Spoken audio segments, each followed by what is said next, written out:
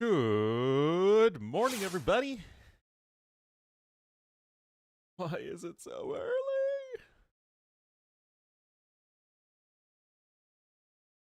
Too early, man.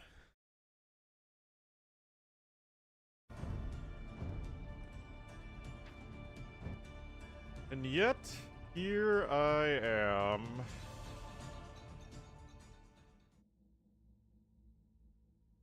Yeah, we are unsubscribing to Life Raft. That was awful. Oh my goodness, TOS convinced me to play a map called Life Raft yesterday, which is Houseboat, except you start... Your transport is in an allies pond, so you need to transport your allies, and your allies need to transport you. And I had a 1400 pocket. I was on flank against T-West, and I had a 1400 pocket versus Turs, who is Bohemians. And I just got FC wagon rushed. And a wash on water, oh my goodness.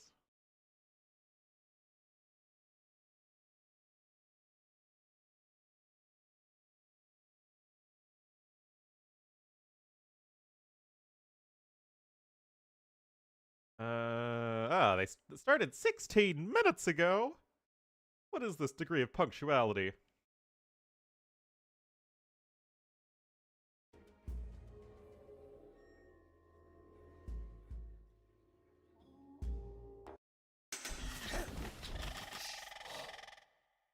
Alright, this... a cup. We're just gonna assume it's a best of 5.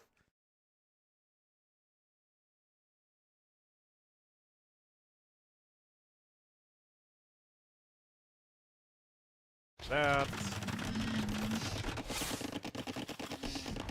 Indeed, Vine Smash. Too early morning, Ornlu. One might even say the early Ornlu.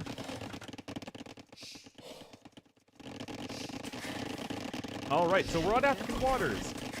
Well, Dennis here in the blues, the Goths to the northeast, and XuanLv as the Red Dravidians to the southwest. So, Dennis is... Can you call him up and coming? He's been around for a little while. But, you know, 2K5 from Hong Kong. And Xuan definitely is an up and coming Chinese player, again, around that 2K5 level. So this should actually be a very even match.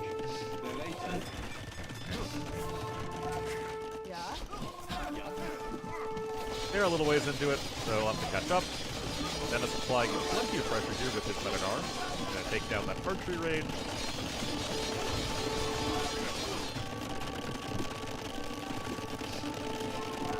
And it's kind of weird how Goths actually aren't as good as a generic civ against buildings with their men at arms once arson is in, because they need to wait until Castle Age to get the effective arson.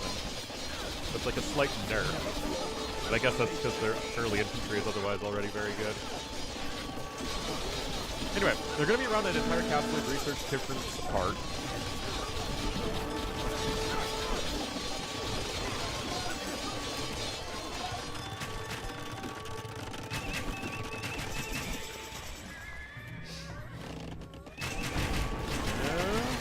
Bankanel there. Yeah, first army upgrade set.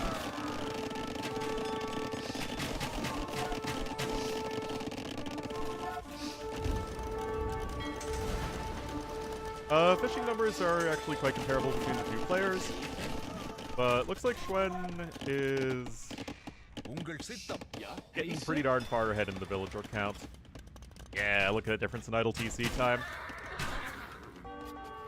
As we have now arrived at normality.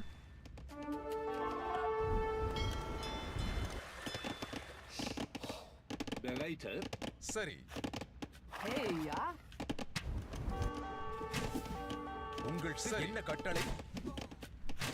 It's even some more dead bills there, and Dennis, he might be getting menaced out of this game.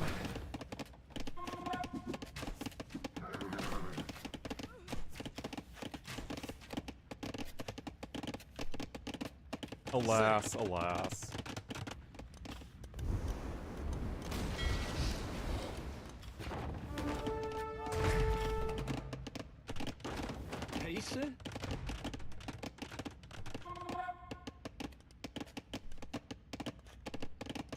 Oh, I still have a very sleepy corgi next to me.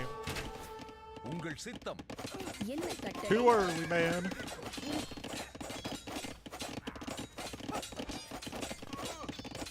நான் தயார்.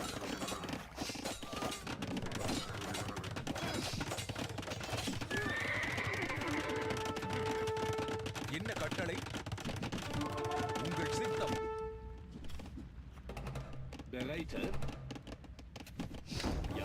Well,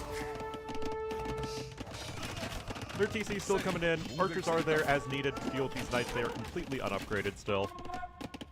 And the villager count seems to be getting extremely out of control. 4,000 more res collected for our Dravidians player. Able to get that faster castellation time.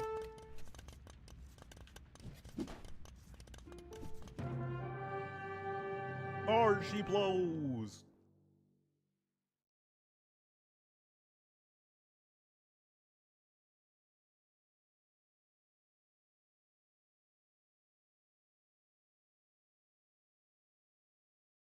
Alright, so, Xuen, taking game number 1.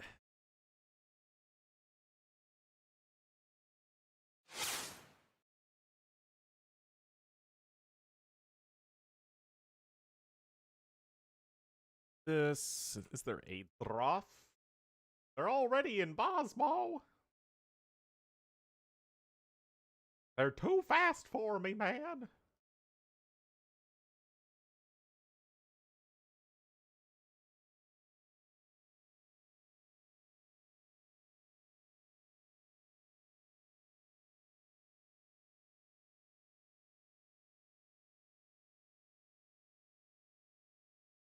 Oh, I don't want to have to redo this. You know what, guys? We're not doing drafts.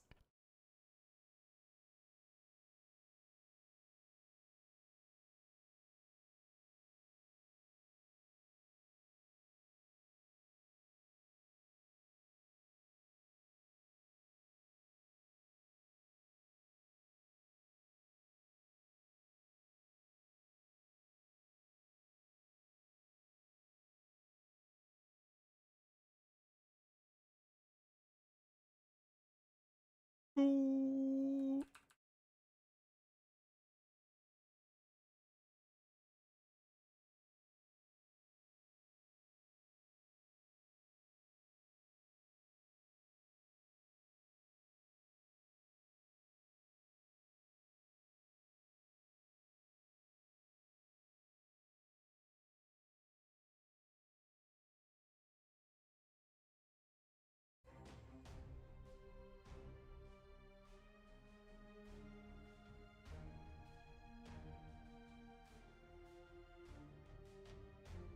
All right, 5 seconds.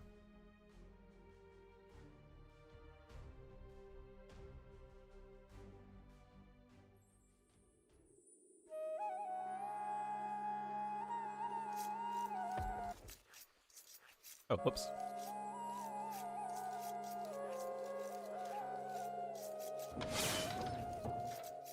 Alrighty, kiddos. Game number 2 here on Bosmo. You know that we are pro Bosmo in this household. We'll feature the local menace, Dennis, as the blue Bengalis to the west. And to the east in the red, Grayton? as the Britons, a very rarely seen civ in general, but especially on this map, he'll be to the east. What's up with the gates? He's got 3 gates! He's got an extra gate! His woodline's also kind of at a weird-looking angle on each of the roads.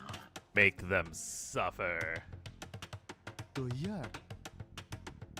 Yeah, Dennis's base looks a lot more normal as to what you'd expect on Bosmo.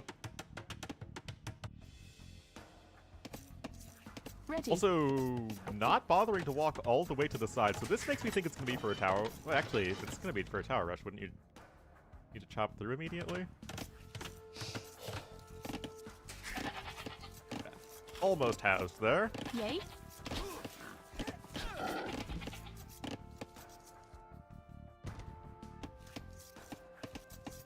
What is the advantage to this, actually?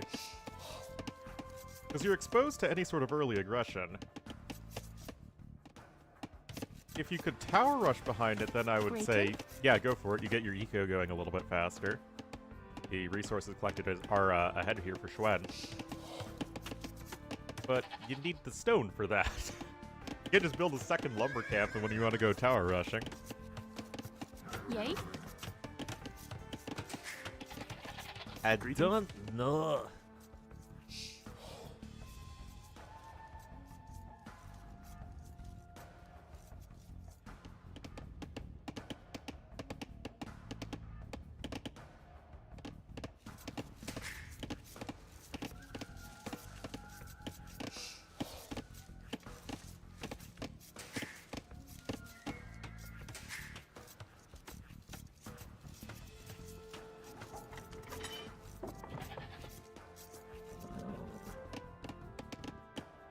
Hi. Hi. This still feels like it's going to be for faster uptime. I mean, again, the res collected early on are nice. Ready. Mandatum. Yay. But the chances of Bengalis doing something involving a castle or aggressive monk siege are very high. Yay. And with how heavily armored Rathas are, plus how heavily armored monks are, Ready. it's going to need to be a lot of Castle Age crossbowmen or skirmishers to try and be able to withstand that.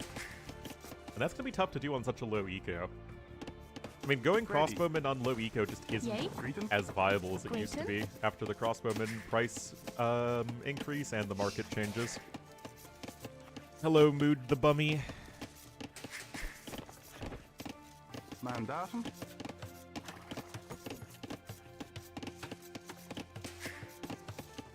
Alright, so it's going to be 25 pop. 24 pop. No, it's 25. Ready. 25, 24, 25, 24. Moral of the story, it's a reasonable uptime. I did start my YouTube stream. I am freaking good at life, man. Hi. Hey. Doyak. Toyar.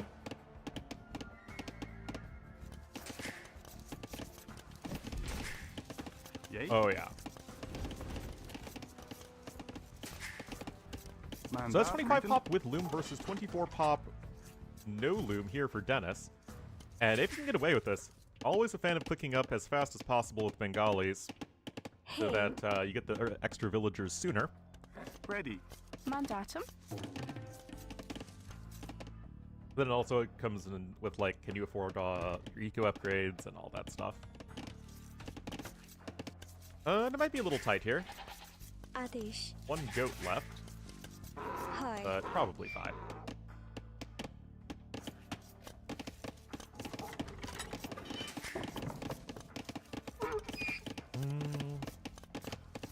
Okay, oh no, there's one more deer. You'll need a second villager to finish that barracks on time, though, if you want a perfectly smooth build. It's kind of funny, like, there was a time when it was all about just having 0 seconds idle TC time. And just having the smoothest early build possible. But now it seems like people are okay having, like, between, you know, 10 to 25 seconds idle TC time just so they can get up that much faster. Adish. Ready. Kind of weird in my eyes.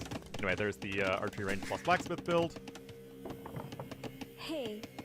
But obviously this is so much more resource intensive than just going scouts.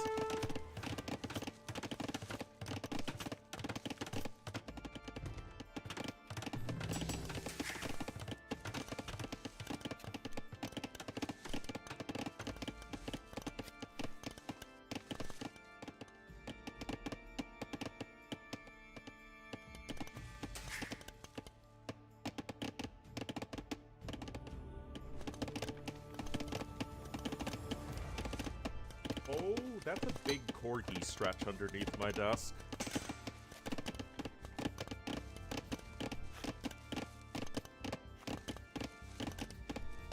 It's too early in the morning for Dash.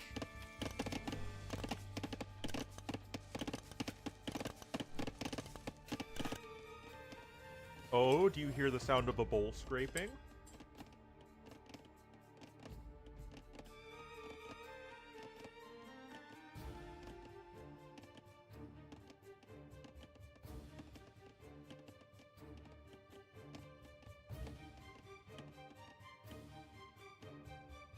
All right, Castle Age is coming in. Got a few archers here. And obviously, it isn't going to be for any Ratha-based build. It is instead going to be focused on the Monk Siege. Adesh. Thinking better of it? Mandatum. Yay. All right, double Monastery going to be at home. Honestly, this can totally work versus Britons. Hey. I think they're just going to go to the Forge bushes over there. Osaw is something that can be afforded. And I think that we're looking maybe at some good old power creep here, as it's going to be a 4-villager lead here for Dennis to have his double monastery going. Bodkin, like, look at this. You can't get Bodkin and Crossbowman these days. Ready. Be a nice pick off there. Mandatum. And both players are going to have to go for a second TC. Doyak. Double monastery with adding TCs is very Hi. old school. Third TC would probably be over there.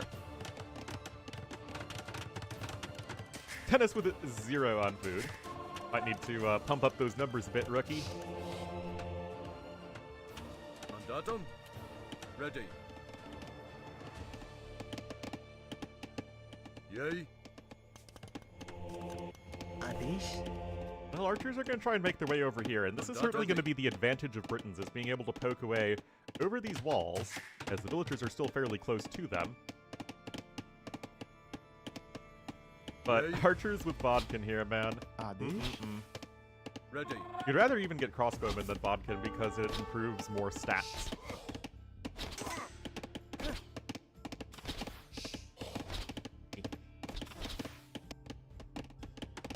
Like the house wall over there for Schwen. Tomar Shebai. And the Monkarinos are crossing the map. Hey.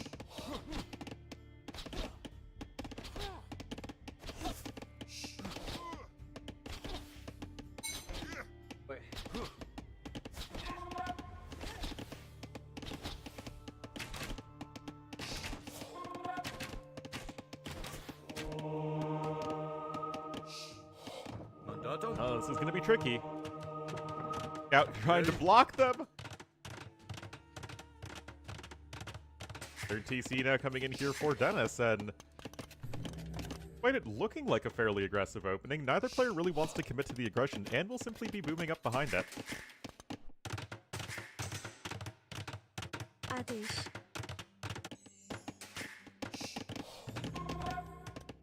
Horib Namete. Oh, but now we finished the oatmeal bowl, so we're just gonna lie back near my bed again. The yawn that could swallow a blue whale. Alright, archers are out here, but... Whoa, that's bad Monk Micro. Uh-oh. Uh-oh. Oh, that was 4 monks on 2 conversions. Tomar Shebai. Toma Shibai. Hoy. Oh, heal! Kodwaga. Mandatum. Oh, Adesh dear. Tomar Shebai. Namete. Yay. Tomar Shebai. Yeah, that wasn't great. Adesh. Hi. Honestly, with good Monk Micro, that fight is completely lopsided in the other direction. 4th PC even coming in for Dennis, wow.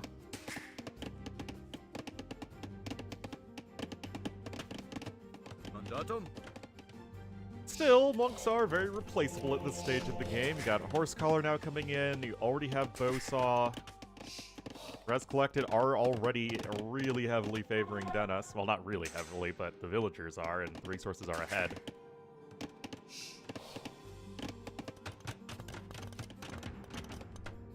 Ready. Ready.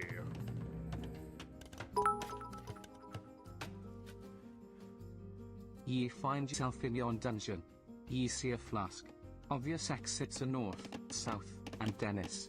What dost thou do? Oh, I don't know. Is there a dwarf in a flask? Yay. In which case, I feel like it would be a very, very, very bad idea to open it. Mandatum. Yay. But the direction you go is always towards Dennis. Ready.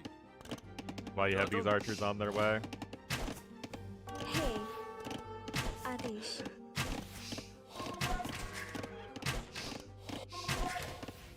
तैयार Range coming in. Looks like it's probably going to be for some skirms or even Ellie archers. The possibility is there. We're on the second range though for Schwinn, and the crossbow numbers are going to be steadily Yay. climbing.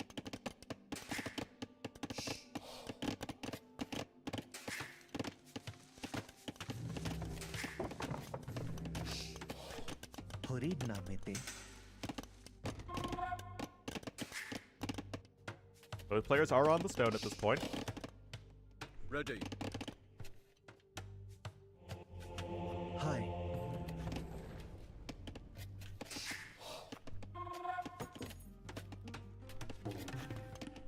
Oh, indeed it is an Ellie. Oh, the Ellie archers. They're too powerful.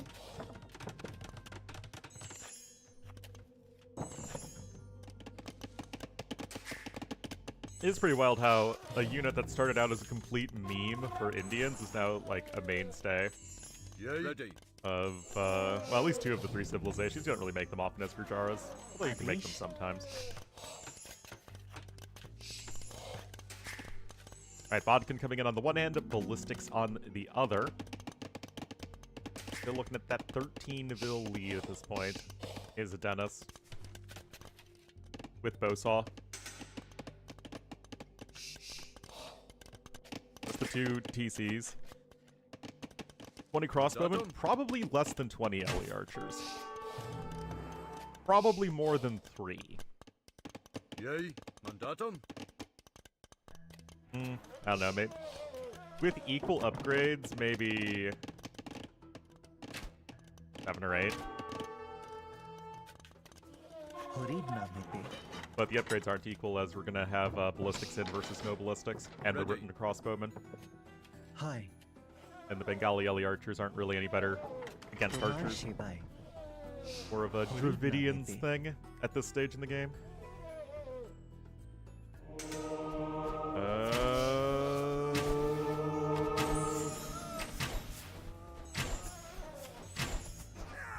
Yay.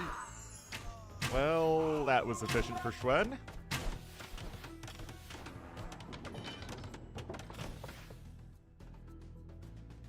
Oh? He hears something as a corgi.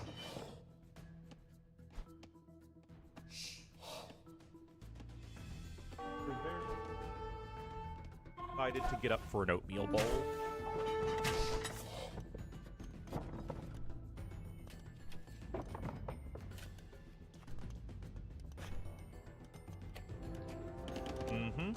Hi.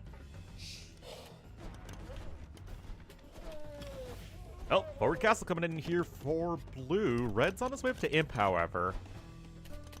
I need to see him place a good defensive castle, and I hate to say it, but he might need to start transitioning into that S word. Yay. That dirty, dirty S word. That is probably his best unit at this point. Archery ranges are going to need to be replaced, though. Ballistics is going to be here for the Ellie archers. And this is a very rough matchup for Britons in the late game, as the, unless you're, like, at a ton of longbowmen, like, one-shotting Ellie archers, this is not a unit the Civ deals with all that well.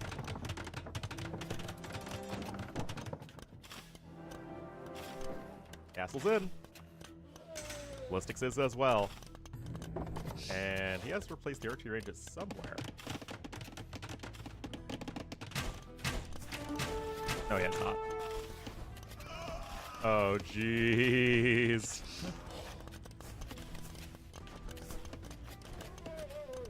Elephant archers, not something being easily dealt with. Okay, there's a castle here to the south.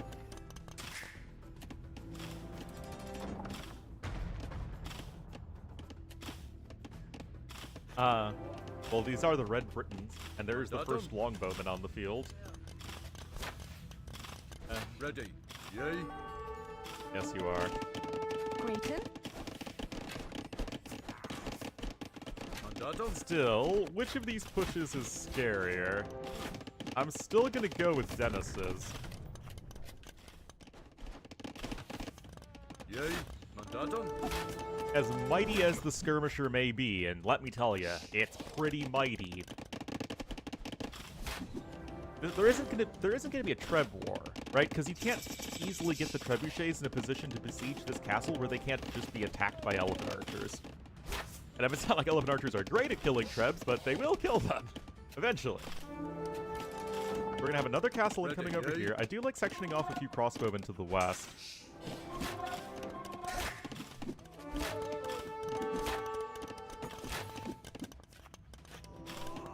Mandatum. Well, you might need some backup there. Like, literally any amount of it. Hey.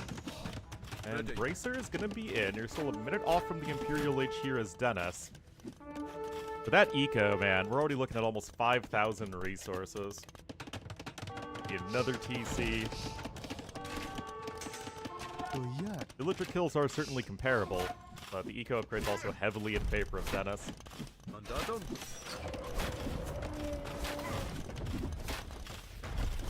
Yay. Now Skirms are gonna go to Skirm Town. Ready. Oh, that's the MTC, hold on. Oh, if only he knew. Oh, if only Shorty knew. Wow. Less than 10 in-game seconds off from disaster right there. And Xuan's gone up to 14 kills. That's gonna be getting pretty scary, though. And I feel like a lot of the resource lead, to be fair, is in Wood Collected. I also am completely wrong, but it's okay. It's okay. Not like my ego can take many more beatings. Oh. What are you doing there, homie? Plenty of dead bills. Alright, Bracer about to be in. No, longbows? Longbows aren't really the unit you want against the LE archers, especially in these lower numbers. Yay. If I hit this, did you really ask a question saying, why is this person making skirmishers?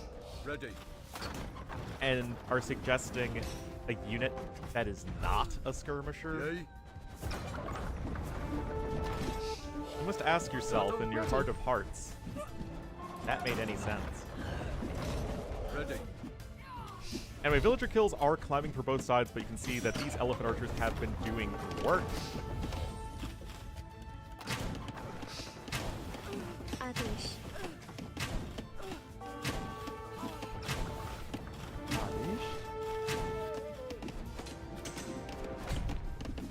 Mandatum.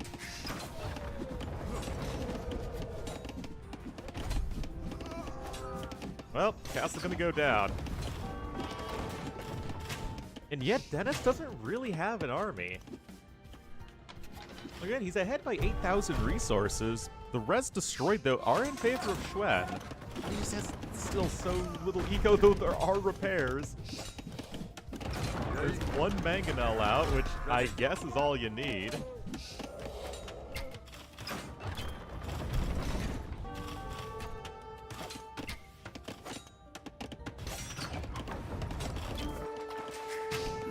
Oh, that's a nice angle. Oh, this is getting messy.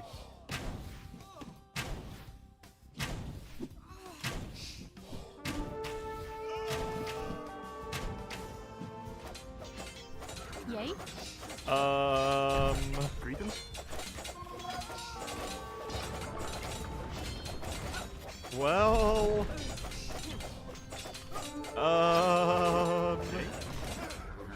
Ready. Mandatum. Guys... Why do not elite Rothas have trample damage, man? Alright, I mean, again, you're taking good-ish trades here as Xuan, but they're not good enough relative to the fact that you've got no eco behind this. Adesh. Oh, and now Dennis, of course, himself realizing that the best unit possible in this situation is the skirmisher. Adesh. Horid namete. Ready.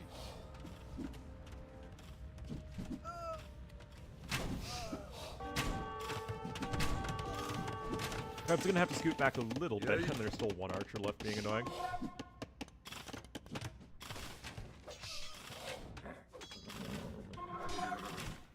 Smack. Smack.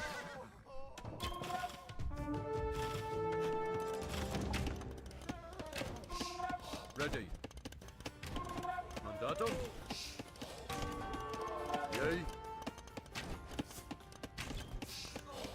Yep. It does indeed seem very over. Ready. Well, you do need to actually get the skirmisher numbers out. The Dennis with even another TC and another TC. Yay. Yeah, Dennis is actually still ahead in villagers killed. I mean, 2 Ratha have killed like 15 vills. Oh jeez, more bodies hitting the floor.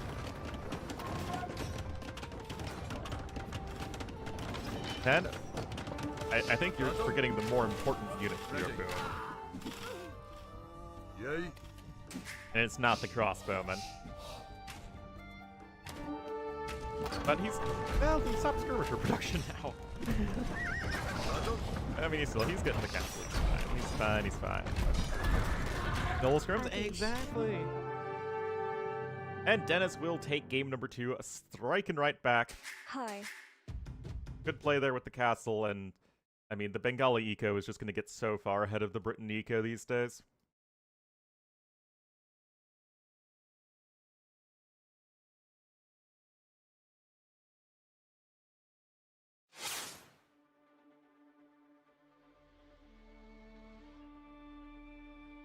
Right, it is now 1, 2, 1.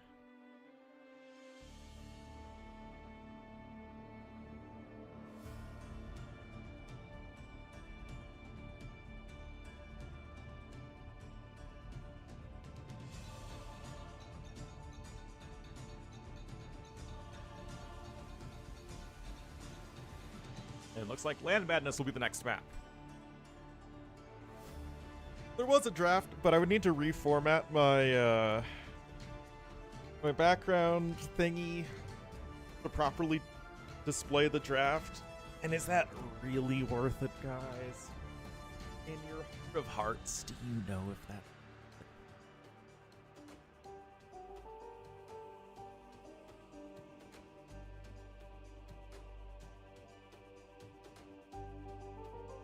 Ugh.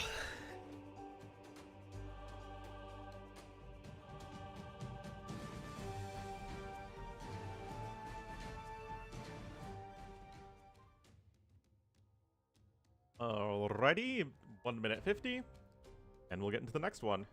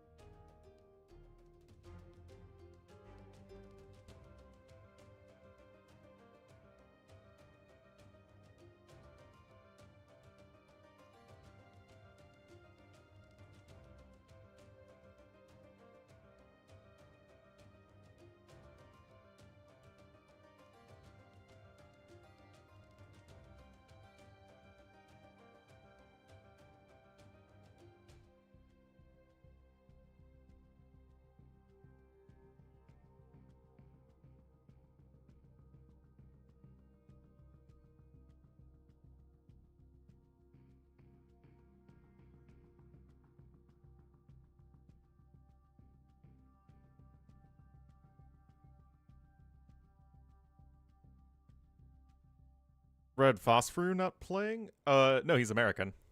You're thinking of You Pudding, who is playing.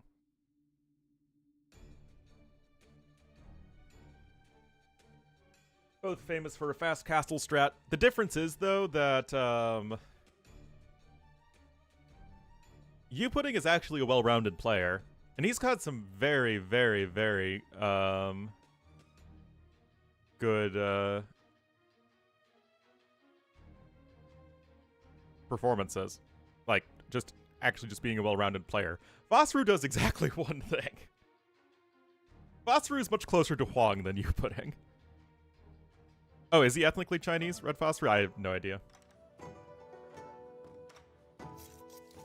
All I know, yes, Daniel is ethnically Chinese and speaks Chinese.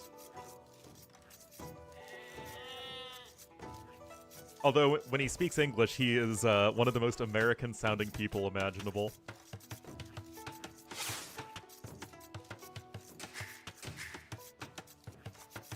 LH Land Madness. So, they are using specific map scripts for their tournament. Well, HeavenlyChorus is usually pretty good at organizing things. Just goes, are you just assuming somebody's ethnicity, Gustavus? 何种命令？ In the big 2025? 喂， SMH. The new Chinese? What do you mean the new Chinese? 什么？ Just 何 Chinese. 种命令？喂，喂，准备就绪。 Anyway, we'll have Dennis here getting the IRL Civ boost as the Chinese over here to the west and to the east in the red. Let me even say the rouge. It will be Schwen. And loses to meta? Oh boy. I still think that the Phosphorus stuff will lose to the meta play in general. Although, depending on the Civ matchup and map, you know, it can always be very powerful. But I also believe that it's one of those things that as you increase in skill level, it's a lot harder to play against than it is to play. Which is why it's very annoying.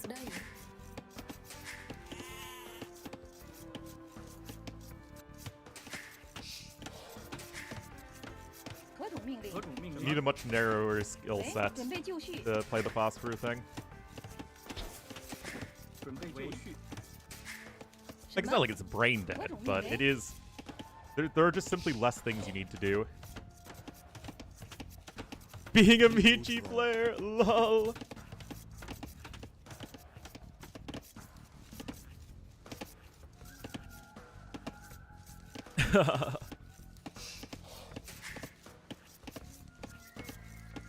That's pretty good.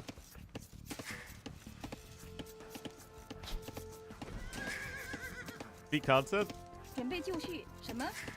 You know, love him or hate him, MBL is absolutely good for the AoE community. 什么？喂，准备就绪。喂， Am I not calm sober? Am I not calm? 什么？何种命令？何种命令？ I mean, if anything, I'm probably one of the most calm people in the AoE community. 准备就 At 绪。 least that I can 何 think 种 of. 命令？喂，准备就绪。 What MBL said to Emu? Ah, yes. MBL, someone absolutely known for being calm in all stressful situations. Alright, both players up at similar times. Dennis is going to be a couple bills ahead as Chinese as he goes crazy. 准备就绪。 Typical stuff. And wall over there to the edge of the map. Barrack's gonna at least... Come on, the Barrack's gonna be a couple tiles forward. Driving teacher, indeed. It'll be, something to behold.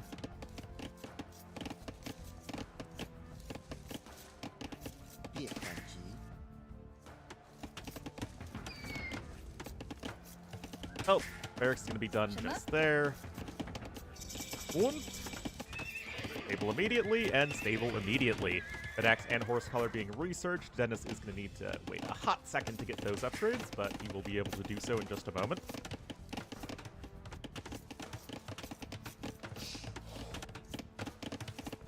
It is a single lumber camp from both sides. I mean, you can't really go to lumber camps with the fastestnesses of the uptimes.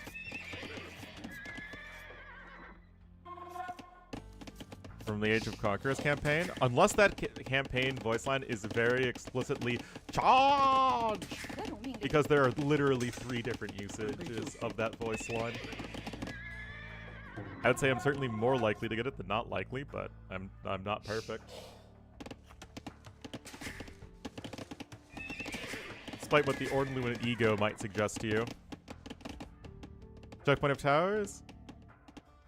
The three usages, Joan of Arc 4, Saladin 5, and Genghis Khan 6. 准备就绪， I think Jadwiga 4 might be appearing in an Ornlu video in the near future. I say near future, I still have a crap ton of work to do on it. I'd like to get it done before I go on vacation.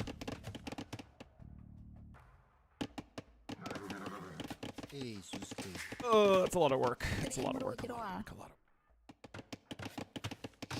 Is green? Yeah. It's shallow.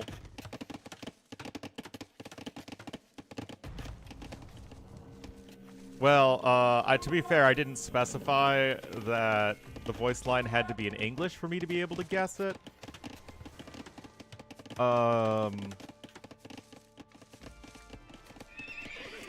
So... yeah.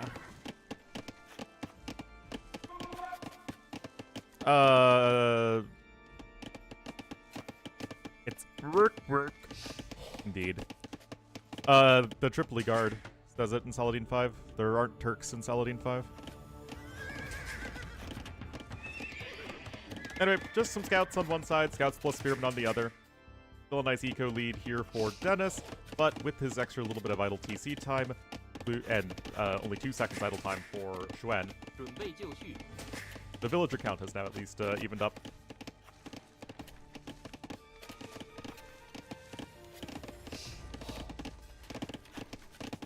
Stop. I'll do it. Ihr müsst jeden der intelligenten Stimme aufsuchen. Ihr müsst so viel wie möglich davon überzeugen, sich unserem Glorikan ihr anzuschließen.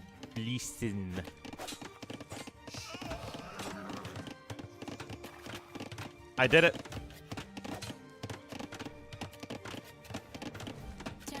Did it perfect. 何种命令？ You cannot claim I am not a fluent German speaker. Anyway, this is always the scary thing with Khmer. Your opponent goes for scouts, you go for scouts, and then, oopsie, I don't have spearmen. So you're gonna need to make that switch over into the archery range, but this is fairly greedy here from Xuan. Making 11 farms, or thereabouts, before his first archery range. Oftentimes you'll get a lot sooner. 何种命 And 令？ Dennis, of course, is going to try and exploit that with his increased spearman production. And then he's walling himself in, and he's getting bloodlines and forging. And Xuan will be slowly walling himself in.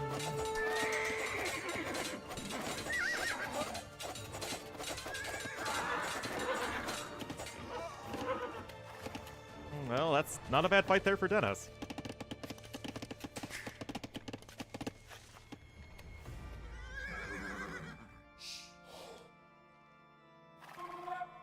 Run away! Run away!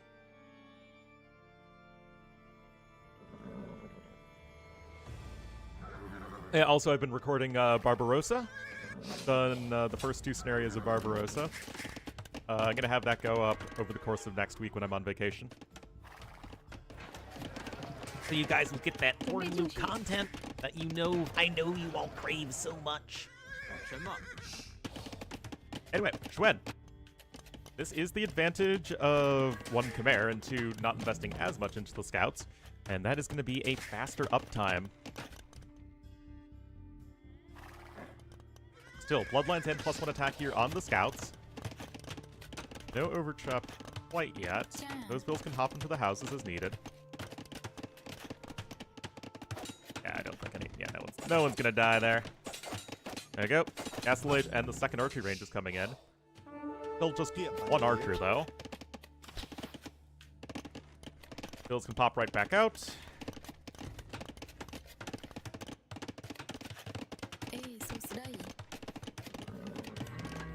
Oh, guys. I think it's time for a Cav Archer Civ to come in.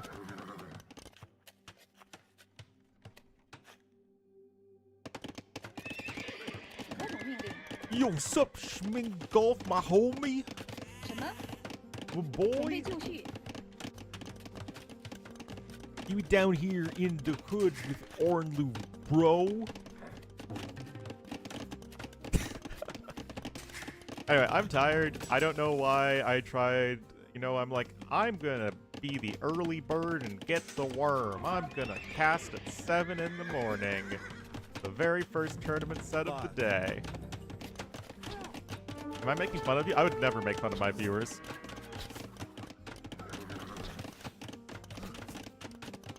There is nothing but mutual respect on this stream.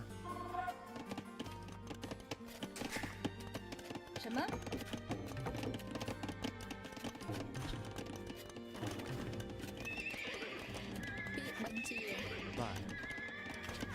Why am I lying? Alright, it's Chimera Cav Archer time. Of course. Vodka on its way. PC getting placed in that nice little area. Gonna help protect the gold. Although it's still just one gold mine that you have access to. And because it's Land Madness, it is not as many tiles as another gold. Looks like that is just a spearman being sniped. Scouts still have no upgrades other than bloodlines, as in they don't have forging to kill the hills faster. Germans unite. 何种命令？什么？ I 准 don't 备就 know. 绪。 That's a statement that is not been one that's played out very well throughout history.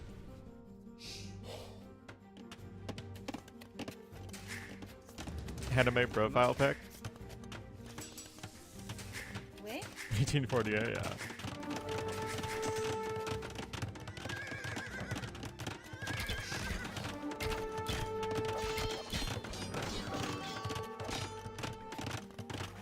I do have a Voltaire mention of the Holy Roman Empire in the script to my video that I'm making. I hope it's not too obtuse. Currently united? Well, considering German is the majority language in exactly 3 countries, I would say that they are at least relatively united.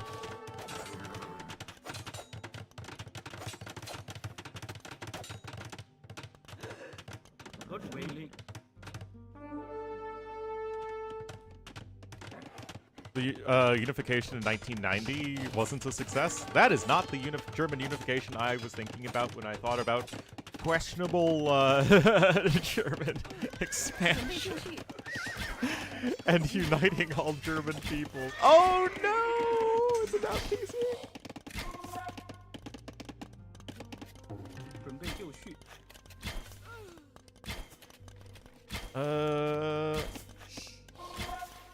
什么？喂， Oh man, that is pretty rough. Because Red's on 3 TCs and just look at this little triangle of TCs. You've not really secured any extra resources, so it doesn't serve you well in the long run.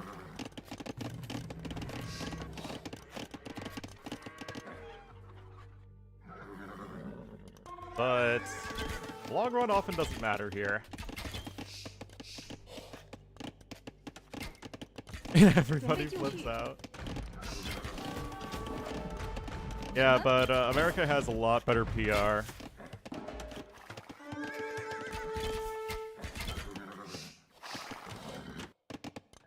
Not that I'm gonna just sit here and defend the majority of what America does.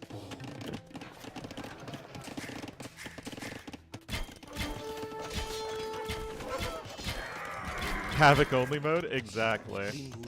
See, America's done a lot of bad stuff, but also a lot of, I would argue, actually good stuff for global stability, at least relatively speaking. 何种命令？ 何种命令？ Whereas, you know, that certain era of German history, it was basically just negative.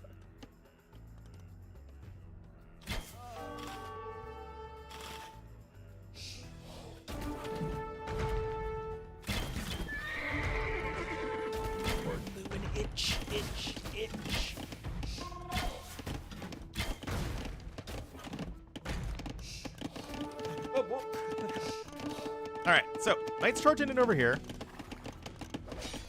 with light cab, and they are very well upgraded. The Scorpions are going to be necessary for defending, but that's still a lot of dead vills.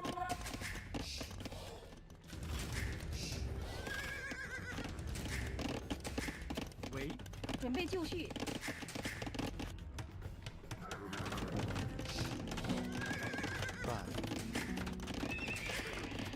I mean, look at this. It's just like the most cozy little base ever with slow, but it's like slow expansion at the exact time that you need to get extra resources.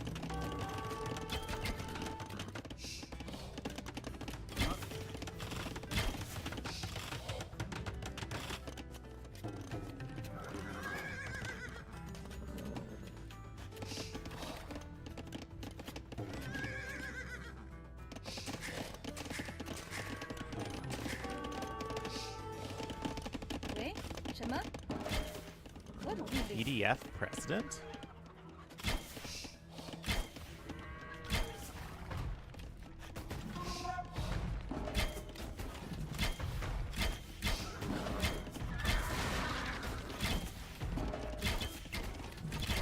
Well, that's definitely not good enough. The thing with the Scorpions, guys, is that in low numbers like that, they're still really bad. Because the way Scorpions work, it's not like they kill one unit and then can slowly chip away at the enemy army's DPS. It's like nothing, nothing, nothing, a bunch of dead units all at once. Which means that in these low numbers, all you're getting is the nothing part without the all the dead units part.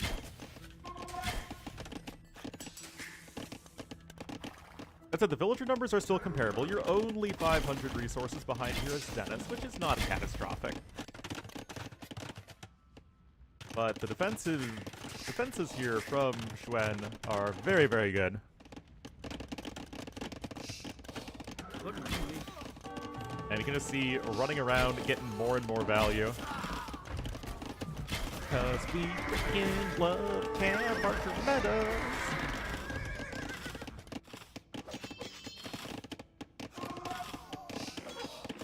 Zone base? Oh yeah.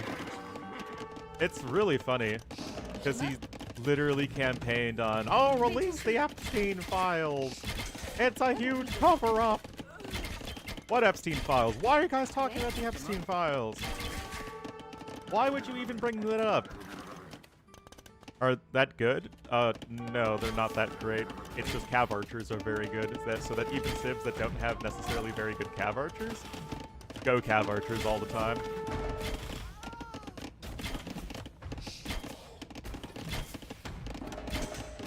Why wouldn't you snipe the villager first? 准备就绪，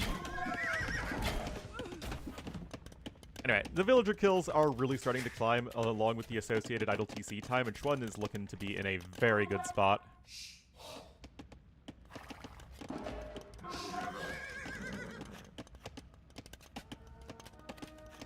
But yeah, honestly, I'm kind of surprised that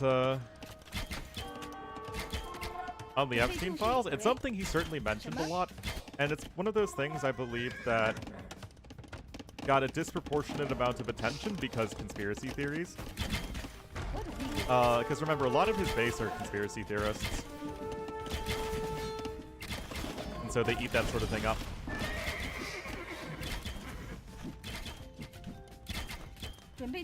A campaign at all? The campaign was basically Biden bad. And it was very effective because saying president in office is bad is usually a winning strategy.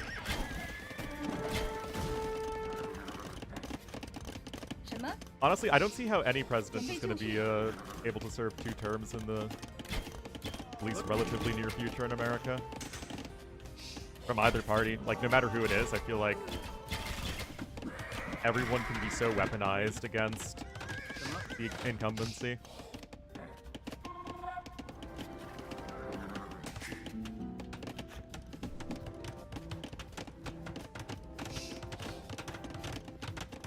General are stupid? I would say people aren't stupid, but they are in a lot of ways ignorant 准备就绪， and lack critical thinking, 什么？ which is actually worse because those are issues that can be solved,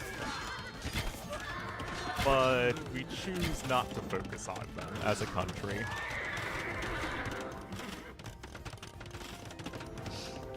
Anyway, we're looking at 45 dead vills, guys.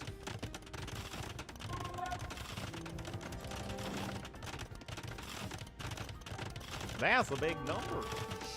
Got the knights here to help deal with skirmishers. Yes, they still have pretty poor upgrades. Click on the unit. Jeez. Yeah, just +1 defense for the moment. But your eco's humming along here as red. Well, I wouldn't recommend just letting these bills there, but still, Cav archers are counterattacking it up.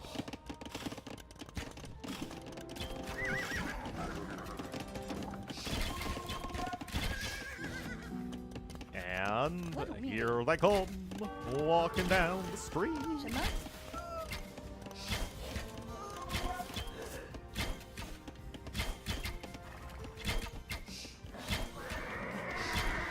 Were those some conversions? I don't know. Anyway, we got some trucks on the way, but it really shouldn't matter at this point, as the army numbers and eco advantage is going to be way too significant. One knight is attempting a counterattack. But the issue for Dennis is that you spend a lot of resources on going for knights, but Xuan's early Castle Age defense was so good. He had the villagers and houses, his TCs were in a tight little blob, and so that by the time that Xuan had to expand out and actually take other resource areas,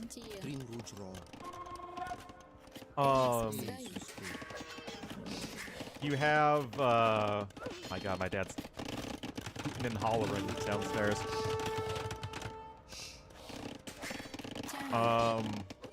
Can't think. By the time he was forced to take other resources, Dennis had already just taken so much economic damage because his defenses were much, much more spread out. And obviously, ranged units make significantly better defensive units than the melee units. Just kind of how it works.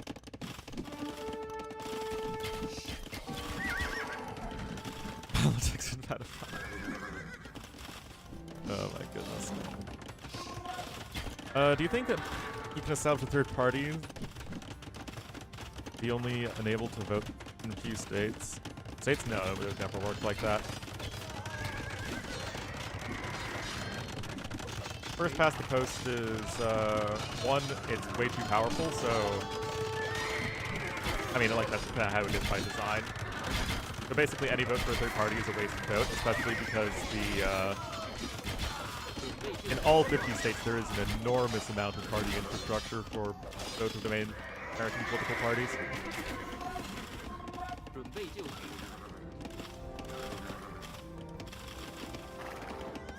And we look at Khmer not making a single elephant or scorpion. SMH.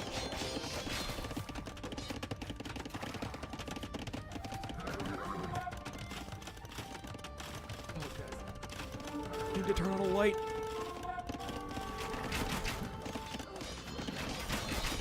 Anyway, GG should be called any moment.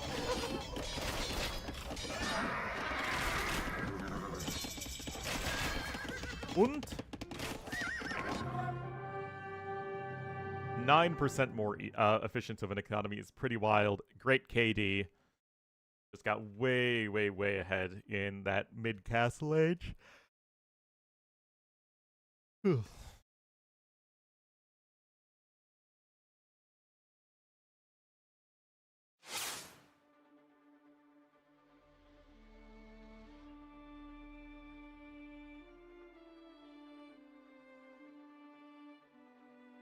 Right.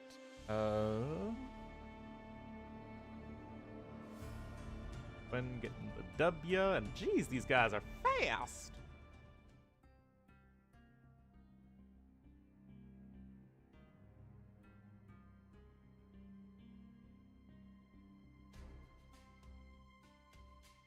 How is Taiwan playing? No, they say it's for ethnic Chinese.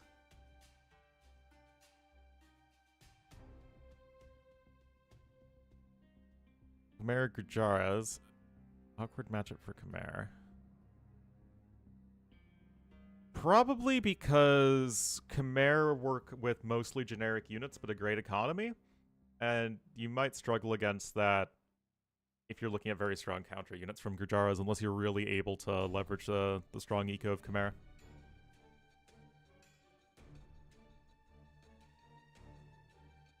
Luxury of being late, yeah.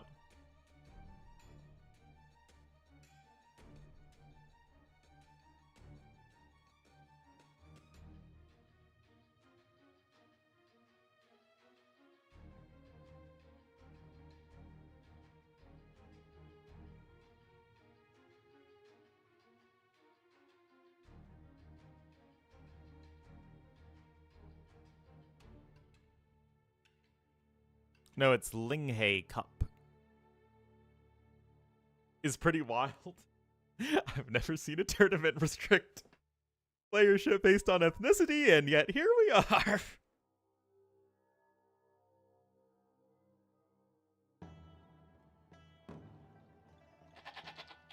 Oh my. Presto. It probably is. It's just for Chinese speakers. And not. It's not ethnic. They must be ethnically. You must submit DNA testing to play.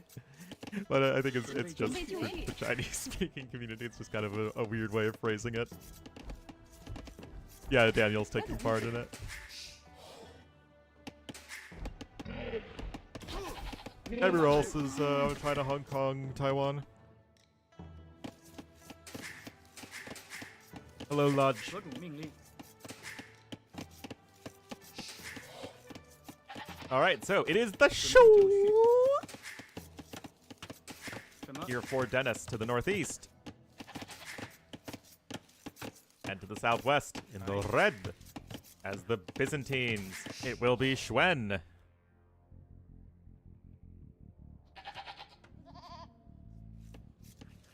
Sieves to the Sinosphere. Well, you can... But limit Sieves to the Sinosphere, but enable both Vietnamese and Korean, so you can make both Vietnamese and Koreans as mad as possible.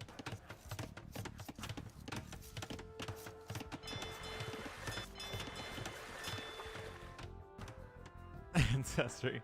See, there you go. That's how you flame... Or fan the flames.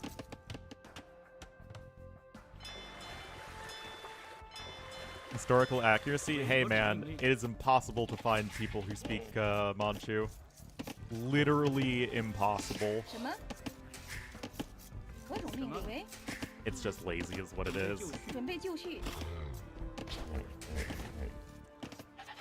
Alright, so why Shu on this map? By the way guys, are war chariots good now? I just have never seen Shu.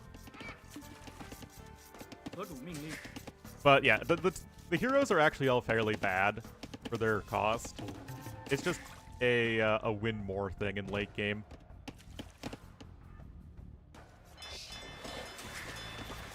喂， There's a Degen War Chariot Rush, huh? Salve. Interesting. Presto.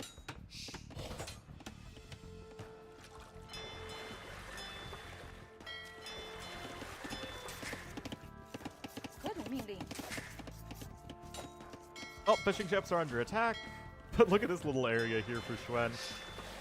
I mean, he did a really good job of it in the last game, right? Just getting in this, like, tiny little area. Anyway, Loom coming in for both players. 0 seconds idle time. Both will likely click on up to the Feudal Age. I assume that you have the resources. Oh, big noob. 4 seconds idle time.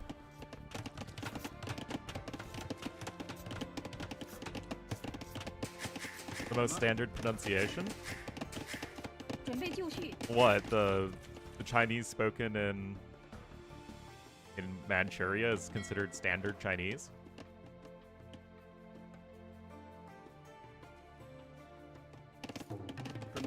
喂， That's pretty funny. I wonder if it's a legacy of the Qing dynasty. 喂，何种命令？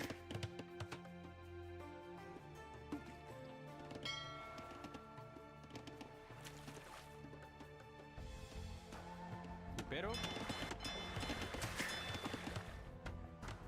Nope. Got 2 fishing ships for each player, 20 bills for each player. 准备就绪， Dennis is a couple hundred resources ahead. I would associate that much more with better build time than the fact that the shoe eco is absolutely overbearing. Quite a silly map. Well, Camelot is a silly place, and yet, 准备就绪， you don't see me complaining about it. I do think it is the worst named map of all time. Alright, 3rd dock incoming. Is it going to be triple dock fires? The galleys here for Dennis. I mean, Shu are a reasonably good early naval civ.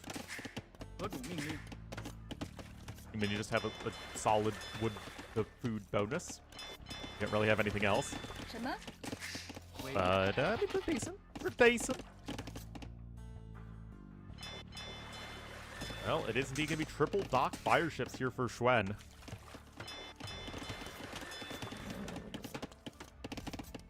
With gold in the center? 何主命 Yes. 令？ Nothing problematic whatsoever. It's over, Anakin!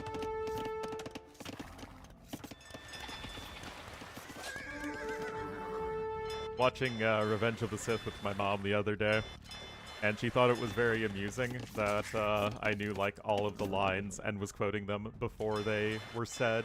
presto. Pero, I was like, you know what, Mom? salve.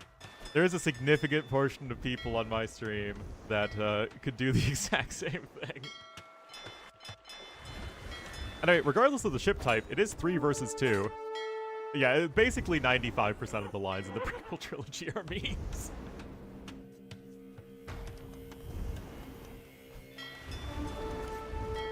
The dialogue is just that good.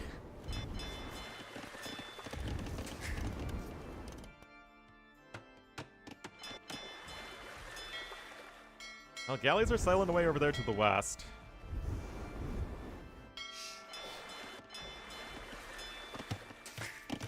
Ein, Ein.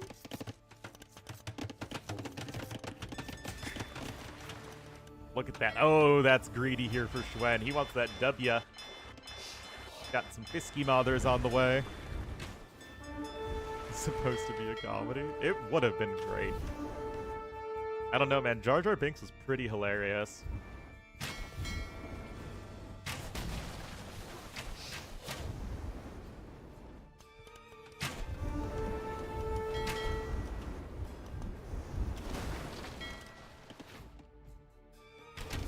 Enough galleys with fletching, mind you.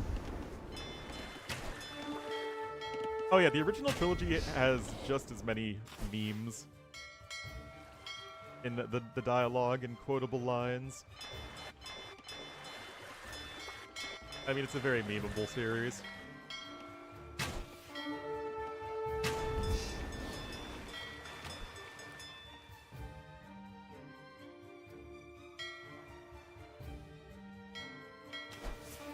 Now we're at 8 galleys.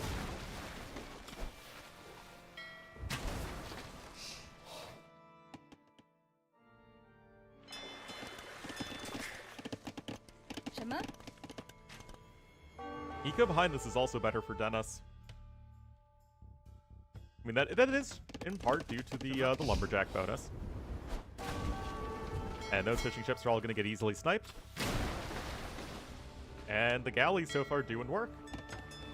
Market coming in, not as part of a wall, kind of in the middle of nowhere. 何种命令？ As the prequel, there are more quoted lines from the original trilogy, but fewer memes, if that makes sense.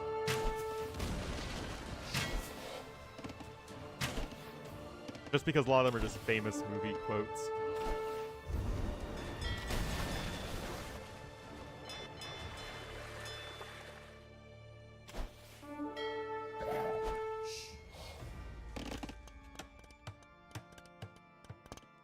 Well, Dennis gonna be in a pretty prime spot to click up to Castle Age. You can buy some food as soon as that market's done.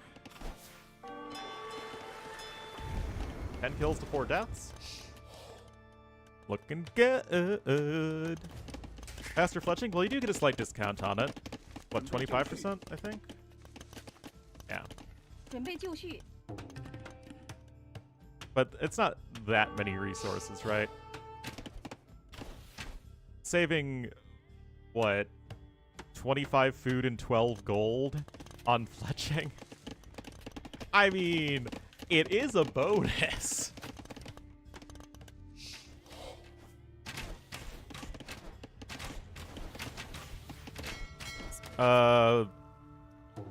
Oldest is kind of a bit odd. Because, I mean, so many of the civilizations, like Persians would probably be the oldest civ, alongside Chinese.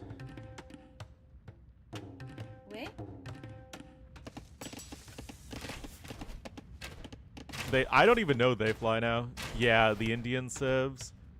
But it's more about where is sort of like the peak of their empire or civilization.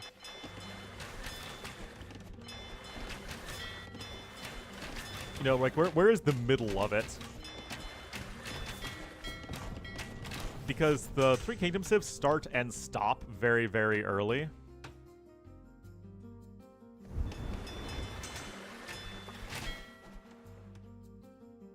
Which is why Romans also don't make much sense, because sort of the core of Roman Empire history is the very, very... Well, the core of Roman history is just before AoE 2. Peak of their civilization. I mean, again, take away the word Celts. They're using the word Celts to describe basically all of the Gaelic peoples in the Middle Ages. In which case, you could say that throughout the Middle Ages, they're basically just congruent with the entirety of the Middle Ages.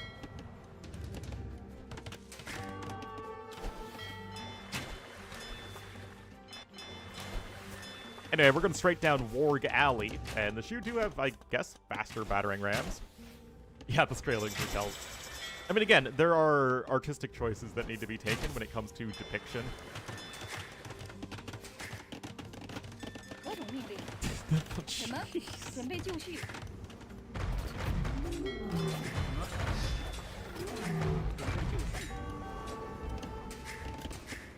Doesn't mean Celts and Persians, doesn't mean pre-Islam Persians?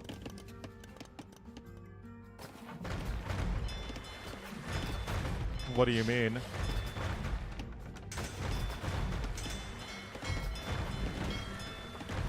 Persians include pre-Islam Persia and Islamic Persia. It's the entirety of it. Anyway, it is the War Chariot time. We use Woad. Well, Celts weren't based off of an accurate depiction of the Gaelic peoples of the Middle Ages. I mean, that's what they represent, but the actual implementation of Celts is based off of the movie Braveheart.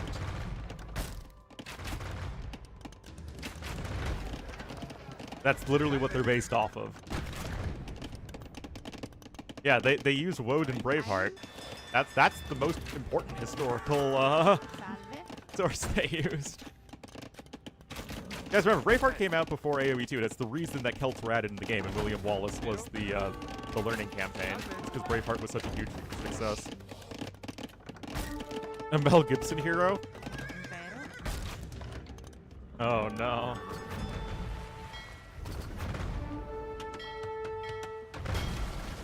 Oh, that's gonna be a nice trap here with the fire ships.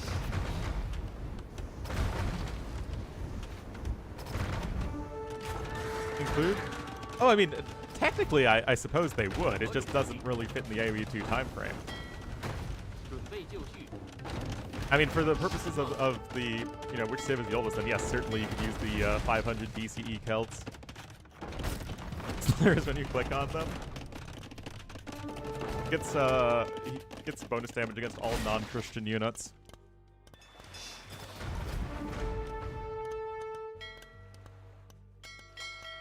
It's one of the oldest. I have a Mulan campaign. To be fair, I don't like most Disney stuff in general, but I really liked Mulan.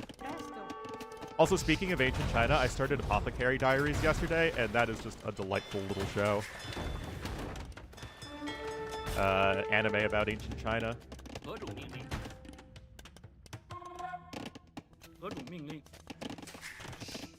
Anyway, 3 TCs here. Dennis in firm control of this game. William Wallace is an amazing hero unit. 什么 Will I am. ？Press。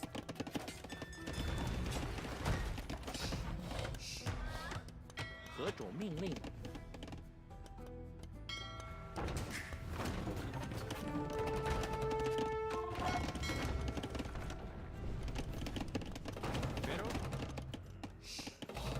Well, so here's the thing. Dennis can't really kill Xuen right now, because Xuen's defenses are reasonable. 准备就绪。 But I also don't really see how Xuen ever gets back out onto the map. Maybe with a nice Byzantine fast Imperial Age time? Oh, jeez, that was a very rough combo. Yeah, I do not blame you at all there.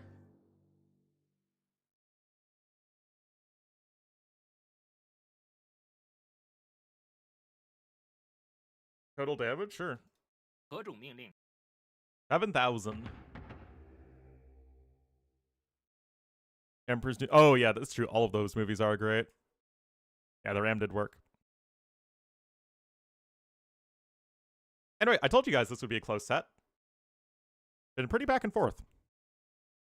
A lol. Stitch.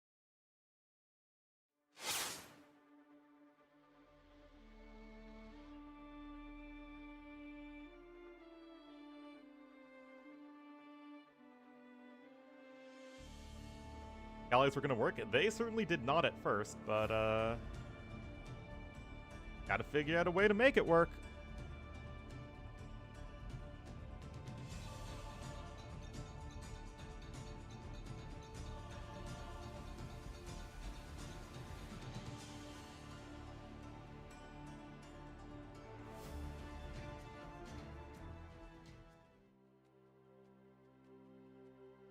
And it's actually going to be ending on Arabia. Just kidding, it's actually Arabia.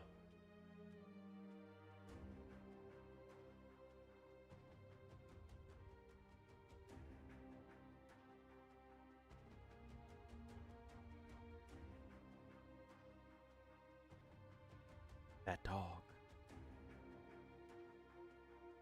On full alert. And plop.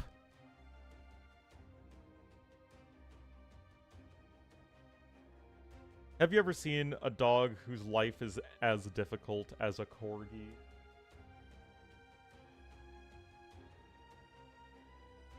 Absolutely arduous.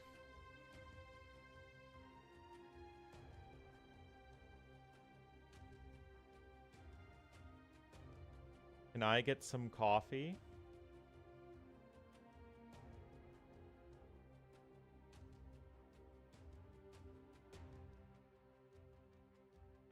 Let's try. Uh-oh. Uh-oh. Uh-oh. We're going for it? Oh, we're sleep.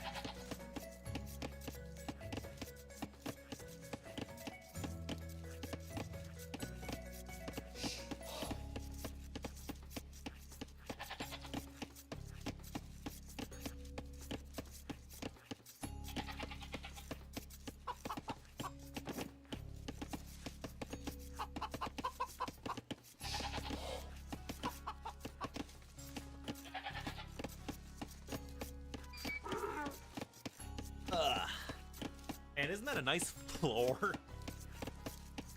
Oh.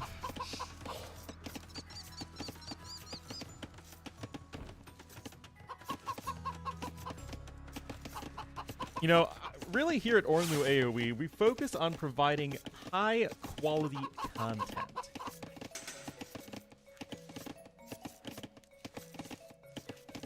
We just aren't very good at. Oh, come on, you guys missed nothing. Dennis is going to be the blue Malay here to the west of Arabia and to the east in the red as the Hangugin. He will be Shred. Kind of odd civs. Malay I still think are a good A-tier Arabia civ just because their eco is that good. They're basically like Vikings, but better. Yeah. Koreans still feel a little bit odd. I mean, like, they're okay. Yeah? But I guess they do... They do skirms well. Is this gonna be for... scouts? Okay, now I'm confused. Bok. Bok, bok, Bok. Bok. Thank you, Big Brazo, for the 8 months. From Photobomb the Club World. I don't even know what he was doing there. I saw some pictures, but I was very confused. Wait, what? Piggy. Someone want to help me out here? 준비. We're just like gonna go immediately scout and archer? That makes sense. Here.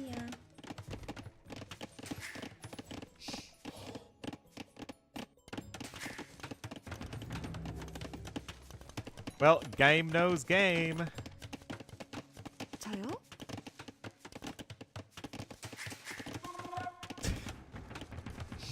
Click leader just hands out the trophy. So is it like whoever's hosting the next World Cup? Because aren't Canada and Mexico also hosting the World Cup? So shouldn't the Canadian Prime Minister, anyone whose name I have forgotten, and the finals is in America. Okay.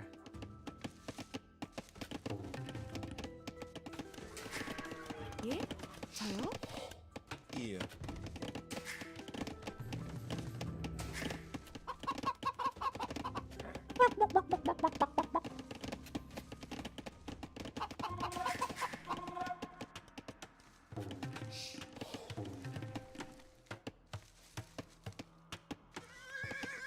Well, 대기. civil or international war by next summer. 준비. You know, I have my hopes. You know, nothing's certain, but I'm just gonna hope we're not in civil or international war. Make it seem prestigious. Or they want to suck up to Trump as much as possible because he knows he responds to that sort of thing. Yeah. So that they can get whatever they want out of him.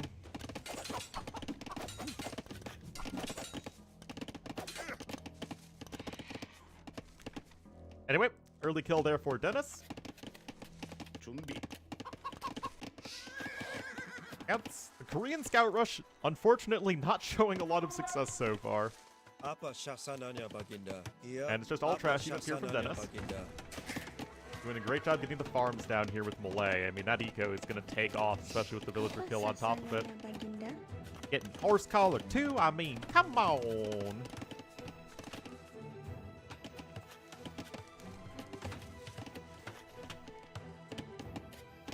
스와스틴. Cash ones for him, yeah.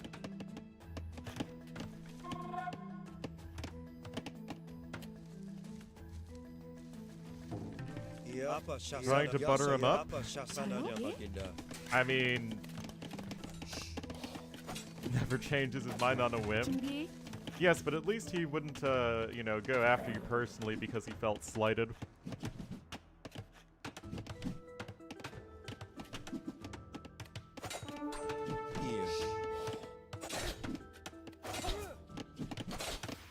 What is the club world? Like, I've never even heard of it.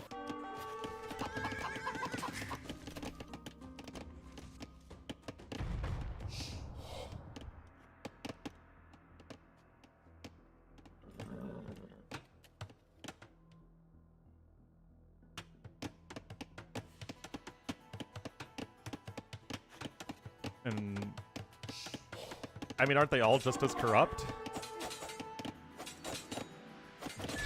From all continents play? Isn't that the World Cup? Oh, that's pretty rough. Archers swinging in here. They do have fletching. Ah, Sherman does get a poke off before it dies, and obviously one scout's not scary as two scouts.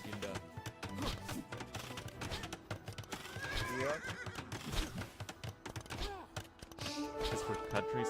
Oh, so this is for like Liverpool and Real Madrid and Paris, PSG, and stuff like that, right? Ah, okay. Yasa kuka baginda. Apa shasananya baginda. 예? Yep. 대기. 예? Oh, did Chelsea win? Yasa kuka baginda. 대기. What are the big international football clubs that aren't from Europe? I feel like all of the really big popular ones are from Europe. I mean, South America clearly has no shortage of football talent. How did the celebration photo? That's funny. Yeah. Like, I'm sure there is absolutely no shortage of football talent. I can't think of any teams from there that have a big international following. 대기. Yasa kuka baginda. Oh, Castlage in here for Dennis, but he's taken some pretty hefty losses. Apa Gonna make a shasananya battle baginda. elephant.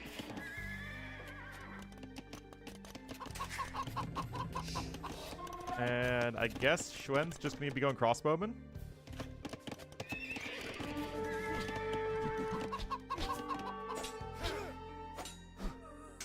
준비. 예? 준비. Name. Recognition. 대기. How many good Saudi Arabian players are there? I mean, you'd think that this would be a skirm v skirm matchup.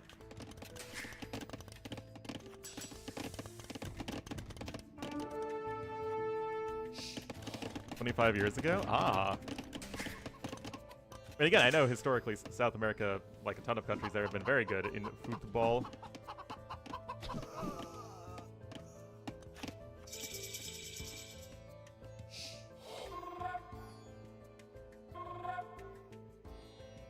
Gold, not too great. Know the concept? 대기.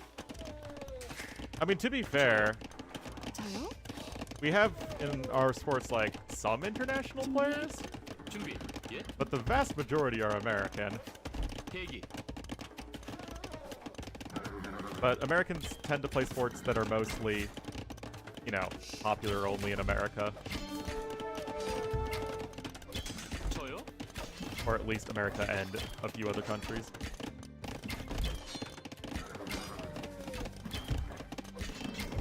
Yeah, I know Jokic is not American, neither is Wemby, but still, the vast majority of NBA players are.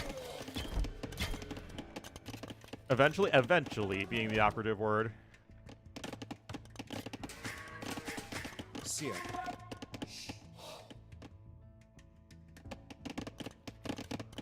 Well, that's true. Shasananya baginda. Because a lot of it's these sports becoming more popular overseas, and so again, the top talent is all gonna want to play in the American League, and that's definitely more than when I was a kid 준비. in the NBA. Way more foreign players. Swasti. Yeah. Giannis also. I mean, actually, now that I think about it, you have Jokic is, you know, arguably the best basketball player overall right now. Wemby is a huge up-and-coming talent. And then Giannis was also one of the top players. And none of them are American. Embiid? Yeah, Doncic. Yeah, actually, wow, there are a ton of foreign top players now. forget where Embiid's from.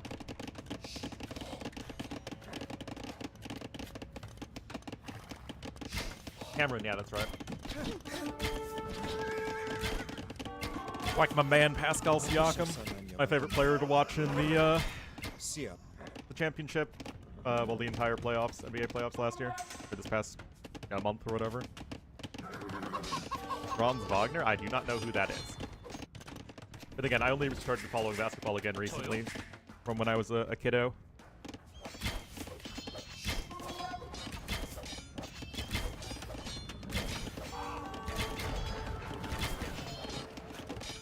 Iya. Iya. Swasti. Apa sasananya Baginda? Siap. Made up Franz Wagner sounds like the most stereotypical German name possible. Not the chickens! Man, have I been derailed by chat again and not talking about a game?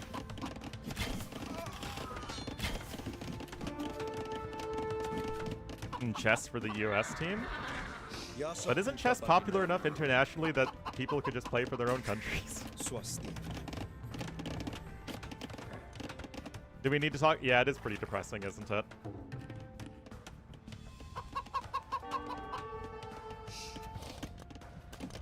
So we're seeing Malay and go skirmishers and cav archers, and Xuen go Korean cav archers.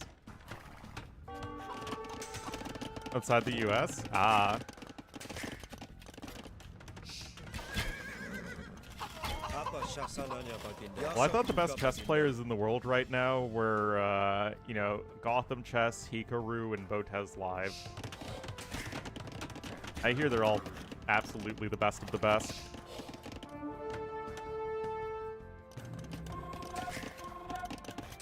From Armenia to the US? Yeah, I mean, it makes sense. 저요? I mean, there's a reason that Messi's playing in an American league right now.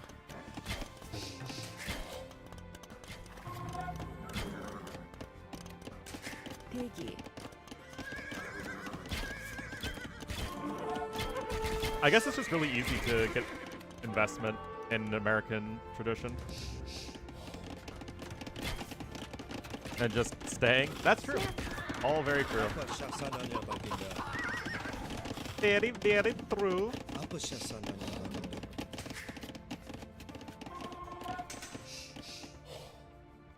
Yeah, I actually do think that Iru is like a top 10 player or something. 준비.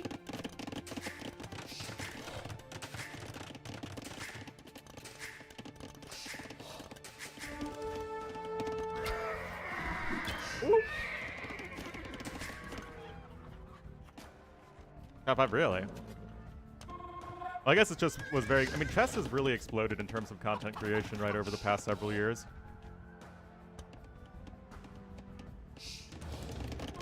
I mean, I don't know anything about it. Apa sasananya Baginda? I know the basic rules of chess, and I know, like, very, very, very, very basic strategy, but I don't know much else.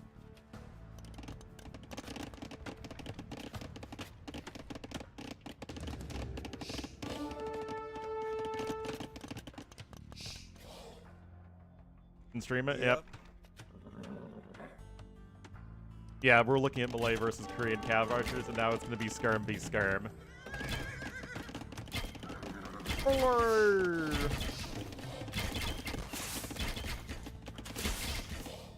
Yasa kuka Baginda. Yasa kuka bandida.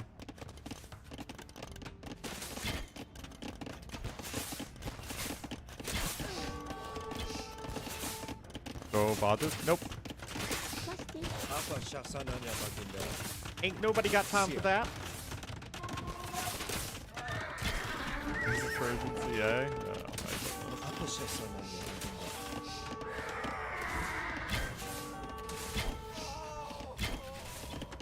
Oh, that's a nice little run around. Rocket carts are really exposed, though.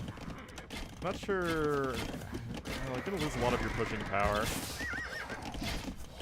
But, I mean, that's causing so much idle TC time that it probably is worth it.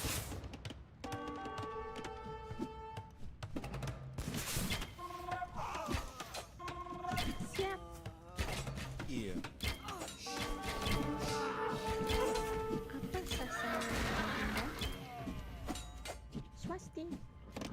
mean, still, we're looking at 20 dead bills, and Dennis is still only behind by 2.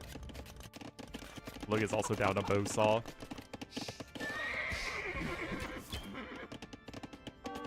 Yep. Xuen definitely has the momentum, but there's the defensive castle coming in. Also, guys, it's a good thing that Xuen has that Korean wood discount, right? All that wood he's saving right there. Yasa kuka baginda. Siap. This is where the higher level pros are just quick wall in those cav archers.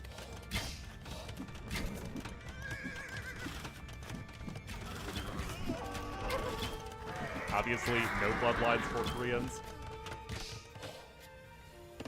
On skirms, you bet. Apa syasananya baginda? Iya. Rip the veal.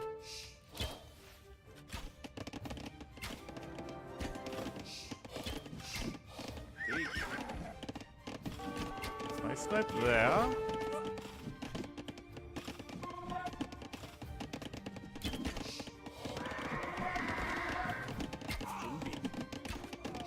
Yep.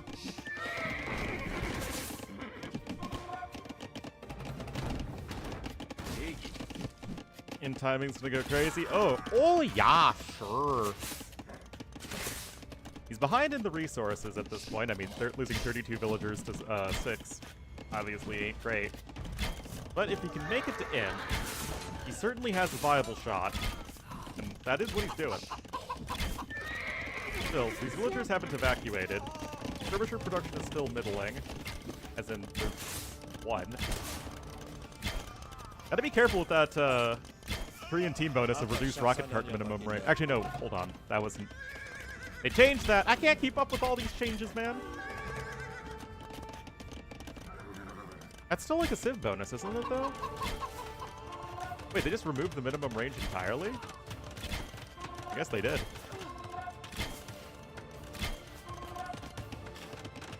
Imp is coming in. You still have 83 vills, but Xuen's gonna click up soon, but it's gonna take him a long time to get there. Swasti.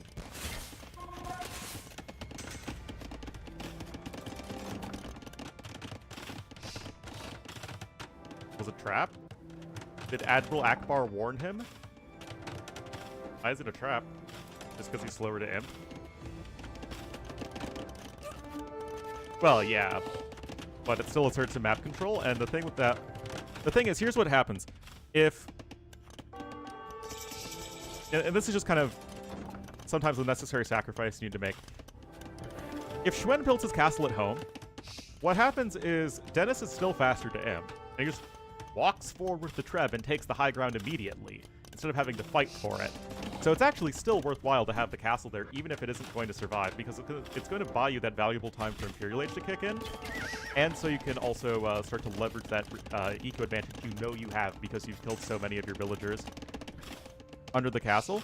Oh, absolutely, but you're losing the castle no matter what. You're losing a castle no matter what, but at the very least you can stall him out, and it will take him a little while to knock down the castle, except he's kind of circumventing entirely, making this a bit of a moot point. Okay, there we go. And let me tell you, I'm not somebody to throw around the word moot unless I have to. That's an absolute lie. I use it at every opportunity. Anyway, it looks like Xuen's doing a nice job of at least staying alive long enough again to make it to Imperial Age so he can get his skirmy bros going.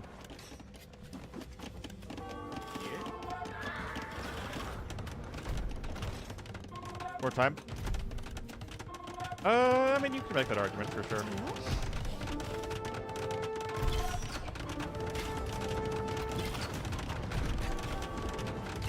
Mickey, why didn't you think about this? What if you're, you know, just kill your opponent's Treb that's out in the middle of nowhere, not protected by anything? Yasa kuka baginda. Yeah. Why didn't you think of that, huh? Apa syasananya baginda? Alright, more upgrades coming in. Indeed, Xuen looking to win a very, I mean, literally as back and forth as it gets. 대기. None of the games were, like, that great, but certainly some well-fought AoE on both sides.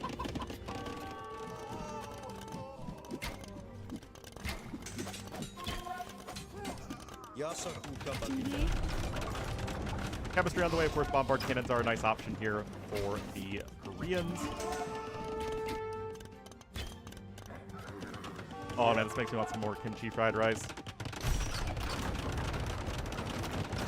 Okay. No, this is Chinese. This whole tournament is for, and I quote, ethnical Chinese players. If it was Korean, I could read it. But Korean looks much more simple in its writing, like an alphabet, because that's what it is, than Chinese or certain writing styles of Japanese. And it's much more angular or circle. So everything in Korean basically looks like a line or a circle. Not everything, but most. Like, most of the characters look like that.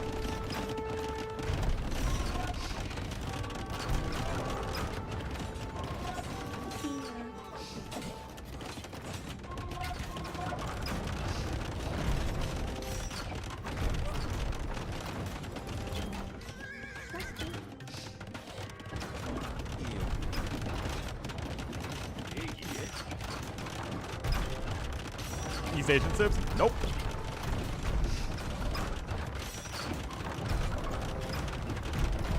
It's just another tournament. Yes. Oh yeah.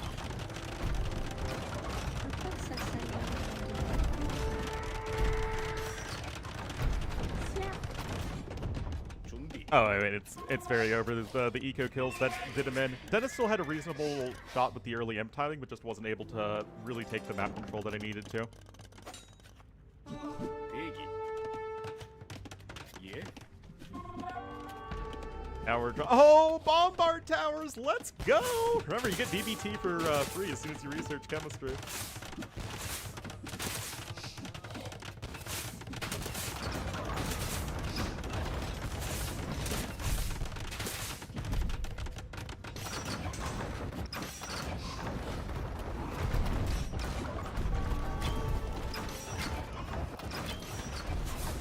What's attacking that bombard tower? Oh! Guys, I found what was attacking the bombard tower. Don't you worry. Warlords? It's very similar settings to Warlords. Oh, what now? You're making a keep? Called a coward move, Quen. Anyway, GG called. Again, very well fought series on both sides. You had some very good people on both sides.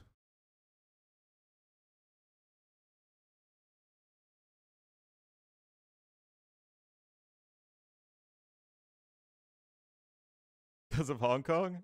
I don't think the Britons had anything to do with Hong Kong. I think that was the British Empire, which, not quite the same thing.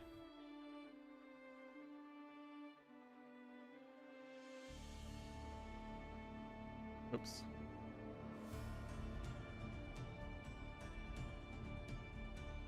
Alright, so I think... Is it Rays versus Licks? Yeah, buddy!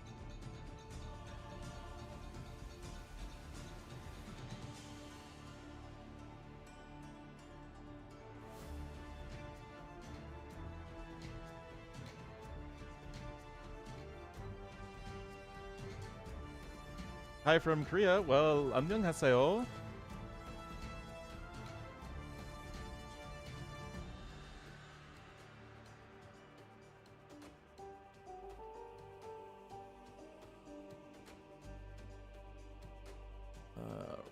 Raise.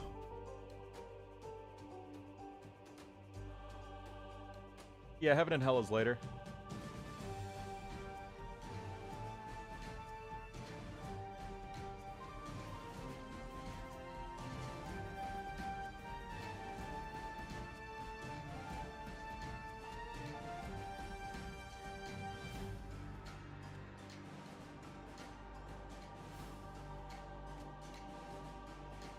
Or maybe it's Ray Z.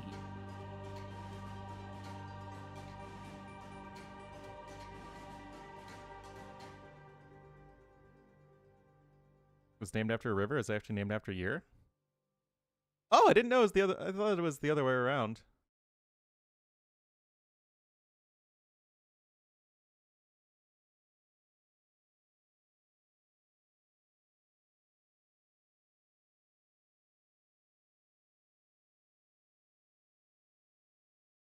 Always learning something.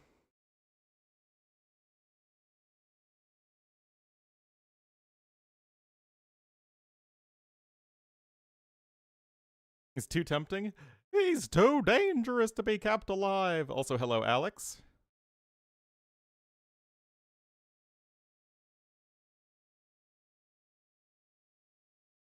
And I hope you guys are enjoying watching on YouTube. I'm still not sold on doing this long term, though. T-West was suggesting that there would be more viewership there than there was. But I don't know if that's also just because the channel itself is doing really poorly overall, and it's just kind of following the trend of the Twitch channel. I just thought the YouTube viewership would be fairly distinct, but it might not be. Is it costing me anything? It's costing me extra effort to set everything up.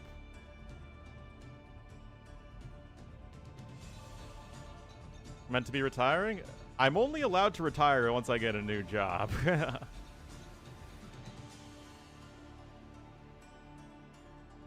Watching the VODs?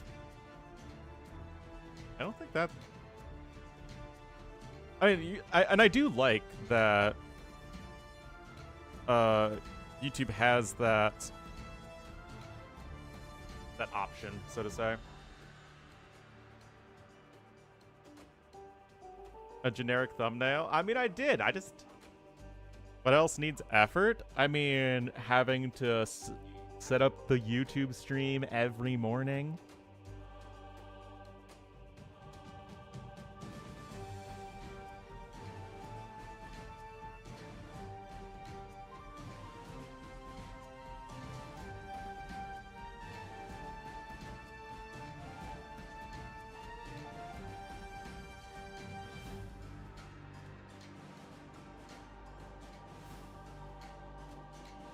Yeah, definitely not, well, not much in the way of viewership. I got a lot with the Medieval Masters final.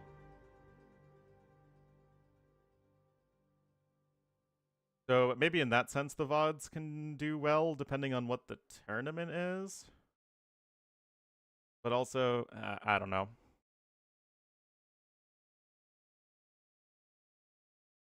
I'm in a really weird spot right now.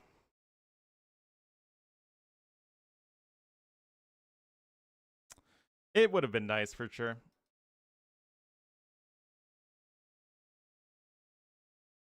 It's just those sorts of streams are very, very far between, and not one that can be easily predicted.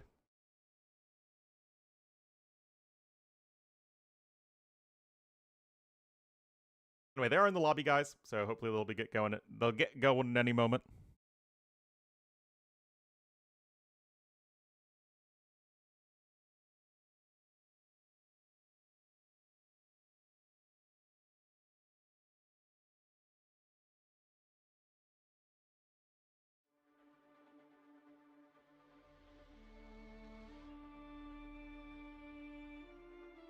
Did I do my gritty? I did not do my gritty.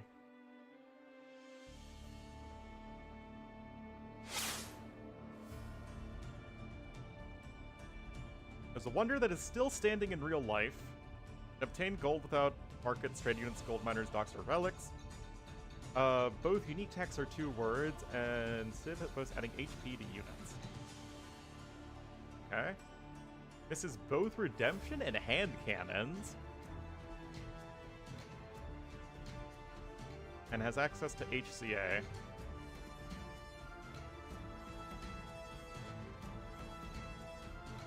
Whoever wins is the real China? Exactly. You know what? Why bother with an invasion of Thailand? Or Taiwan. Just have them duke it out in AoE. Easy.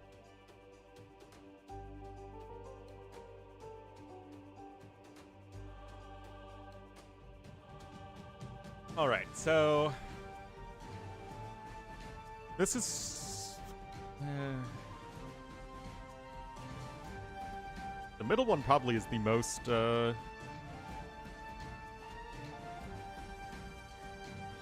exclusive, so... Lions, I think, should work here.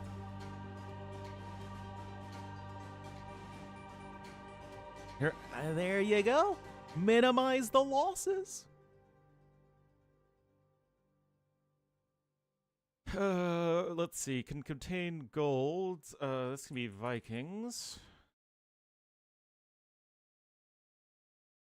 Bonus. I mean, all Vikings also work there, to be sure.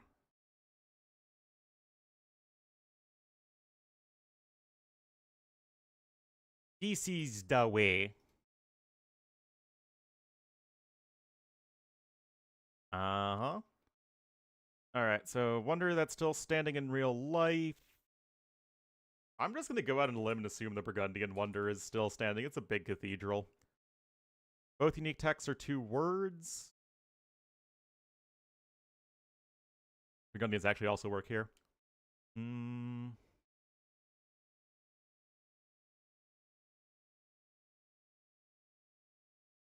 Yeah, polls work.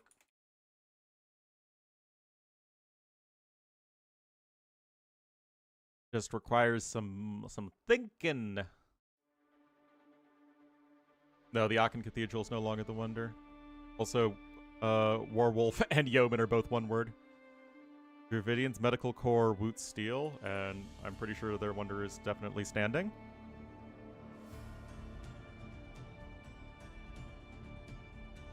Spanish? Yeah, that'd work as well for sure. Hello, John Carlson.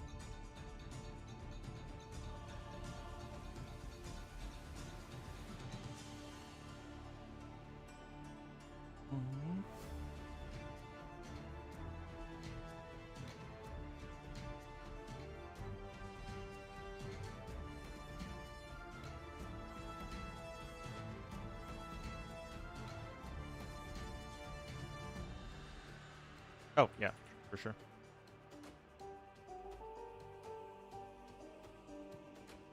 HCA.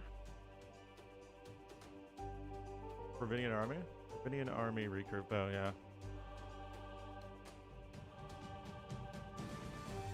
Yep. And adds HP.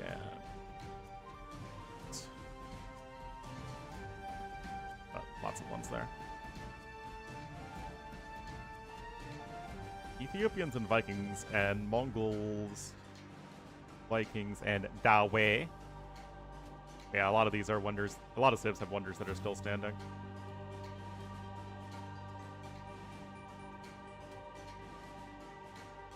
Which is good. I'd rather have the wonder standing than not standing. And they're still in the lobby. Rage Racer. Ethiopians are literally irredeemable, guys. Are they good? Geo-gritty? Alright, again, guys, remember, the more obscure our answer, the better. Also, we should really shop at Meijer, even though I literally go to Meijer, like, several times a week. Apparently, I need more ads for it. It's like our big... It's like the big grocery store. Like a grocery store, and they also have, like, clothes and appliances and stuff. But it's where I do most of my grocery shopping, because they have the best prices.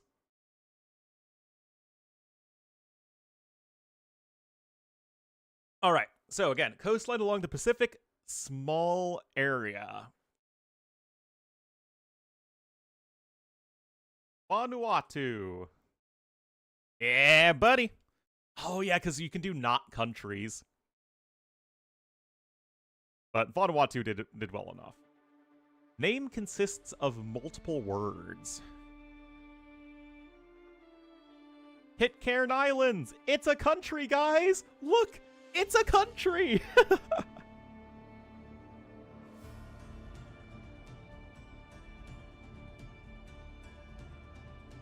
American Samoa, there we go. Oh my goodness.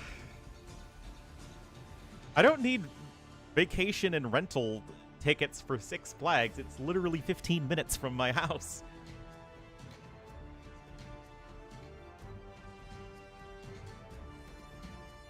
Alright. Flags with only red, white, and blue. What is as obscure as we can get to only have red, white, and blue?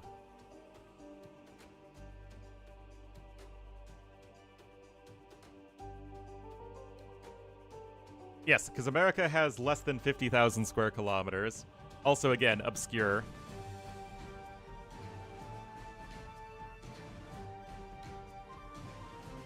Oh, do you not know Six Flags? Six Flags is the biggest series of amusement parks in America.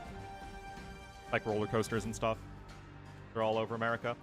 Fun fact, one of the Six Flags in the Six Flags is the Confederate flag. Because it was like the Six Flags of Texas or something. So it was like the American flag, the Union flag, the Confederate flag, the Texas flag, the Spanish flag.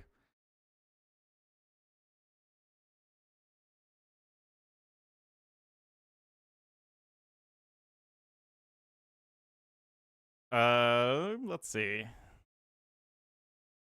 Regular Samoa?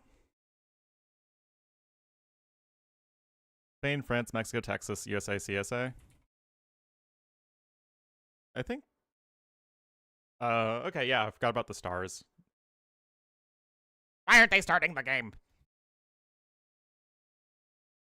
American centrism. Name consists of multiple words.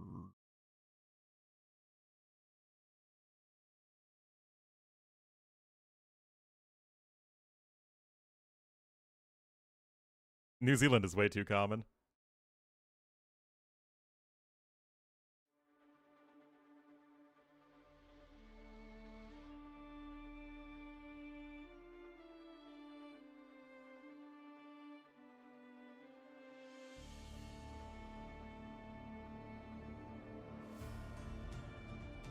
Oh, Coco sign. Kirk. Yeah, I'm trying to think of British ones. Ascension. No.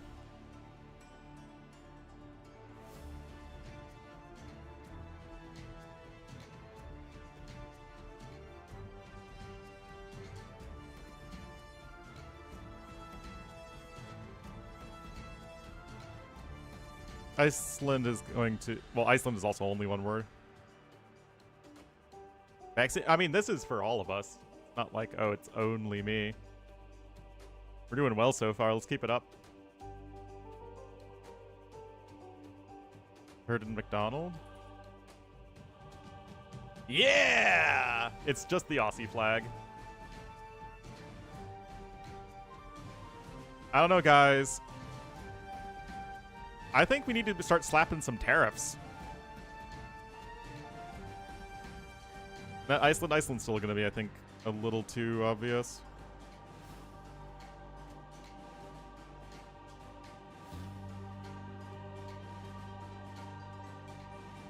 Oh, is it the combo?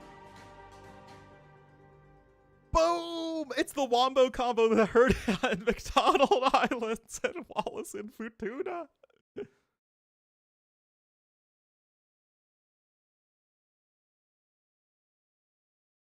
All right. Tiny landlocked country. Well, this is actually only going to be, there are only going to be so many of them. Oh, can we do, like... Can we do Transnistria? Oh, we can't do Transnistria, guys.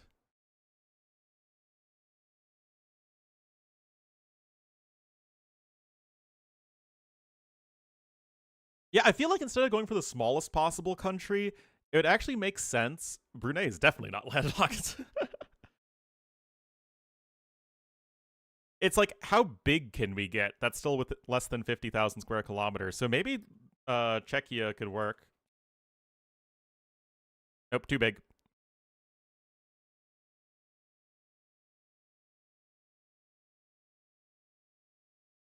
Burundi. Yeah, pretty good. I mean, this might be our best game ever, guys.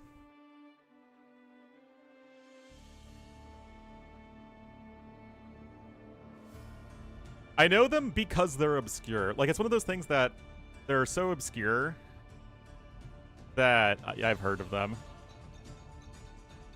North Macedonia? It is landlocked. Still only 13%.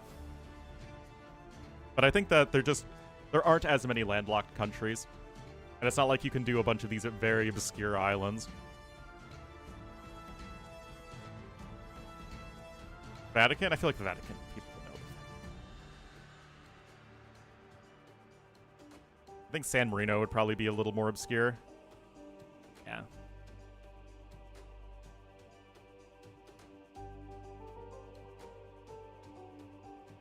Yeah. So you can see that. Wait, CAR is the most popular what? Wallace and Futuna, Timor-Leste.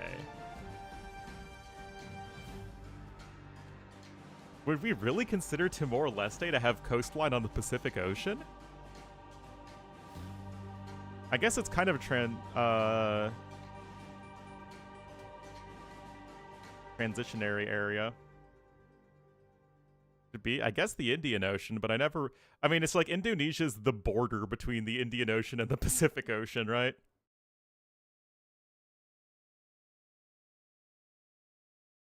And what's the HDI of Colombia?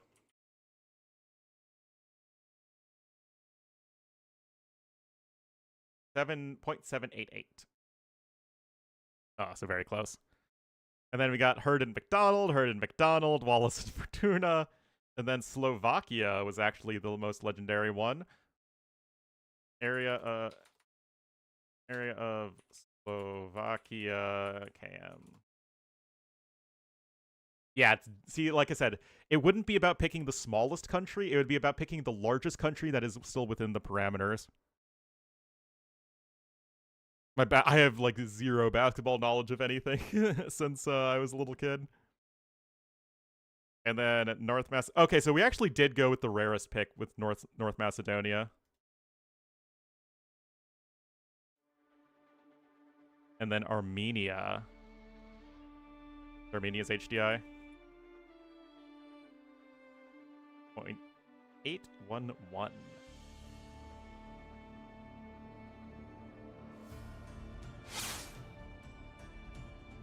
Grids, no. I will make myself look like a young fool. Guys, why aren't they starting? Oh my god, Monos is streaming on Kick. Oh, that's the first time I've seen that logo.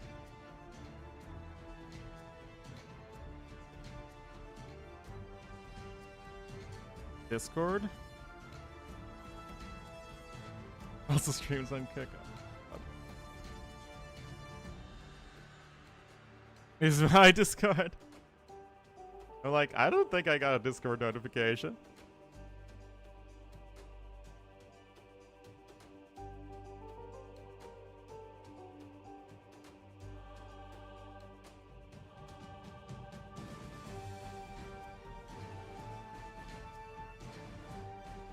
Thought it was mine.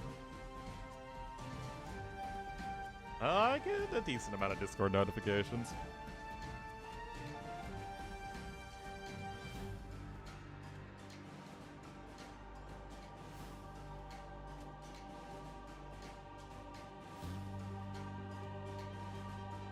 Well, geoguessing time.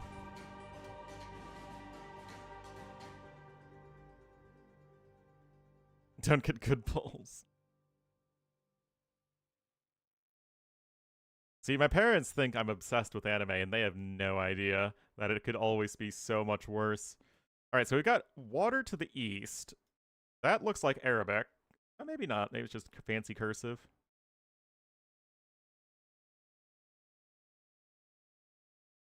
That sure looks like Arabic.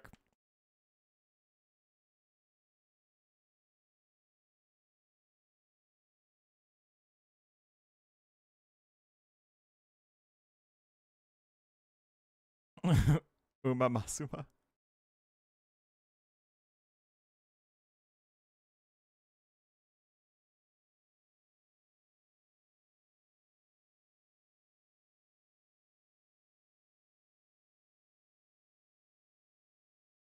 Saturated market. Okay, yeah, I was thinking it might be Tunisia. Lawrence facts.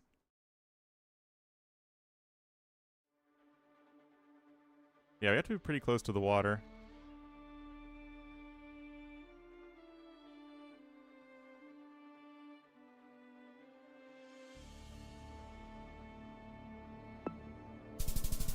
Yeah, just a little bit further northeast. About 500 meters off Sfax's coastline lie the Hirkana Islands. This fishing archipelago is famed for its serene sandy coves, turquoise shallows, and traditional felucca boats.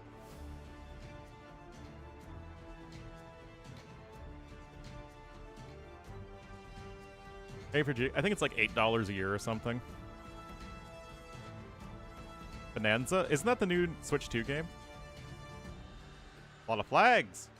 So flags like this immediately make me think of the Himalayas.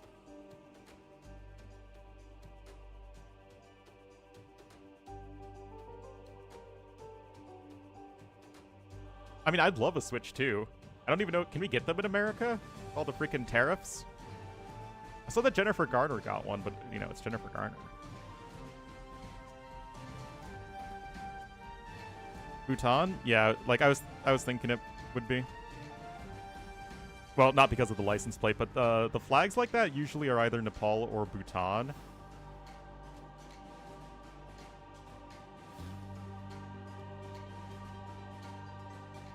Whereas I don't think I've ever gotten Sikkim.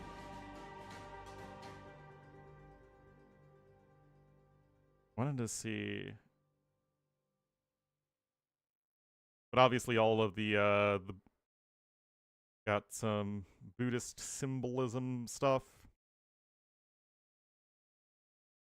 Now, as to where we are in Bhutan, I have no idea. Not that Bhutan is an especially large country, but... Oh, and press space? What is this sorcery? I didn't know this was a thing. German accent? I mean, is it an Ornlu stream without random accents? I mean, that's kind of a core part of the Ornlu viewing experience.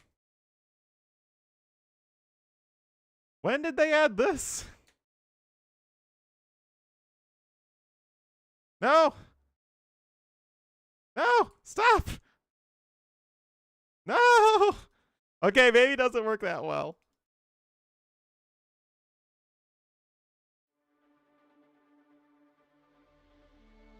Jeez. Like... I mean, it's hard to get more beautiful than this, man. Maybe some coastline, but that's about it. But as somebody who lives neither near mountains nor near the coast, I tend to find those landmarks especially beautiful. Here we go.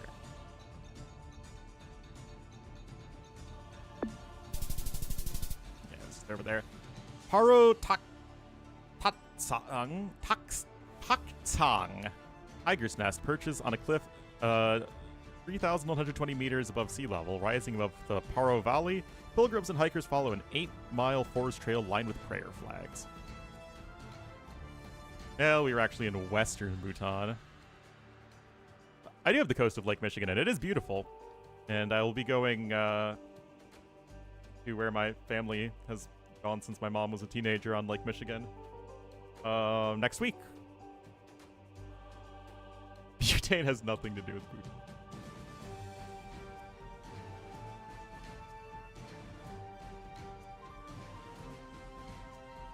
Alright, this looks like Europe. 1.15 Mai.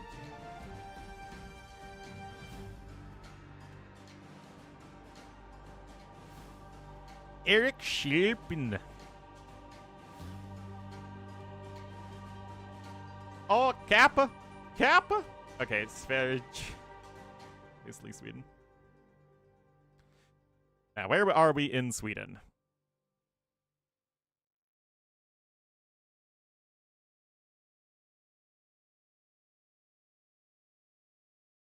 The question you want to know is, where the heck are we in Sweden? Oh my goodness, why is my pocket vibrating, guys? Family group chat.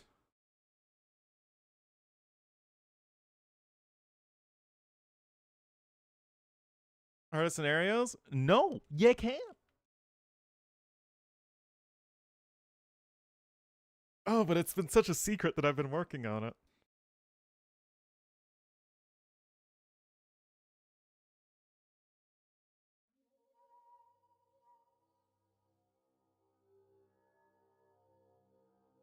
We're like halfway done. Guys, where the heck are we in Sweden?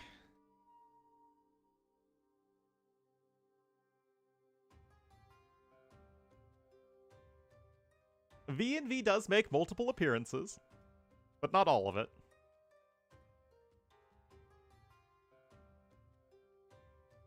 Scania, where's that?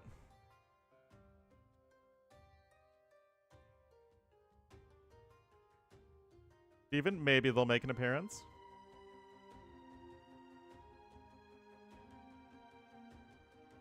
That's a company? I had no idea. Not a company in America, that's for sure. Scania's in the south. I know, like, at most 6 cities in Sweden. Oh, like, way down here? I know Malmo.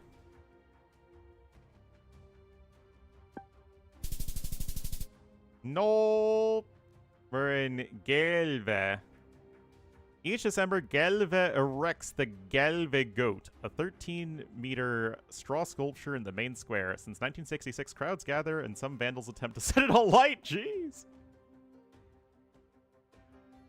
Also, the game start? The game started. Oh my goodness. Frickin' goat, man.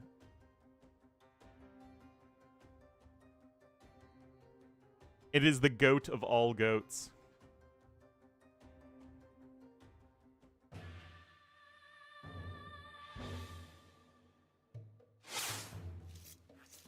For all the arson attempts? Jeez. I mean, to be fair, you build a gigantic straw goat, and people will probably try to light it on fire. That's just common sense. Alright guys, we're on Stone Rush! Again, don't know why we're just reusing maps from Warlords instead of using different maps, but what do I know? Like, I don't know, if I was hosting a tournament, I would never want to use the maps that was just played in a tournament. Anyway, next is going to be the Blue Incas here to the northwest of Stone Rush, into the southeast in the gray as the Koreans. It will be Ray Z. Like, it's the combination of Jay-Z and Ray J. It's the most rappery rapper of all time. The Eagle's right there. Licks could be doing some Licks things.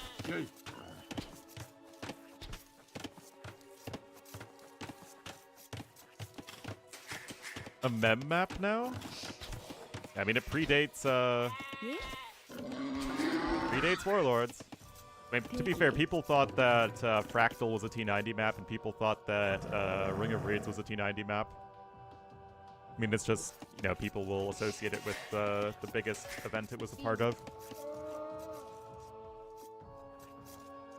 By Jackdaws, no!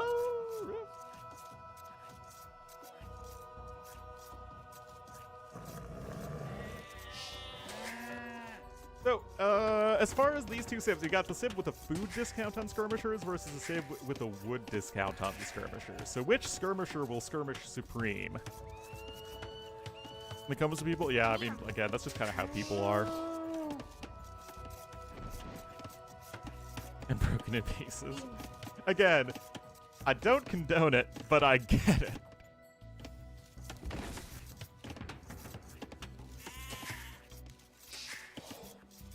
Oh my goodness. Else our effigies for.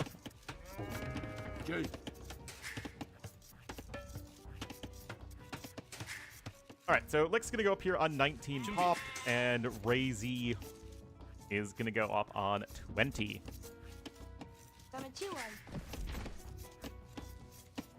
Holes in this map, good or not? I would say no.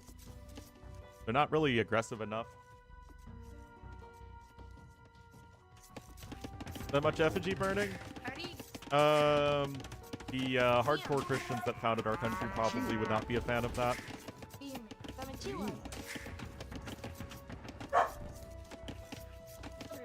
doing? Oh my goodness, having a corgi!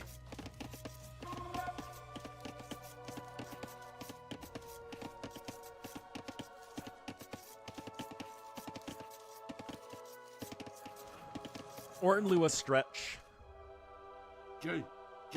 Alright, look at this, a militia! It's like men-at-arms were popular for a little while. And now it feels like we've just gone back to skirmishers. Oh, what's Ray's doing here? There are always bears in the middle. Ah, bears! 저요? Is hit by a car? Oh no. Well, Lix is up sooner. But those bills are quick walled in, and those bills are safely under the TC. So it's just gonna be those guys who are in a bit of a problem area. Just before it burned down. I'm Scott! My nemesis!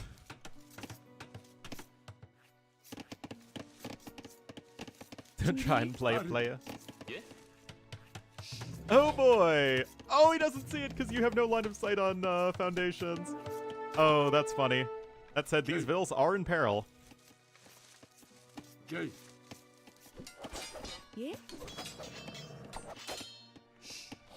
저요? 저요? Alright, gonna send the weaker vill back to the TC, but those vills did not successfully wall themselves in.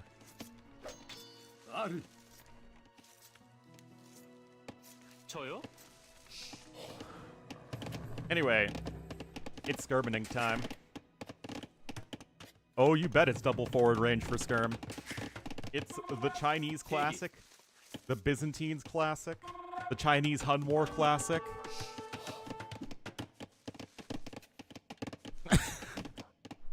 Oh no! Oh no! I mean, seriously.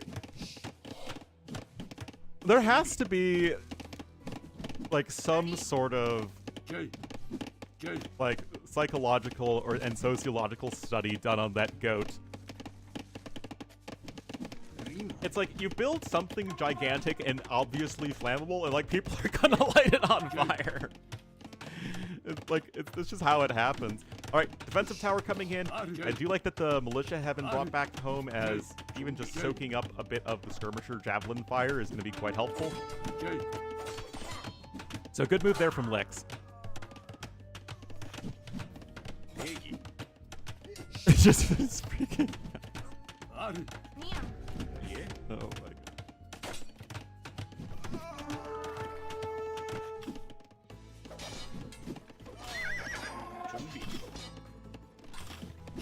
Well, tower there, getting some damage in.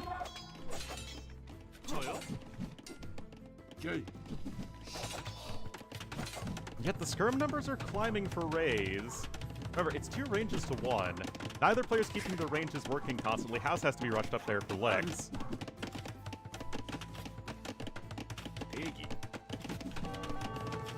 And the skirm numbers climb. And remember, Rays' eco behind this is relatively untouched. The idle time is similar. We do have a blacksmith coming in, but the issue is that fletching doesn't really matter that much. I mean, it's still nice to have that extra range, but it's never going to be as decisive as it is with archers. It just doesn't change the amount of damage you deal. Versus other skirmishers or against villagers. Okay, I need to see this freaking goat, man. Okay, that's a pretty awesome goat. It also absolutely looks like it is going to be asking to be burned down. Alright, the tower is denied. Bills are on the run. But one's going to die right there. Foraging coming in now for the chicken suit men, and of course it's very nice here to be an American civ and have access to the eagles. And yet, more skirms, man. 예. Skirms still need that training time nerf. And if I'm honestly a little bit concerned that the last two patches were basically nothing but buffs, except to specifically Ketons. And the huge patch that we had, again, it didn't really have any nerfs. So we're just kind of in a situation where it takes us a long time to get patches these days, and the patches aren't really addressing the most pressing issues. Gambling on it, oh my goodness. Anyway, Ray still has 3 villager kills, guys. 대기. Oh.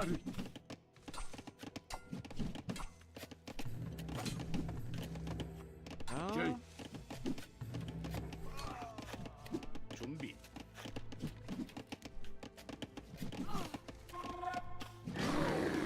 That Bill does escape.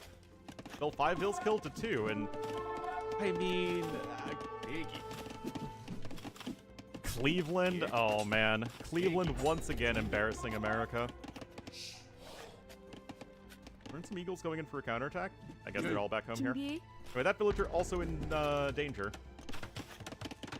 Market is on its way, but it's not like Lux can click up the castle age anytime soon. This is such an awkward spot. Not great. I mean, the man had 2 archery ranges built in his face. 대기. Skirm is absolutely abusing the fact that everything has to deal at least 1 damage in AoE. 예. I mean, we're still looking at double the numbers. 준비. Oh, this is so silly. 예. Okay, Ville's being brought forth. Another tower's on its way, having to buy the stone for it, but this is looking really freaking good for Raze. 준비. Another couple Villes going down. Which the answer is always yes, indeed. 대기. I mean, the armor for free also helps against villagers, eagles, and the towers. Food? Well, in general, the food discount is actually better, but it's the fact that it was the 2 ranges versus 1.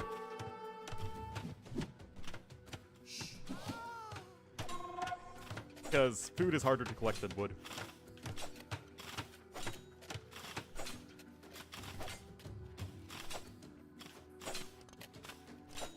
Okay, now we got some bills going on over stone. We got some bills over there on gold, but Lix has no one on wood, man. Until it's killed. Yep. An elite war elephant can take 620 javelins, but even the war elephant will die eventually. To destroy the tower? Seriously, man. 대기. 준비. Anyway, Grace sees exactly what's going on here. And more skirms! More! The skirmining. 대기. 200 skirms. Homie, you just died to 47 skirmishers. No! Guys, aren't you glad that the stone rush aspect of this map was so important?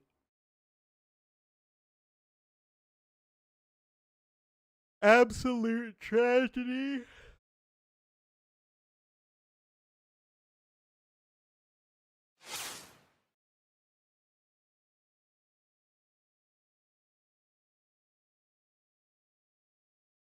He who skirms best shall triumph.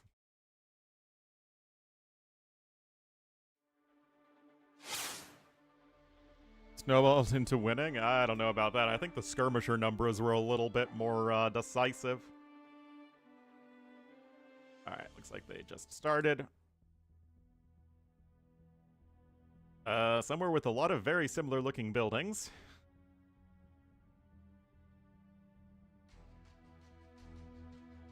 Is the worst thing. Why?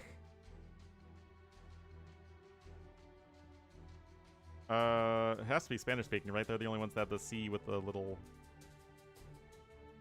squiggly at the bottom. Okay. Nope. Apparently they have it in Portuguese too.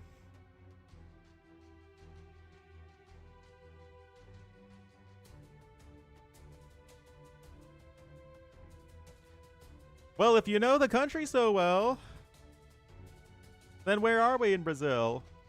Oh, I thought it was the other way around. Clearly, I don't know enough.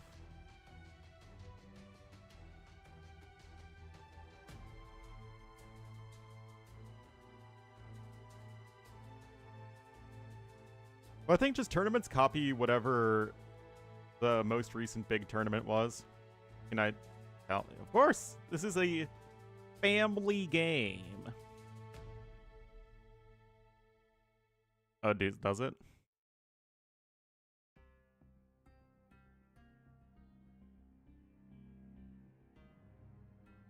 A clown tournament? Well, we need an S-tier clown tournament. And yes, you'll have other tournaments follow suit. I know Recife. I know Salvador. Oh, there's Sergipe.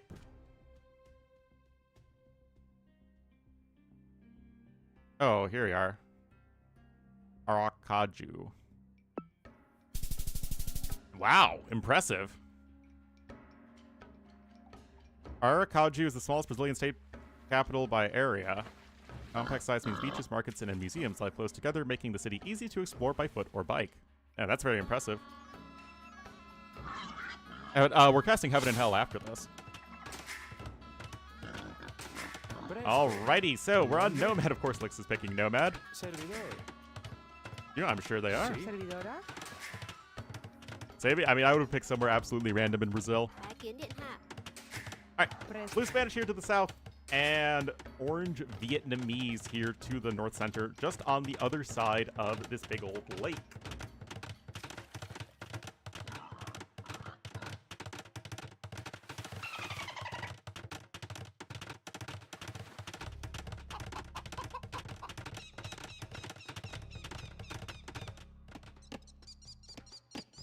$1v1 BF tournament? No. I mean, like, you can host a 1v1 tourney for anything, but would there ever be a World's Edge sponsored 1v1 BF tournament? No. Lix's dock sucks? Yeah, that's a really unfortunate fish spawn for being in the corner of the map. I mean, you still have 4 deep fish pretty close by, but yeah, you'd expect more. But such is life. Well, it's not like it's that much better. Maybe 5. As a main caster? Depends. Is this ladder nomad? Well, I mean, they do have their own map script for the tournament, but I don't know if it's any different than... You know.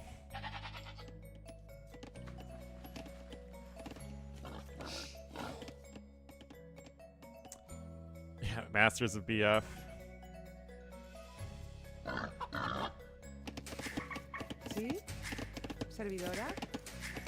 Alright, so build numbers are still the same.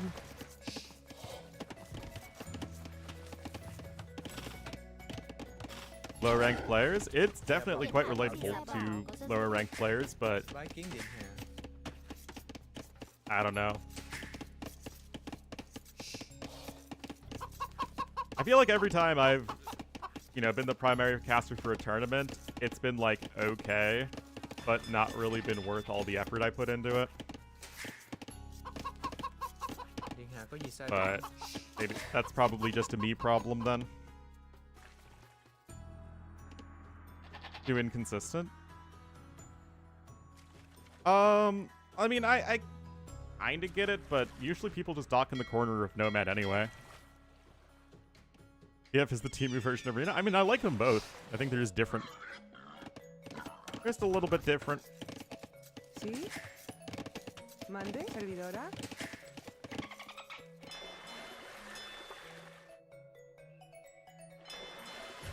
But another Fisky Mother. Servidor. And an early second dock from Lex. And with the early walls here, it certainly does indicate he wants to go for his FC Conquistadors, which it's not always what you see from Spanish, but it is always what someone playing Spanish is going to want to do if possible. Shepherd? I mean, yeah, I guess so. But if that makes sense. So if Lix, understanding that there's at least a pretty far rush time. You gonna be able? Yeah, the AoE wiki is a good piece of good reference material. Not sure how he saw where the enemy TC was. Maybe it was like a jeep or something was taken over there. But this wall is absolutely perfect. Mande. Presta. Sí. And Lix is doing enough there, I'm sure, in deterring the boar. And Raze is going to be clicking up. But what is he going to do? The dock rush distance isn't all that close. We still have no further indication of... Okay, there's the barracks. Monday? Oh yeah, what's up with the AoE wiki, though, when it comes to the search functionality?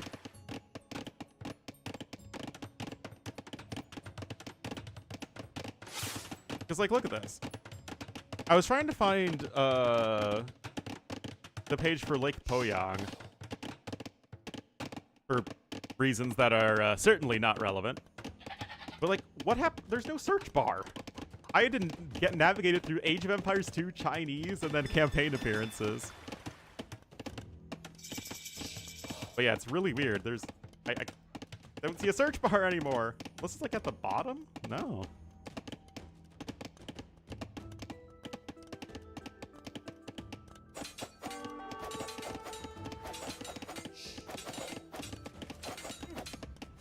Like, am I crazy? I mean, I can still, again, I can navigate through the website by clicking on links, but I can't search for anything. Need to scroll down? Why don't I have a search bar? The dots? Nope. Control F. I mean, again, like, you can search the page, but you can't search the site.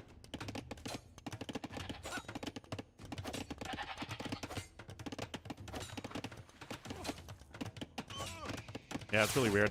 Anyway, there's a game happening. Tower Rush is incoming. Flix is on his way up to Feudal Age. He does not have Loom yet. Search bar off? Maybe.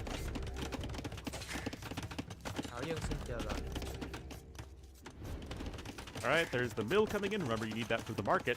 But, as you can see, guys, Lix is still going to be able to click up to Castle Age. So, as annoying as this may be, it isn't going to fundamentally stop the FC.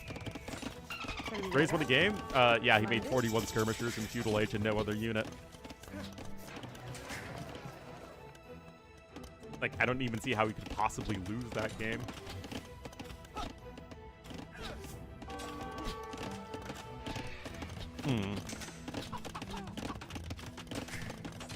Still, being denied from the stone is quite relevant. Although, honestly, put all the bills on gold, you can buy some stone. Actually, you need to buy an extra 100 stone because you need that 3 more. Alright, Castle Age on its way. Got some fire galleys queued up too. And you're gonna need to buy a castle. It's not gonna be cheap, but you still can do it. You need to have that can-do attitude. We got ourselves a tower war. Got the stone walls coming in here from Raze as well, and he's honestly with a pretty decent approach to this game. See?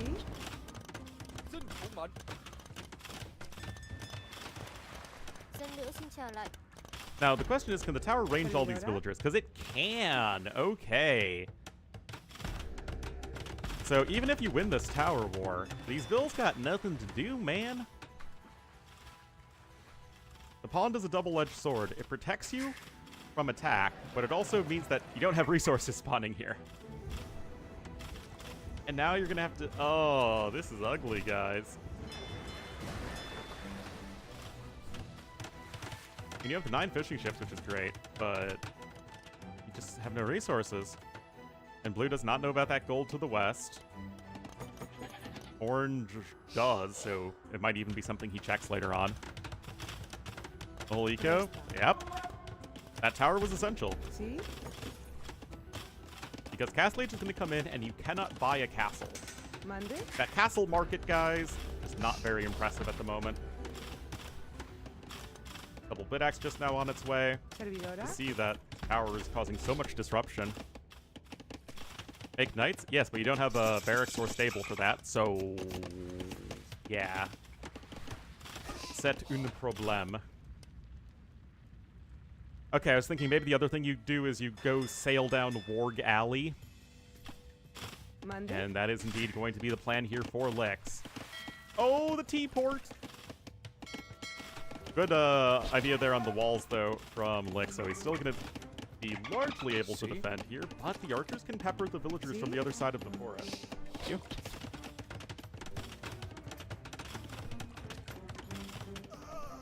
I just use one. Monday? Are you making it tonight? I'm making it. Okay, we have a shallot. Okay. Monday? See? Servidora? See? Servidor. I'm not gonna lie, guys. I make a really good homemade guacamole. One of the things I'm more proud of in my cooking. Điện hạ có gì sai bảo? What is this tournament? It is a tournament for, and I quote, ethnical Chinese. Dạ bẩm, có dân nữ.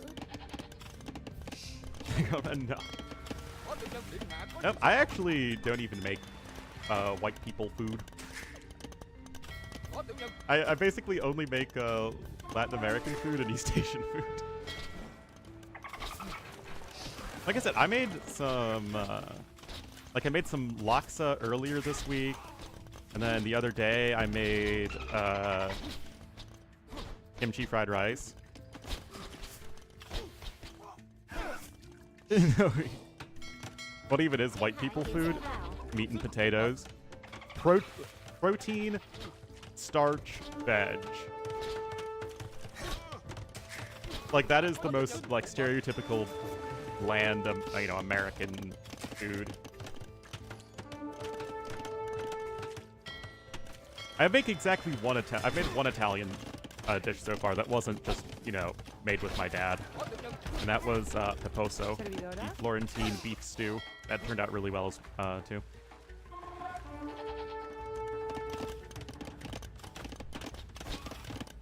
Oh, to be a Pembroke Welsh.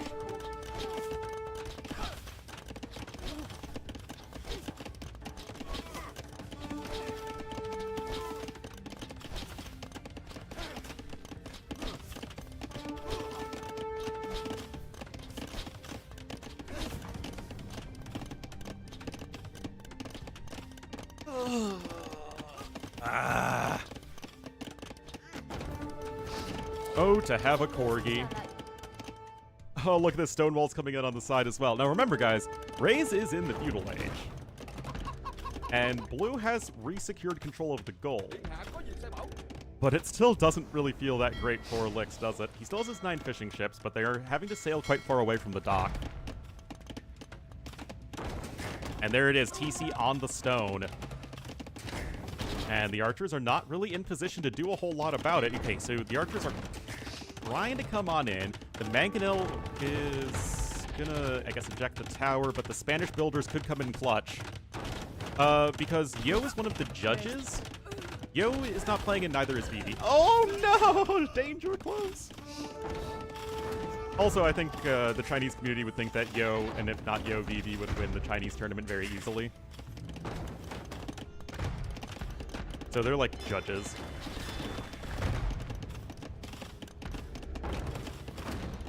Need a judge? They get extra money based off of performance as determined by one of 3 judges. One's Yo, one's Vivi, and I forget who the third one is. Cloud. The Powerhouse Cloud of 2018.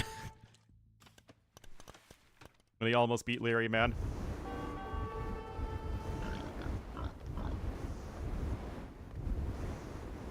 Yeah, I don't really understand what they are judging for. I mean, like, how well you're playing, I guess, but isn't who wins the video game the best objective measure of who plays well? You know what I mean?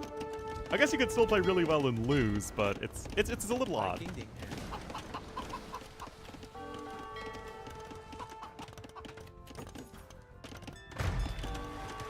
Yeah, I guess style points could be a thing. Monday. Anyway, we got the 2 TCs here for Lix. He's about ready to drop his castle. Raze is slightly ahead in the resources at this point, but credit to Lix. He's kept his fishing ships alive. He's kept all 9 of his fish alive. Ethnic Chinese allowed? Yes. I'm sure they don't actually mean ethnic Chinese in the sense that you need to do a DNA test. Oh, nice demo there. But I think it just means for the Chinese-speaking community.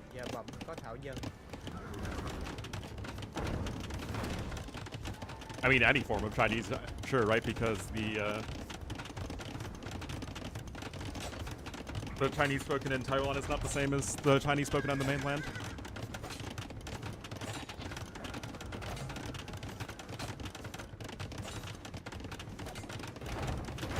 Yep. Oh, that scout's annoying.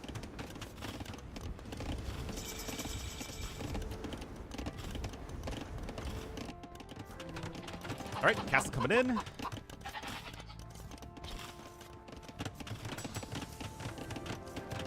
Crossbow Bodkin on its way.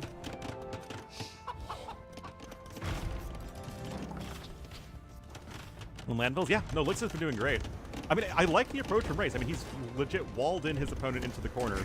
But Lix, very calm, is just pushing right back out. I mean, yeah, this is honestly great play. This has just been good AoE here on Nomad from both players, but Lix absolutely showing his experience, indeed. China also allowed? I'm sure. Monday. Sí. Presto. Dạ vâng. Monday. Sí. I mean, if I spoke fluent Chinese, I'd participate. I just, you know, don't. Anyway, you have the first Rattan Archer on the way, as obviously you still want to go for your own castle as Vietnamese. Get those rice farmer hats.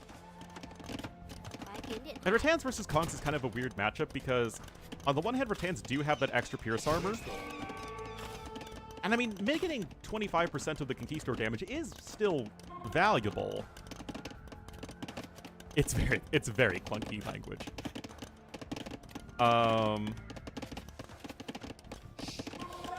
And that's more, it's more of me just joking, using the very specific language they use, but I don't think that was somebody wrote that who isn't a native English speaker, and I'm not actually holding that against them. I just think, again, it's funny. I'm 40% ethnically Chinese.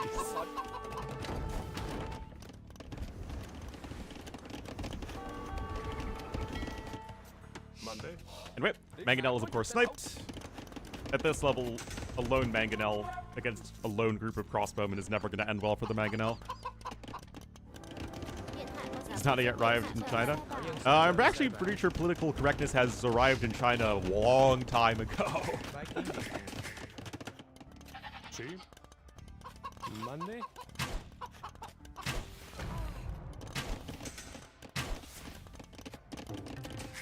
Ethnic issues? I'd say ethnic issues are actually quite sensitive in China. It just depends on the ethnicity. Monday. Sí. Sí. Presto. Monday.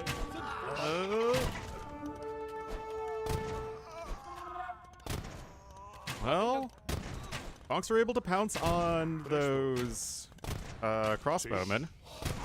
Monday. Presto. Monday.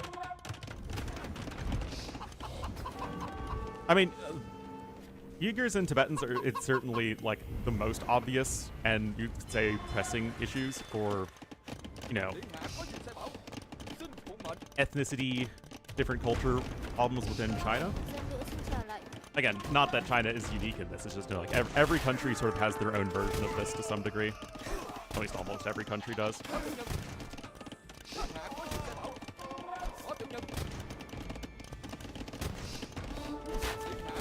But it's also just the general homogenization of especially non-Han Chinese. Sí, mande. Sí. Presto. So it's complicated. Sí. Mande.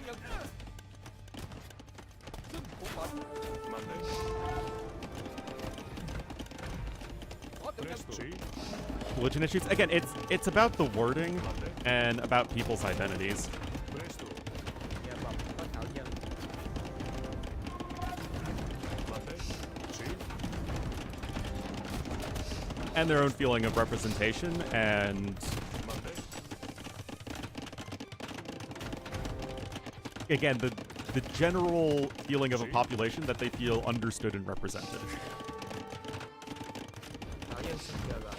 Which has its roots including religion, and that's certainly a big part of it, especially with the Uyghurs. But also, again, unique and shared cultural history and understanding the difference in dynamics there. Mande. Presto.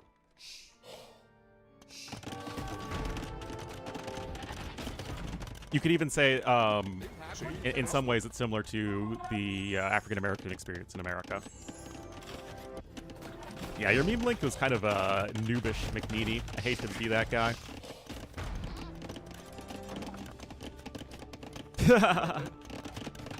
Anyway, you got the Rattan Archers and you got the Conquistadors, but the Kongs, they've done their work, and with that second TC that Lix was able to add in so nicely. I mean, guys, this was Lix who had every single resource denied except this one wood line. He had no farmers, he only had fishing ships and lumberjacks, but he was still able to make it work. Again, it just shows his class as a player, on Nomad especially. Sí.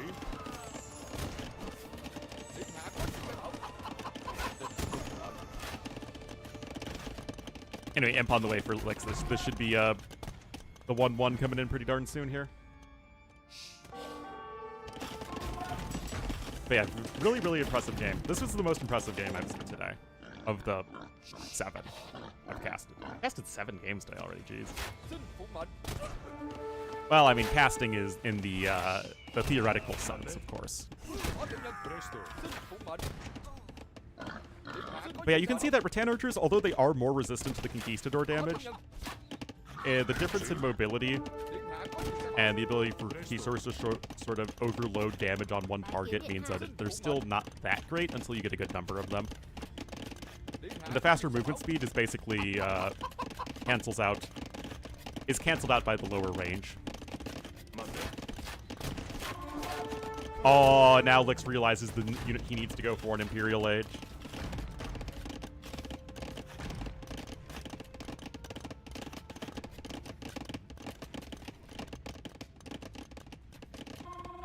Sí. Presto.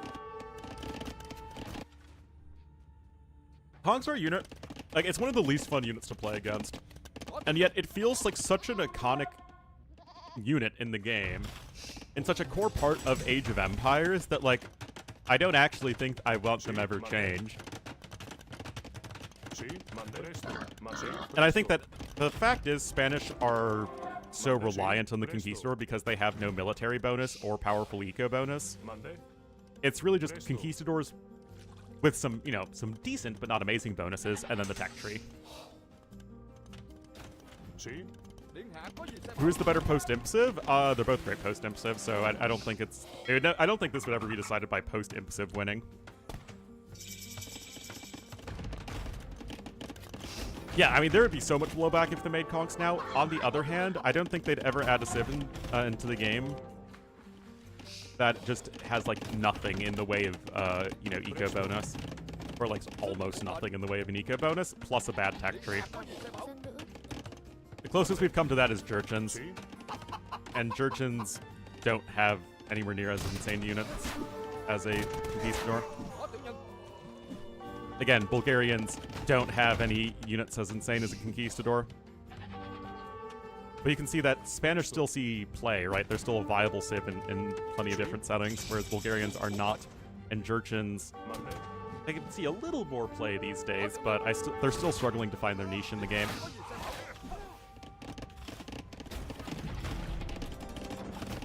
Anyway, Raze isn't giving up. He is very far behind in eco. See? The free conscription is always helpful, but got the forward castle here on the hill. Lix is doing great. Presto.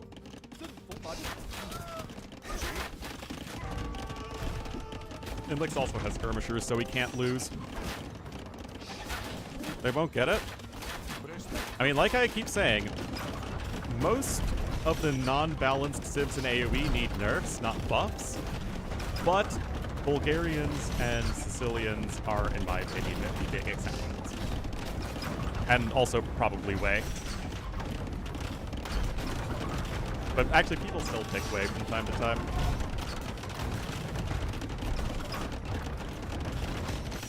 But yeah, Bulgarians and Sicilians are the only civ that actually feel like they do need buffs. Like, legit buffs.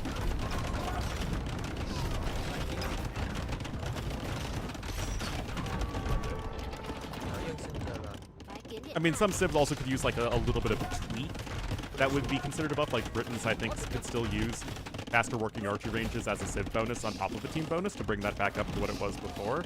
But that's still very much in the land of it, you know, a minor change as opposed to, I think, that we need to start thinking of entire new bonuses to give to Sicilians or Bulgarians, or at least like something else.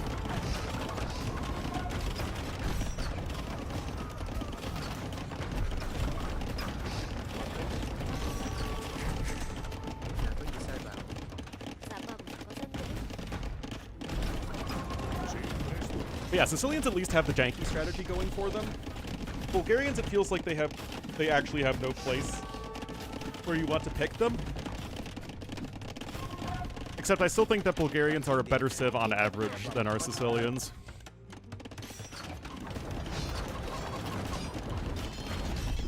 And it raises continuing to fight on, but honestly this one has been over for quite a while. We have some Hussar upgrades coming in here for Lix. Atacama? Well, we never see Atacama anymore, which is unfortunate. I kind of like Atacama maybe even a little bit more than Land Madness.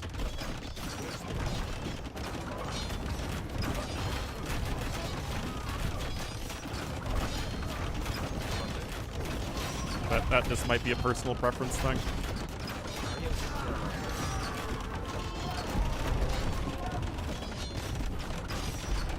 Castle trying to be repaired, but it's 3 trebuchets, and Raze, of course, knows the end is nigh. And Lix will tie up the series 1-1. Anyway, 7% more efficient eco for Raze. I mean, it's not too common that somebody with the 7% more efficient economy loses, but that just goes to show how many more villagers Lix has had for most of the game.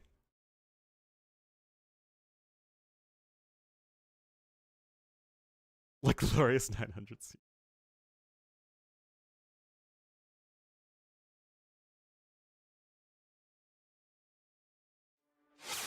Good game, though. Good game.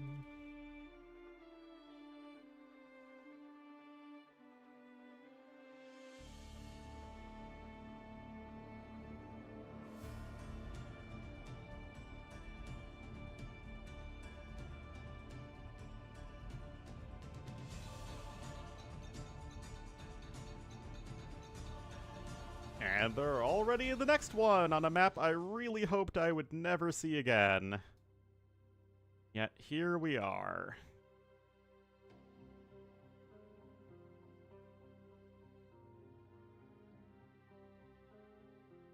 Not Kawasan. Pretty close to Kawasan. Kawasan adjacent.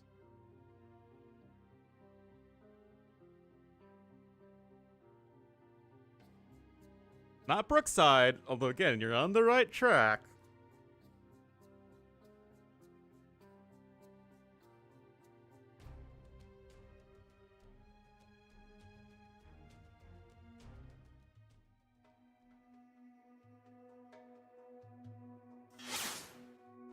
It's African waters! Yay!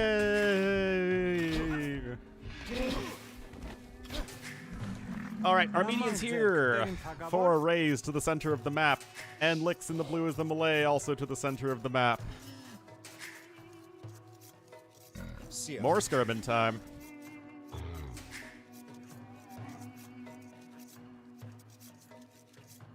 But yeah, although I honestly don't think every tournament needs wild, wacky, and wodonkulous settings,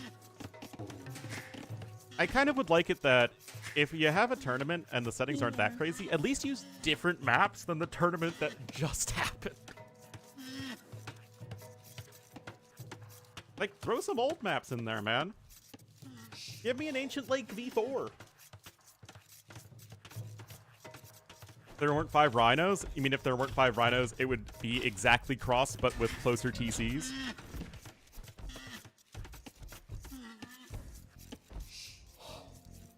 So, Malay and Armenians, they're both fine. They're fine.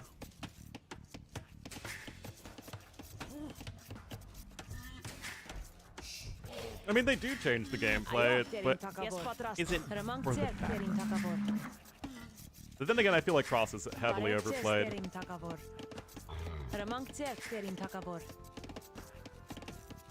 freaking family group chat, man.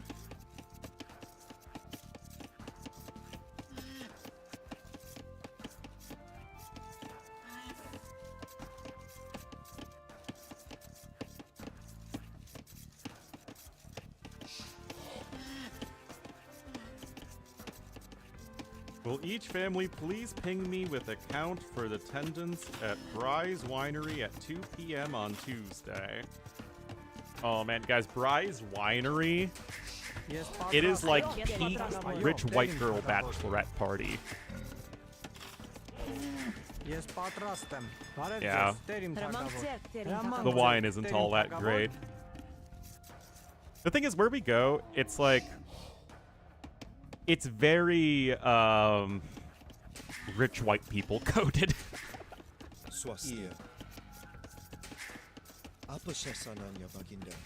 There is zero ethnic or cultural diversity. It's just a bunch of people from Michigan or Chicago that have their little lake houses that they, or like condos that they, you know, grew up with, like my mom's family. I mean, it's very, very pretty. I've taken pictures and posted them on Discord, but it's like, as somebody who really values international things and different perspectives and different cultures,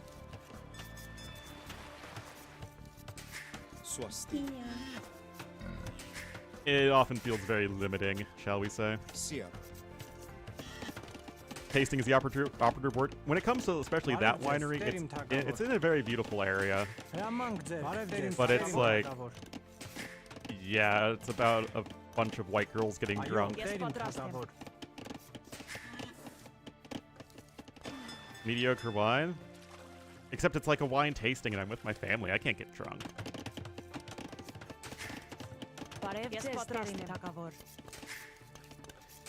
That said, there are a bunch of microbreweries in the area that are very good.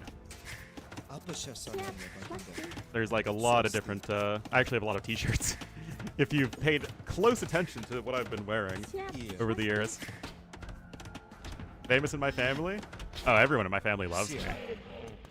Bachelorette party? I've been to a bachelorette party, and I went to a drag show, and let me tell you,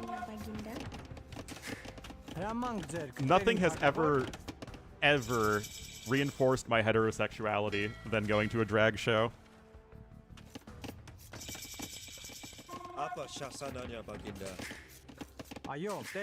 It was very uncomfortable.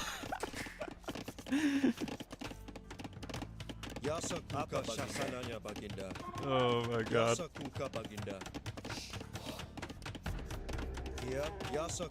But it's really just a, you know, going up north, seeing and spending time with my family. It's not my, I mean, it was basically a strip show. So yes, it was 100% sexual. Get in a bachelorette party? Well, because the to-be bride in question had mostly guy friends, so it was like 3 or 4 girls and like 7 to 8 guys. It was basically dudes dressed as women with fake boobs stripping. It was... And... It was uncomfortable, guys! I'm sorry! I don't have anything against that. You know, people can be into whatever they want, but it's not for me.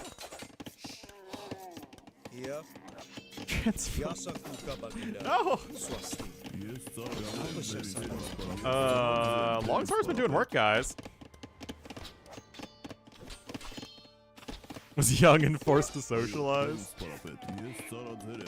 Reyes hasn't lost anything yet, guys. These longswordsmen are doing work.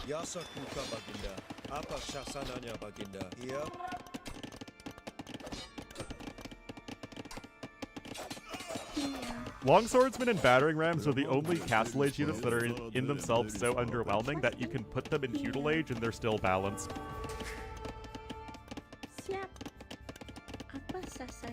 It is not.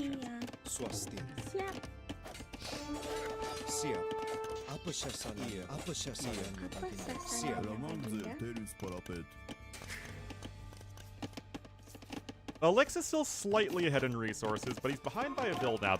But the lack of double bit axe is certainly quite notable for Armenians. Okay, Villager did not go down there. And now you've got a defensive watchtower coming in for blue. And he's going onto the stone. Well,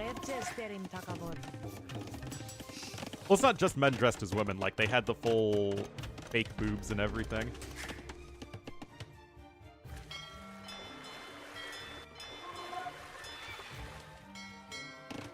Anti-cross-dressing?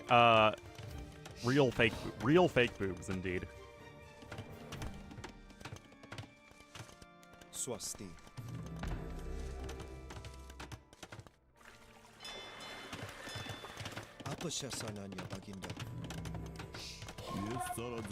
Well, we got some archers here as a follow-up. Yes,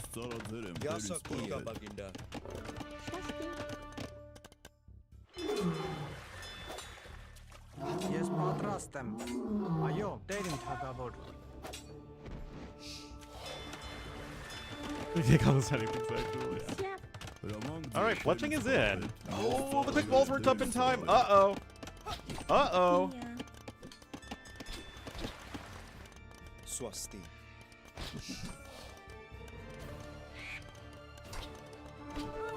Uh-oh.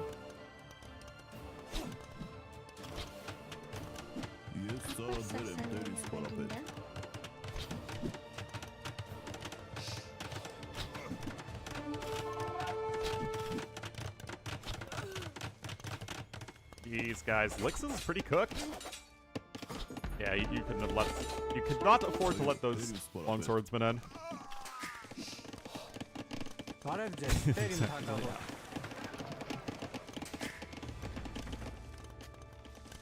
Greg, so women dressing as men? Putting on fake mustaches?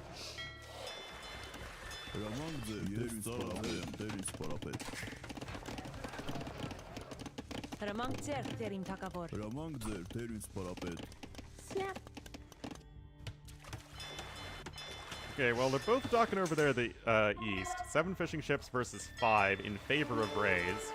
Nobody in the west. Double of attacks just now in. We can see that Orange is also a lot closer up to Castle Age, as the eco difference is really going to be getting crazy. Gender expression? Yep.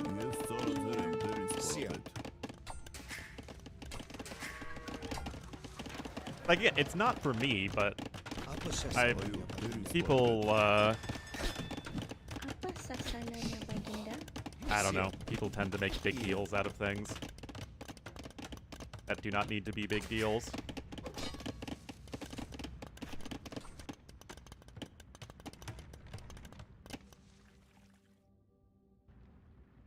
Build it. Magic.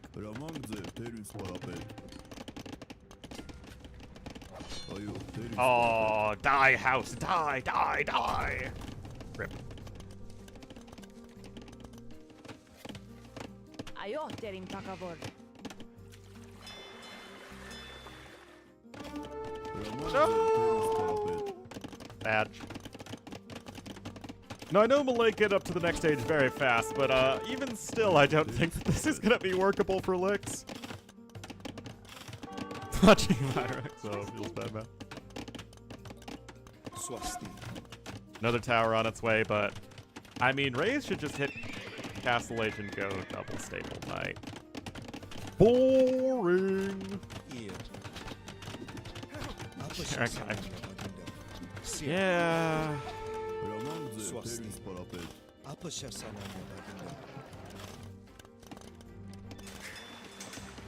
More subs than the rest of the pro players combined? Yes. Yes, patrastem.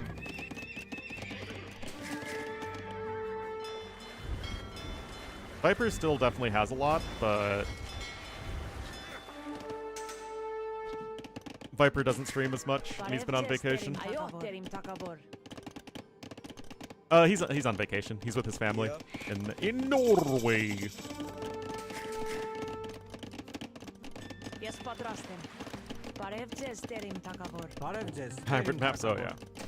No, but the AoE scene isn't growing, so really it's just about different streamers taking up a larger percentage of existing viewers. And Hera seems to have secured most of the people who want to watch pro players play viewership.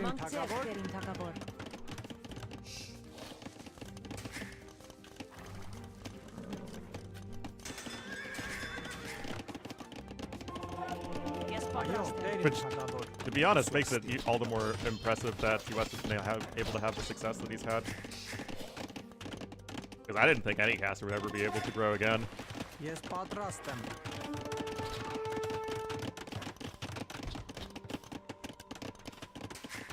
Want to get better? Yes. I mean, he's a great content creator. He always has been.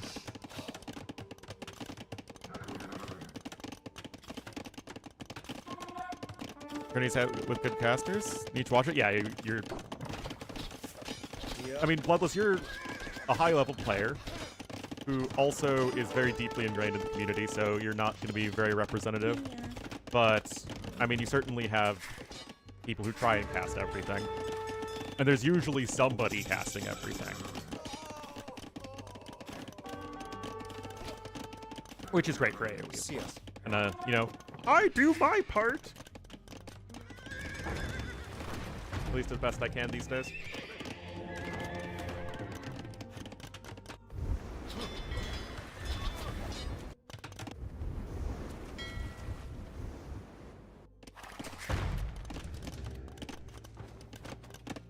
I do think that it's a shame, though, that Yes, patrastem. you still have a lot of people who only watch tournaments when it's being casted by United Dave or Mem. And they... Well, Mem, I think, has just been on vacation, but United and Dave don't really cast all that much anymore.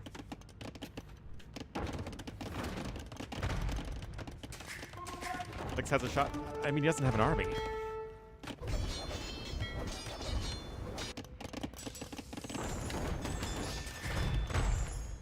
Is he?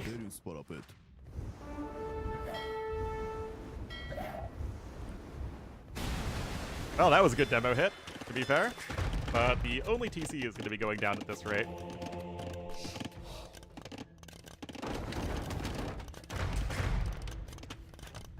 Casual Rage Forest game? I kind of got bored of them, to be honest. Ah, okay.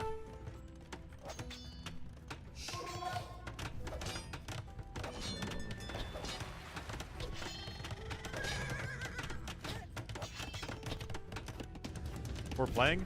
Well, I've never really played that much Rage Forest, but it just feels like it's the only team game map anyone plays. And although I do like BF, I don't think it's so much better than every other map that it's like all I'd want to see.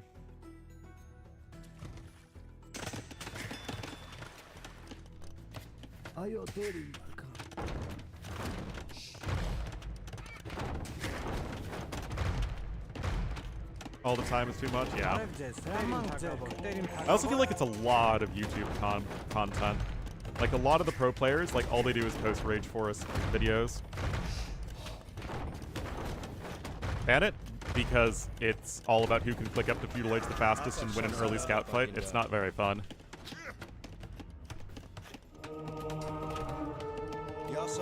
Nomad, I don't really get why people aren't playing that team games all that much anymore, but I understand why people don't play Arabia. Also, you can play mixed skill level games on Arena and BF much more than you can on Arabia, where having somebody who's a little bit worse than the other in like a matchup on any given side is just catastrophic. But Arena team games work in that way as well. Barevces, terim takavor. And there goes the starting TC, but Lix is hanging in there, and he was able to come back in the last game, but it's a much worse spot than in the last game. Nomad yeah, I don't know why we don't see much Nomad team games. Or not many Nomad team games. But that's why we don't see Arabia team games, which is, again, really unfortunate because, in my opinion, the best AoE is late-game Arabia team games. That is, in my mind, the peak of what Age of Empires has to offer.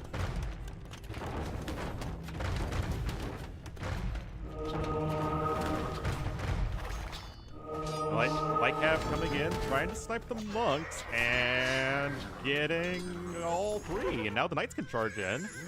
Oh, no, wait, one survived. Oh, the attack round.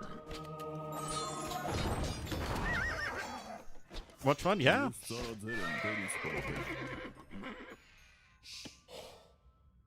Late game Nomad? Late game Nomad's also up there for sure.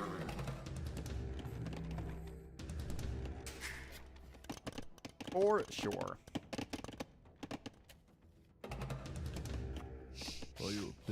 But I feel like the AoE scene lacks a sense of fun right now. Everything feels like it's hyper serious.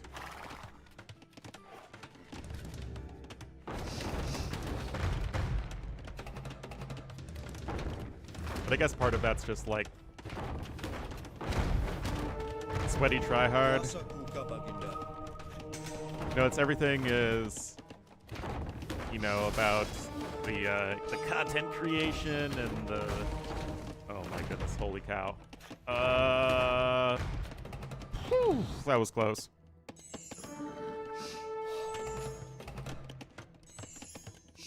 Of the old scene, yeah.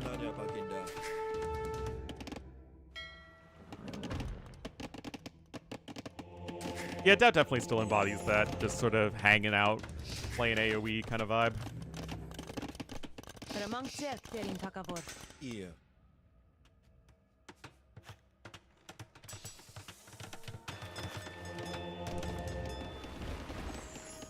Hello, rare Swedish killer rabbit. Any gimmicks to learn? I mean, there are a lot of civs, and it does increase the barrier to entry. I mean, that's for sure. But I think part of it is just that it feels like there's so few ways to play AoE right now because everything is so hyper streamlined. AoE zone looked like, I don't know, I haven't gone on it in a very long time.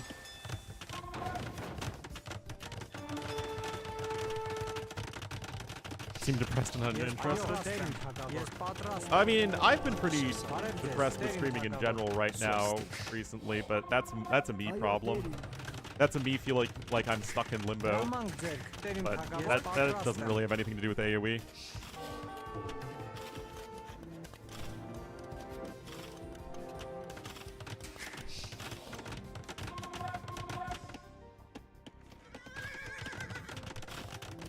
Best thing every game?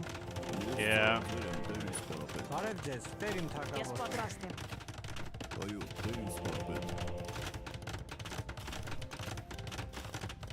One of 4 build orders? Well, that's one way of looking at it.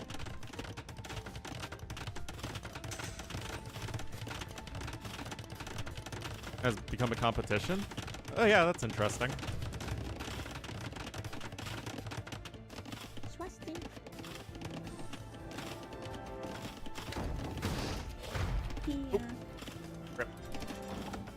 Anyway, again, a solid effort here from Lix. I thought he'd be dead as soon as Castblade came in, but he was just too far behind in eco.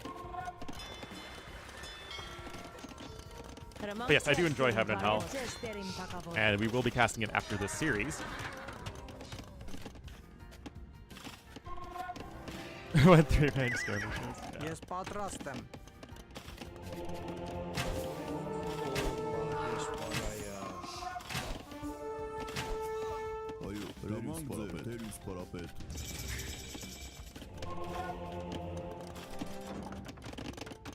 And there we go.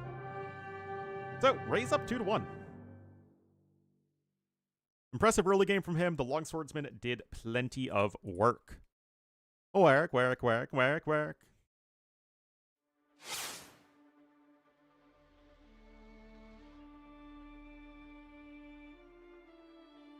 Not against you, oh, rip. Rip Arino. Alright, looks like Arabia is the next map, and like I said, we're casting this, and then we're going to switch over to Heaven and Hell. Mostly because this is the last set today of LingHe Cup, and the first set of Heaven and Hell starts, I guess, in theory now, but we'll just jump over after possibly this last game. Alright, couple minutes. I'm going to take a quick break, guys. I'll be right back. Bow, bow, bow. Bow, bow, bow, bow.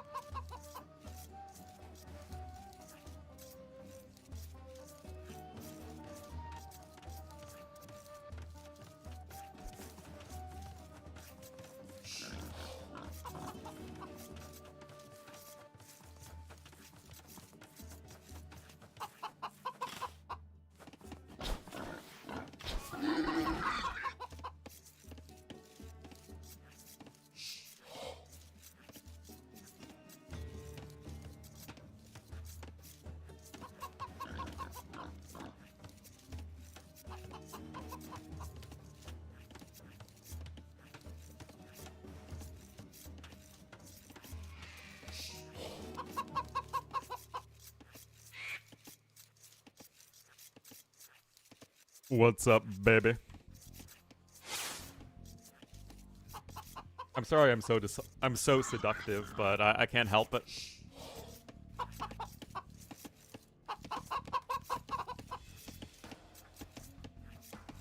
Keep the colors consistent. Alright, Lix in the blue as the Mayans here to the southwest of Arabia and to the northeast in the orange as the Persians will be raised. Orange is a good Persian's color. Salam. To be fair, all of the original default scenario civ and color combinations are good to me. Which is, what, Blue Britons, Red Franks. Yes, I know it's backwards, but it's still kind of what I'm used to. Green Goths, Yellow Teutons, Cyan Japanese, Purple Chinese, Gray Byzantines, Orange Persians, and Gaia Saracens. And if you're wondering why that order, it's the order that the civs were coded into the game. Tabish? Dabish? Dabish? Also, I think that maps being so standardized these days really, in some ways, limits how many things you can do. I really wish there was like an old school Arabia script that was like actual old Arabia, and that this map was just given another name. Because I think it'd be fun to play like old Arabia when you don't actually have wood lines generate around players. You just have wood lines generate on the map. Shade. They just do things. Tabish?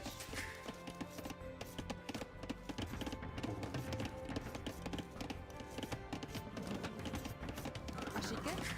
I feel like there would be a lot more variability in terms of what you could open with. Because sometimes you get a good map, sometimes you get a bad map. If there's money on that, well, that's all obviously a huge cause, but there's just so much money in AoE right now relative to what there used to be. Atut? Shade. Dabish? Atuts. Ashike? And although that money is very unevenly distributed, it's still like enough of an incentive to have everything be as perfect as possible. Ashike? Atut?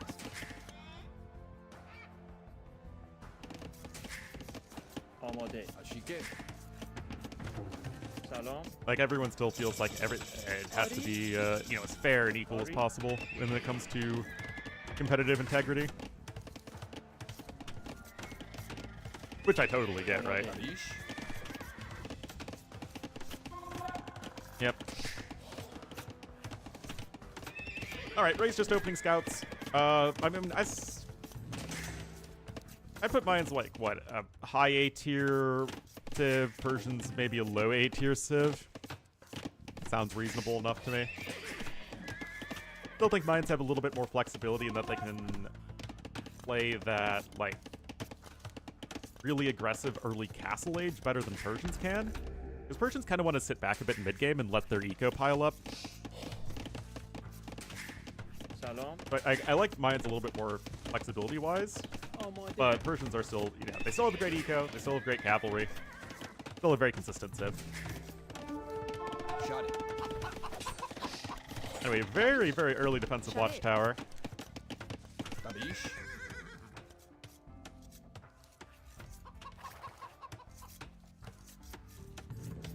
We got the range follow-up here, and it will likely be 4 scouts plus skirmishers. Ari?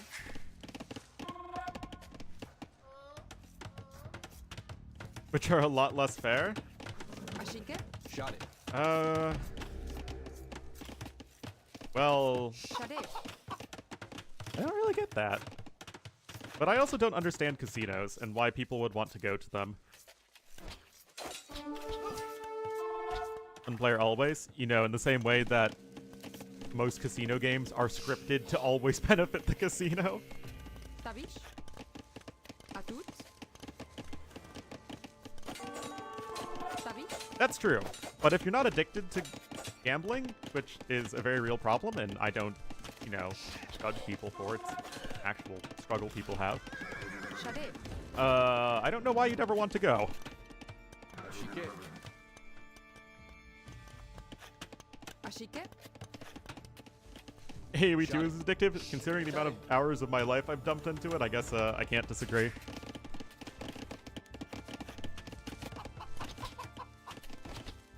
But I just don't like gambling in general. Which definitely makes me a bit of an oddball in the AoE community because they seem to like all the Gamba stuff. As an entertainment, I guess.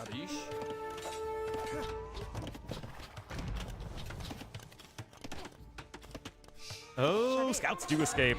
Honestly, good scout movement here from Raze. Able to sort of weave his way around his opponent's base, get 3 kills. 2 villagers and 1 Eagle Scout, I think. Community games? Yeah, that's true. Yes, casinos are absolutely made to be addictive because people who run casinos have gotten down the science behind it very effectively. Make profit? Yep. I mean, there are so many, like, especially sports gambling. Feels like it's like super big in America. Before it was just like lotteries that felt really pervasive in that they were like everywhere, which is absolutely gambling.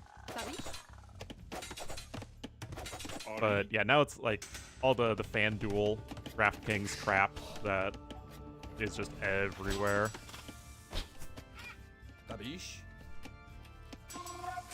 But yeah, I mean, I do enjoy like playing games with my friends, but I would never really want to do it for actual money.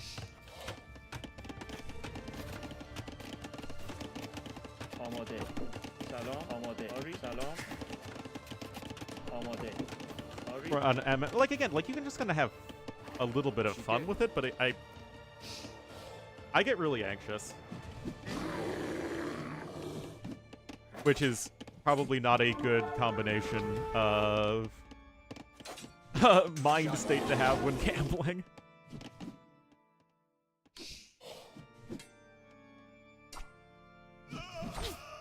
Persians are better.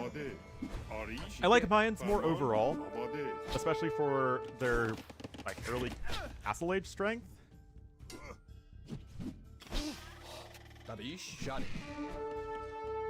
But like I said, I don't think it's that big of a difference in Civ level.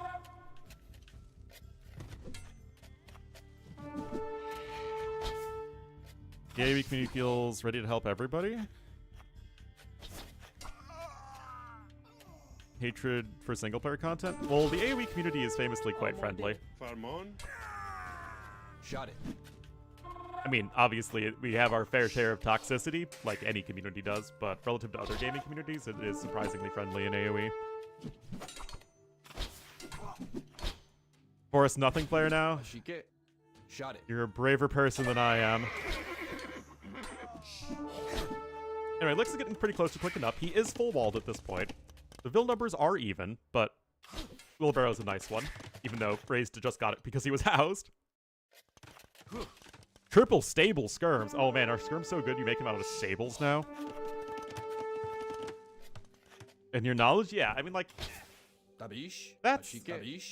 that I could get behind, but nothing like that.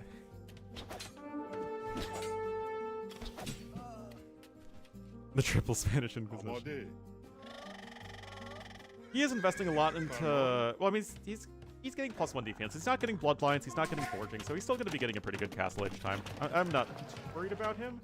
But like I was saying, this is still where Mayans are going to be at their strongest in this particular matchup.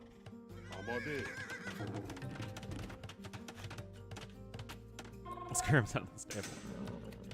There should be a civ that can just make skirms out of every building. TCs, make skirms. Mills, skirms. Houses, skirms. Every single segment of a palisade wall, skirmishers. There's Lix's stone right here in the back. Shot it.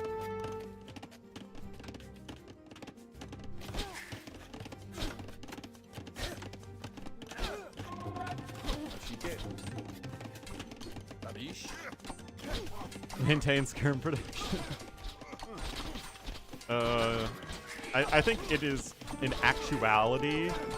I want to say it's 3 on wood, 2 on food.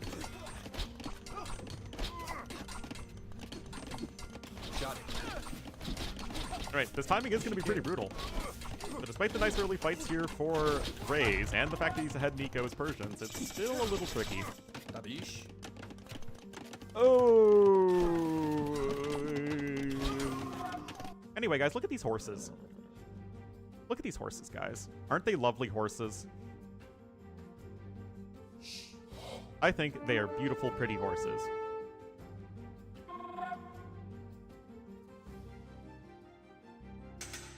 Definitely don't look at the KD, guys. Just look at the pretty horses. Very, very pretty horses.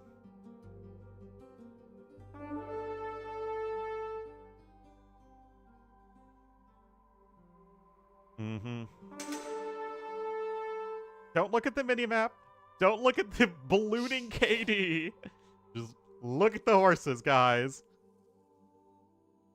Oh my goodness. So bad. Salon? And everything here is going to get cleaned up, but obviously this is a terrible position for poor Orange. Looks wanting to bring it to a game 5. Getting a second TC and a university.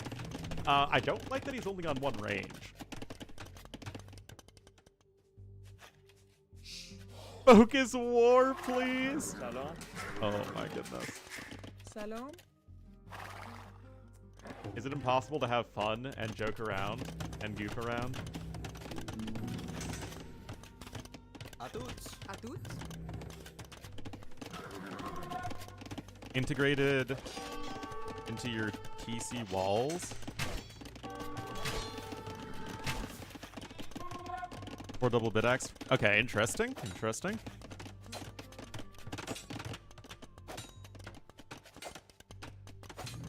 Shot it. Shike. Ballistics coming in. The second range there is certainly essential. I would feel more comfortable with a third one, especially because you traded army to get a lot of value in the villager kills. Shot it. Tabish. Ashike?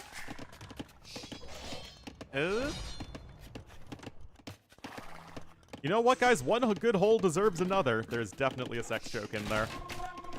The Knights only have +1 defense, though, and no husbandry. Yeah, that's pretty bad.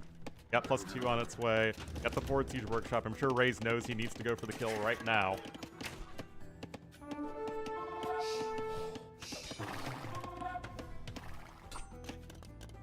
Why are we still making builds?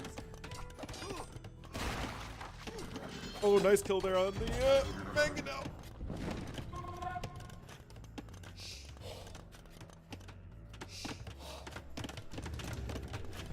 Shot it. Second barracks coming in. I like this from Lix. Okay, there's +2 in.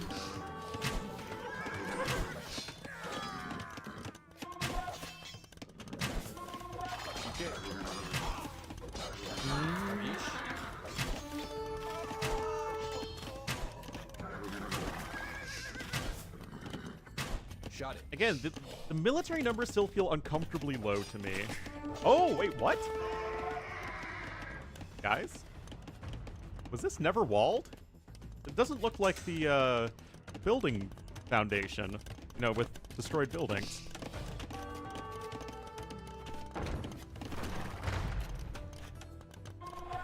New skirms. Skirms. Everything is skirms. Just when you think it's not skirms, it's more skirms. If Q-Bug. But there isn't a foundation there. If there was a foundation there, then I'd agree with you.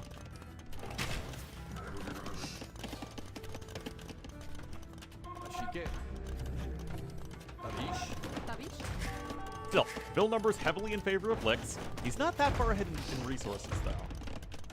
And his army is of very significantly lower quality.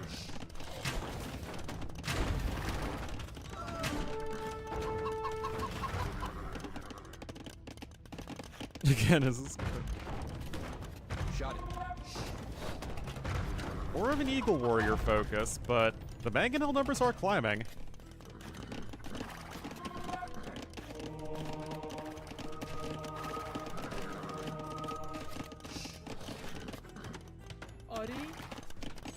Devs are listening. She get. I don't know about you guys. Does it feel like back in the day that Civs mattered more? Because this kind of feels a little bit old in that Mayans are just going archers and trying to leverage their strength in the Civ matchup. Persians are going knights and again trying to leverage their Civ strength. Whereas it feels like so many matchups these days, it's not really, like your Civ doesn't really matter. With the Civ balance overall being very good, and it's more about just going for the same thing with every Civ. Anyway, I mean, again, sniping the mangoes is great, but this could still be a lot of dead kills, but the crossbowmen are over there too, and we're going to a game 5. Could have gone CA, probably.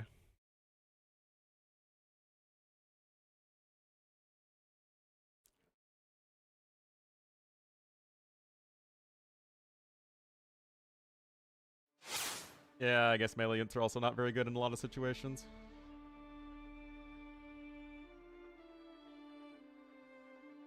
More viable, but it's not even just build orders, although that is part of it.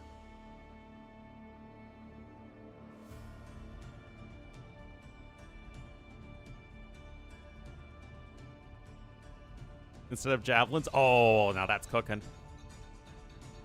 Been overbalanced?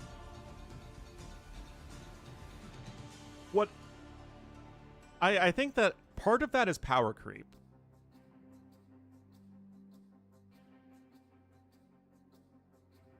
And what we have are every Civ having their weaknesses removed, basically, or minimizing their weaknesses so that you all just do the same thing all the time. How is it defined? The general power level, in the game, of course, in the video game context, the general power level climbing so that with the addition of new content over time consistently becoming stronger and stronger, then old stuff has to be made stronger to keep up with the new stuff. Then you add new stuff that's even stronger, and then you add buff old stuff to make it stronger than there.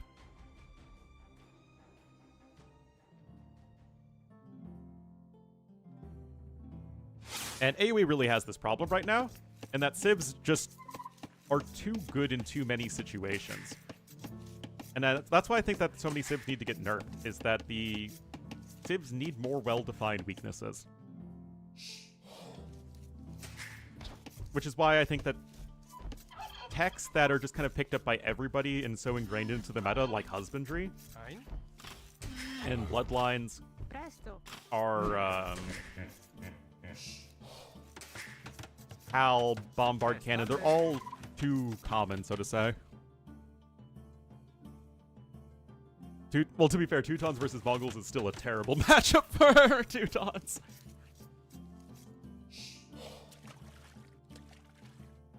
Well, I mean, Tattoo and ACCM will absolutely cook new builds and can, you know, get very deep in tournaments with them, but it's usually way better to just do what everyone else is doing and just try and have better mechanics.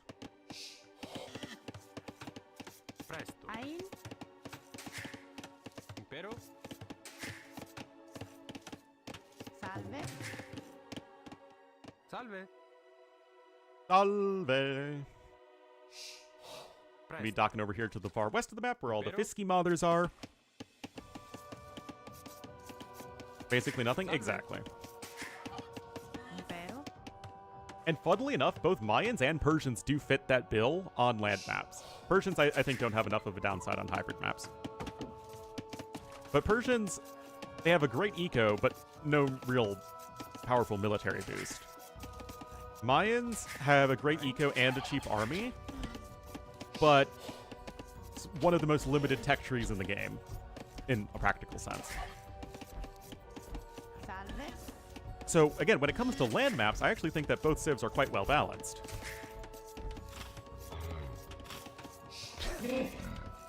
It's just, again, we kind of get to these situations where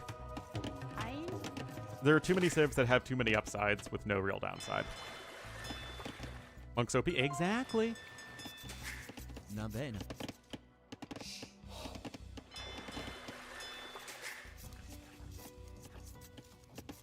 But that's why I'm saying, like, civs like Japanese on anything with any amount of water are imbalanced.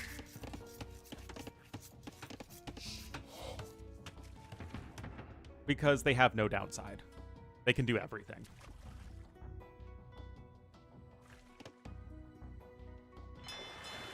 Now, Italians are kind of interesting because they're supposed to be a jack of all trades.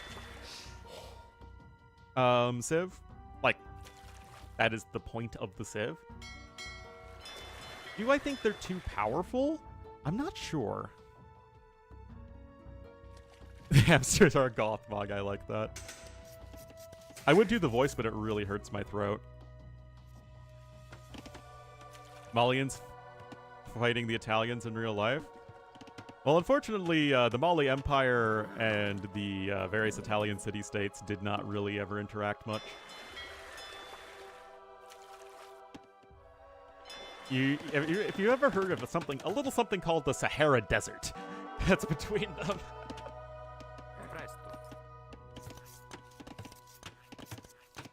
A max amount of civs? I feel like we've hit that already.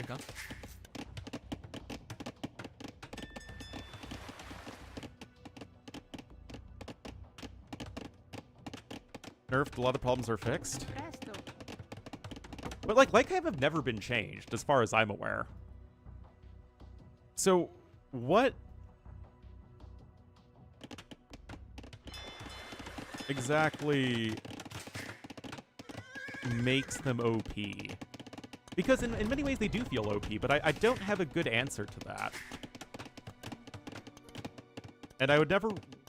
Like, I'd feel really uncomfortable proposing a balance change or saying something needs to be balanced if I don't have a really good understanding of what makes them OP. But Hussar, I've always had extra attack speed. Like, that's always been the unit. I don't think LingHe and Hussar have literally ever been changed. Again, I guess we can check the AoE wiki on that.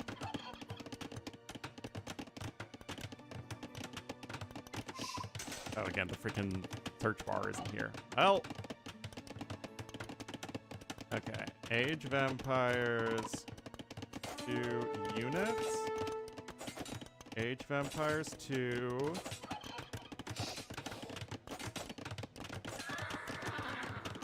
Stable Light Cavalry Hussar.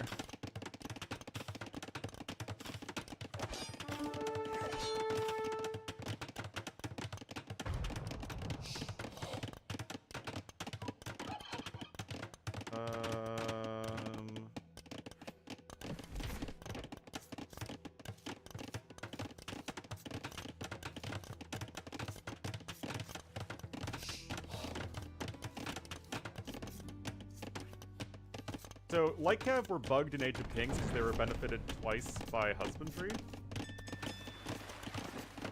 In Conquerors, oh yeah, they got their anti-monk damage in AOC. That wasn't a thing in Age of Kings.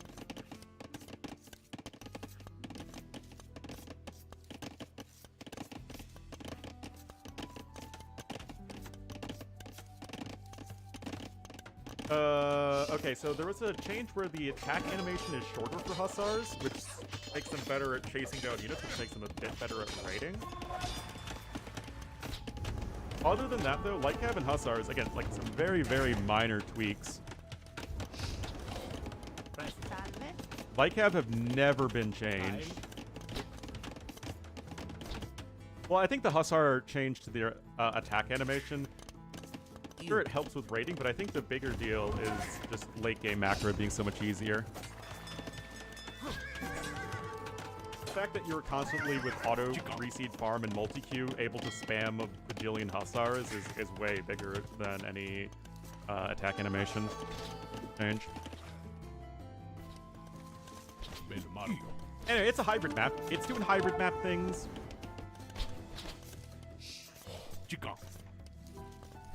Well, I don't think you can, but really get changed? Yeah, I mean, that's what I was thinking, Chiram.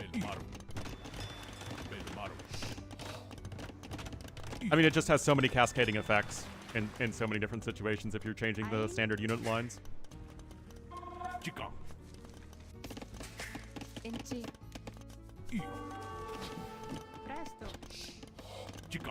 And yet, something just feels off. But yeah, I feel like, again, especially when it comes to cavalry and cav archers, nerfing a bunch of civs in that regard, I think would be very helpful.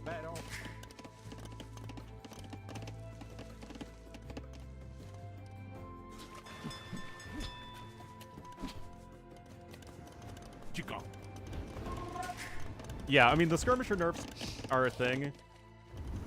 I mean, if anything, if skirmishers become too weak, if melee pathing ever gets better, you can always just revert the change.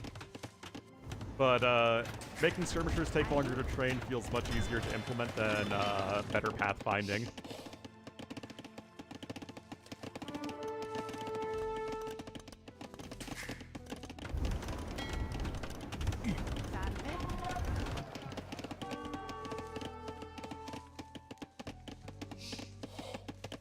Removal, replacing.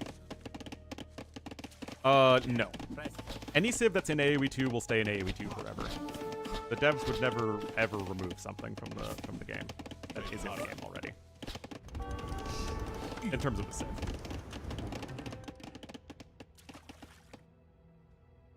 Yes, we did see 50 skirmishers beat a guy who made 0 archers.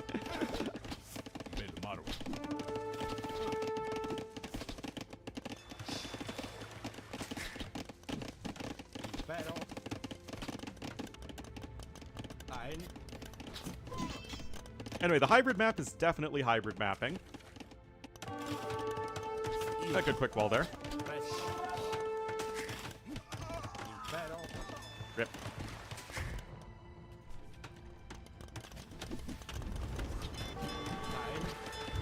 Well, it is 6 fishing ships to 7. Raze is still ahead in resources. And that's going to be a cleanup on the other side. Yeah, it was crazy going back and playing even just the campaigns in AOC and seeing how much better TCs were at hitting stuff. It's just wild. Like, TCs are so much worse now at hitting stuff, and castles are so much better at hitting stuff. It's really weird. Castles were awful at hitting stuff in AOC.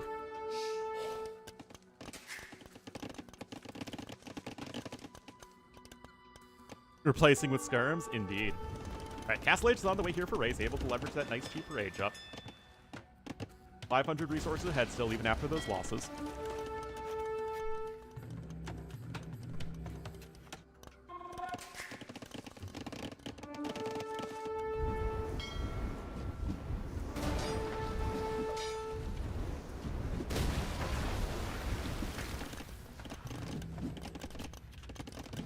Fix a bunch of old ones? I mean, that's what I would do, and then they added 5 civs in the last DLC.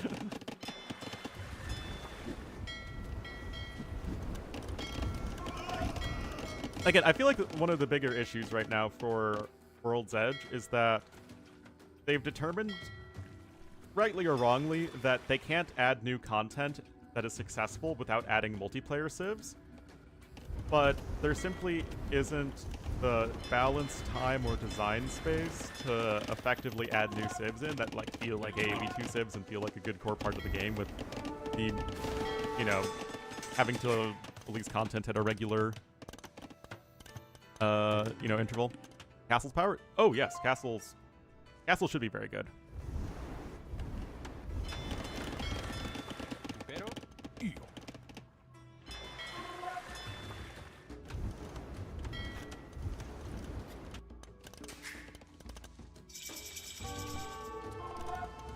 Way too many. Oh, are they? I mean, the civ they had like 8 civs at launch, right? They only added like what? 5? They added Malians, Japanese, Byzantines. Isn't that it?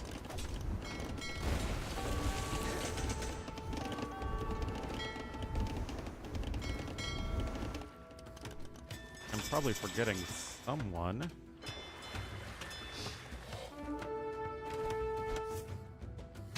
Oh, Ottomans, yeah, they added that.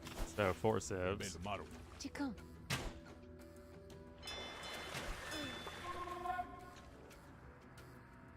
Well, that puts us at 12. expected this year. Well, yeah, I mean, they're still obviously updating the game. Anyway, Warg Alley and Bodkin coming in. Gonna go straight up down Warg Alley. Another TC coming in. Chica.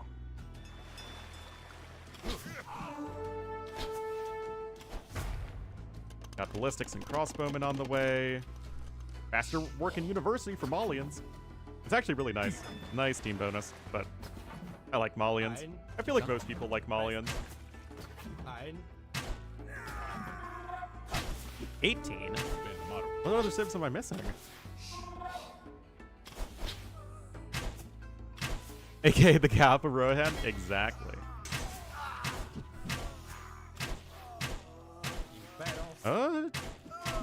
Decent bit of micro from Raze, but it doesn't stop the archers coming forward.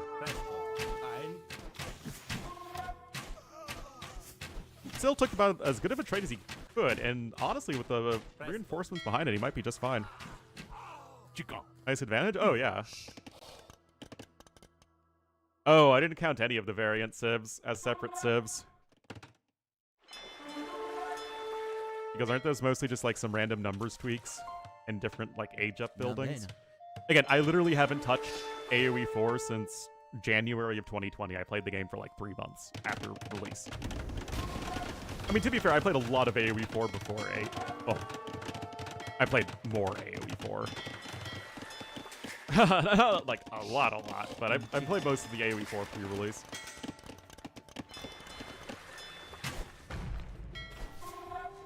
Are very much different. Then why are they variants? Huh?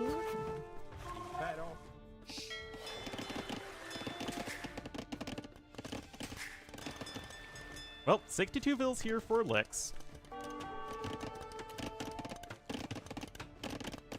Every one of them has something over here.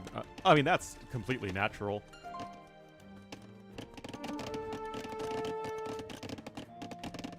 Art and audio? Ah. Unfortunately, you can't easily stonewall on this map. Well, I guess if you add a dock on the side, maybe you can find an angle to make it work.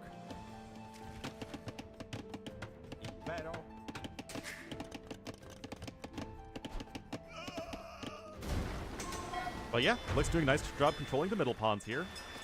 Got wheelbarrow on the way.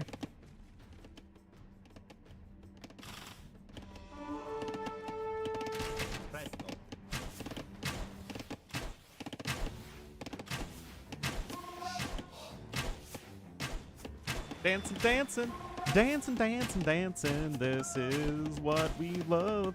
Players with ballistics not able to hit each other.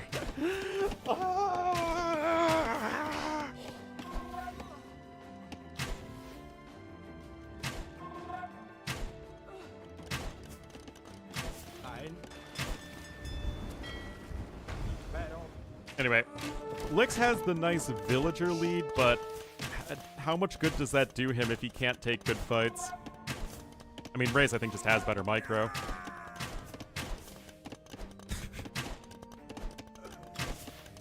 God, guys. Okay, well, the reinforcements coming in will be enough to clean that up, but just like with the last engagement, the issue isn't so much that you're killing your opponent's army, it's that your opponent has a ton more units coming in because your eco's been idled, and this is just a disaster here for Lix. Testing your limits, yeah.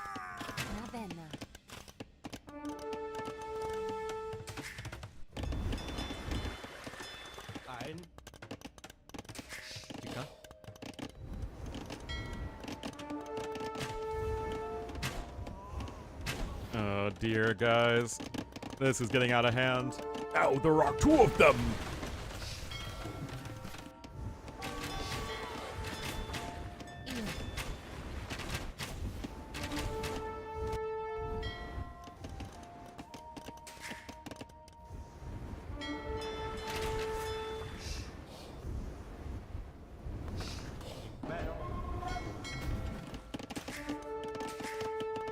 Well, more fire ships coming in.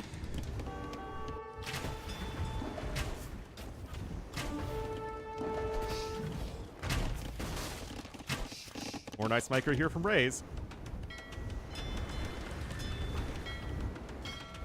I mean, to be fair, Lix is still ahead in bills, but he's just not able to keep it efficient. There's C-Bot when we need him. That was fun. That was fun AoE too.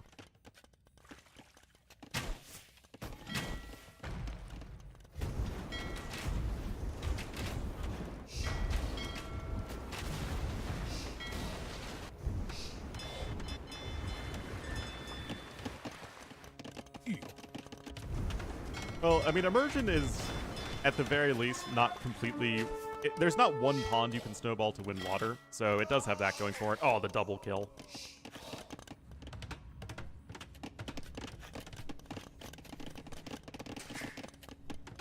And...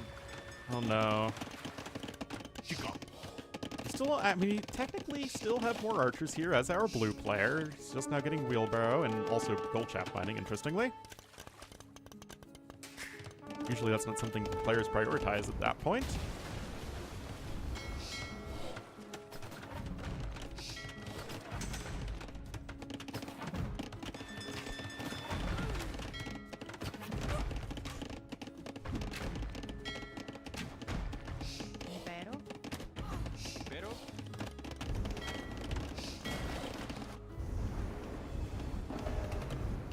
Megan Hell coming in over here.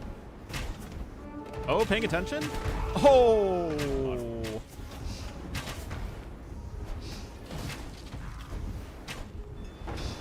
Oh.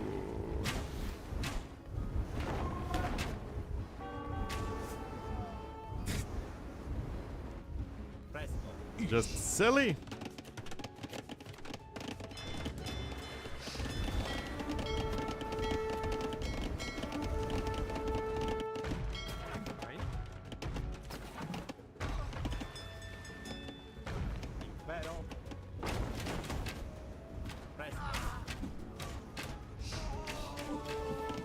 Crossmove there are cleaned up. I mean, again, the populations are still comparable.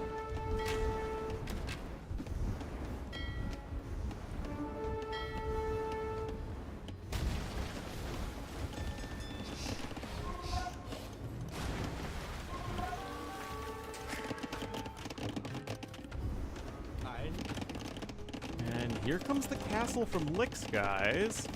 Raze is definitely closer to Imp, but the resources collected are, again, like, you can make it work.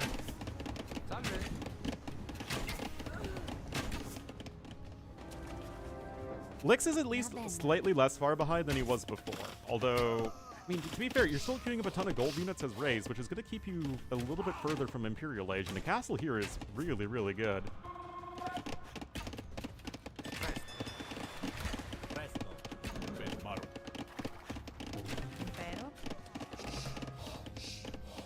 Oh, that was close. That was very close. Okay, there is Imperial Age. Yeah, denying the castle there is very, very nice for Raze. Another dock on the way. And of course, Italians are a better post-imp civ, or just even early imp civ than Armalians.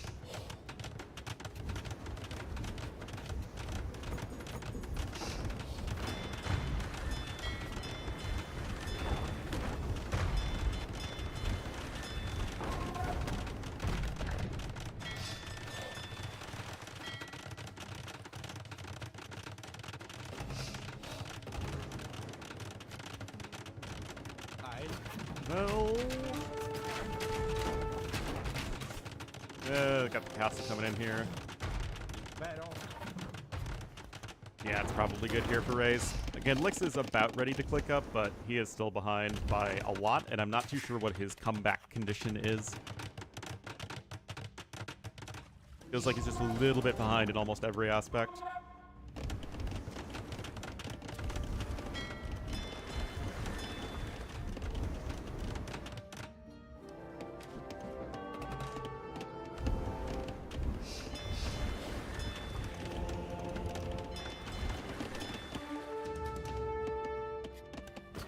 I mean, maybe fast chemistry can help. Maybe. Honestly, though, you can start to add in a dock down here to the south if you want to as well for rays.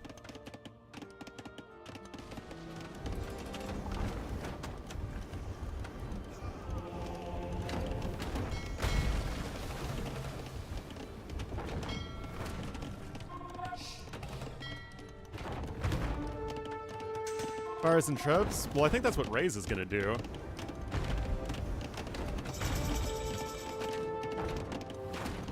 Yeah, there's fast fires, and you also want a trap. You do want... Oh no, he's actually prioritizing chemistry. A little bit greedy. But I still think that's vaguely what you want to be doing is fast fires and trebs. And I mean, I know skirms are good.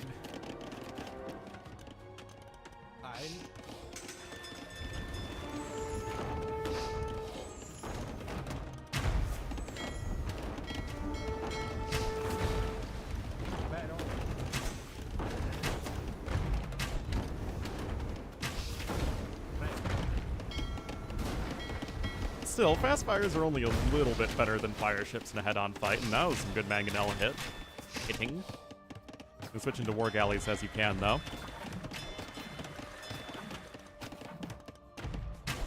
Better map to start with. Oh, a huge part of the problem with Kawasan is absolutely that it's just seen too much. But that's a problem with a lot of maps. Is that tournaments feel like they need to pad out their map pool, and there just aren't enough maps that have the longevity that Arabia, Arena, BF, and Nomad have.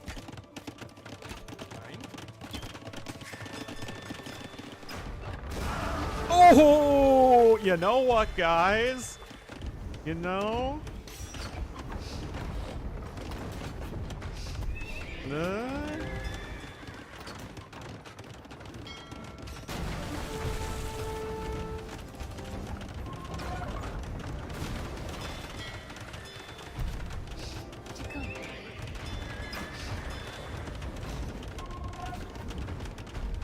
Well, the trebbing will have to continue until morale improves. Got bombards and bloodlines. I mean, 124 bills. You can make a cav switch on 124 bills. 12k stone. That's insane.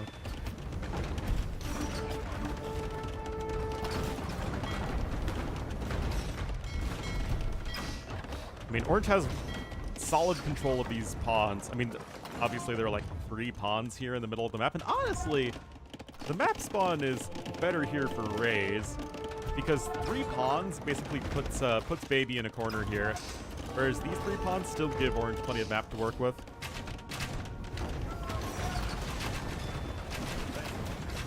But yeah, obviously Italians are much more of a late game civ than are the Malians.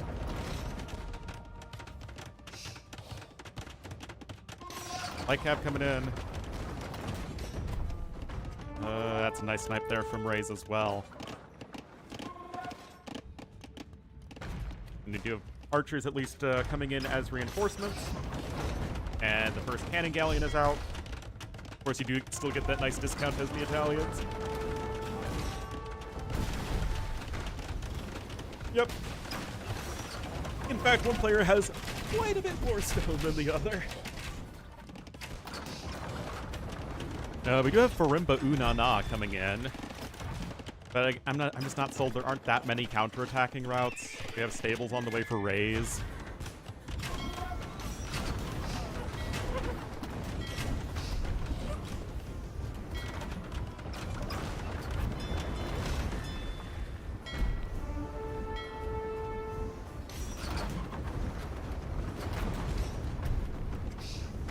Maybe Bloodless is right. The Bloodless is always right.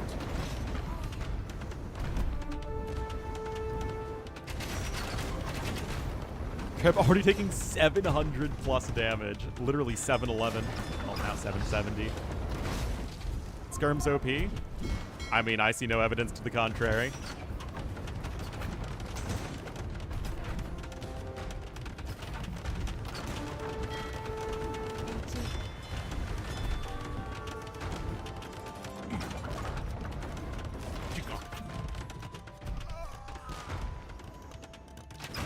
Spam them, yeah.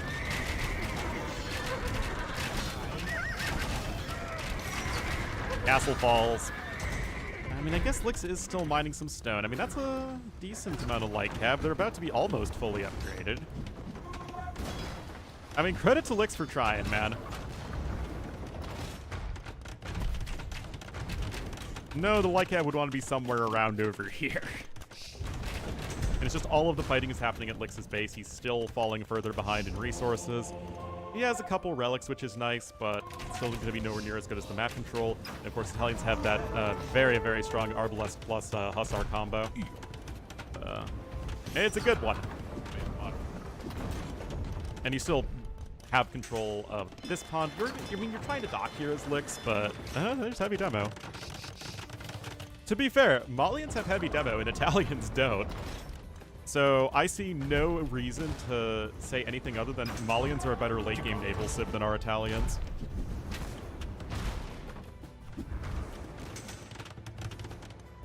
Genbo's, I guess, would be nice to mix in, but the Arbs will do just fine for themselves for a while.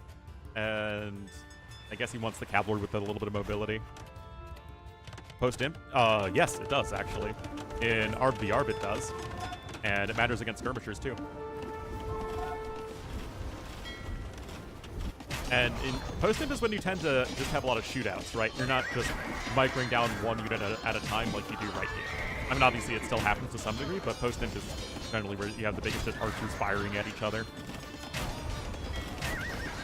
Now, when it comes to Hussars, I don't know if that makes a difference. I mean, it's 4 armor versus 5 armor. Against 11 attack. Well, I think it's more now, 14 attack. I mean, again, Lix is, he's trying.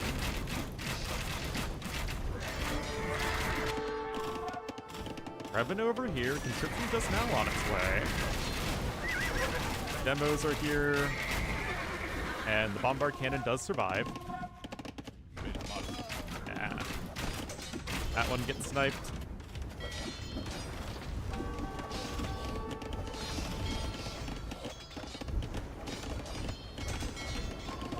Stop the fire ship! Still, those are fully upgraded Farimba light cav. But the food income isn't really good for either.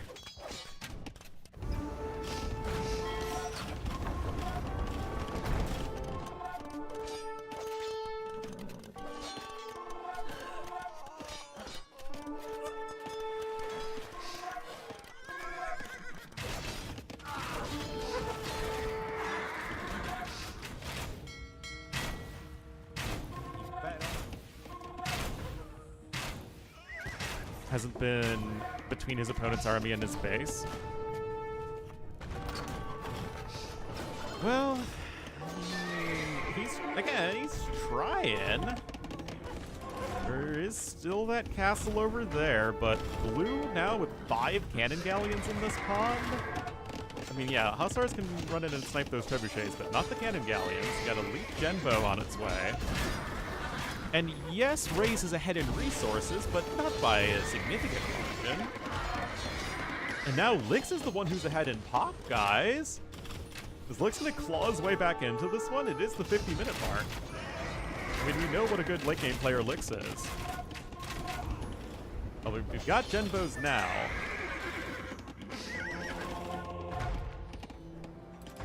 Castle obviously not gonna be able to stand for all that long. And now Lix is on 54 farmers. Unfortunately, doesn't really have much in the way of farm upgrades, and Raze is even worse in that regard, to be fair. Raids are absolutely getting some work done, guys, and now the resources collected are getting closer and closer. Isn't bad. Malian late game is difficult. I would say it's more difficult than bad, if that makes sense. You don't have an obvious gold unit to make. But there is probably something you'd make that can kind of work. Does need Tigui, though.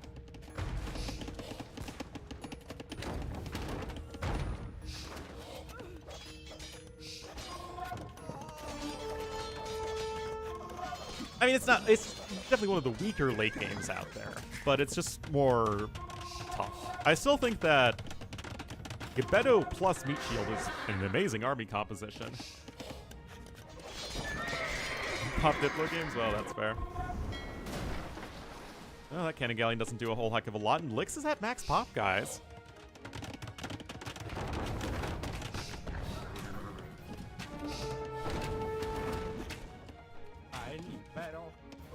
One castle, well, yeah, he's got one castle, and Genoese crossbowmen are also a very strong unit in this matchup.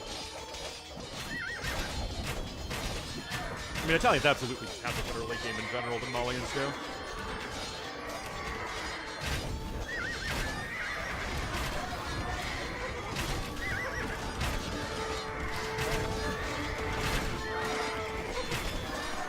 Honestly, part of me wonders if maybe Italians should lose Hussar again. Especially now that they've been pushed even more with the Archer armor and Pyrotechnica as being focused on ranged units. I mean, I still think they should keep strong cavalry for mid-game, and they should keep cavalry, but maybe they could lose Hussar. I mean, they originally didn't have Hussar, but got it later on as part of a balance tweak.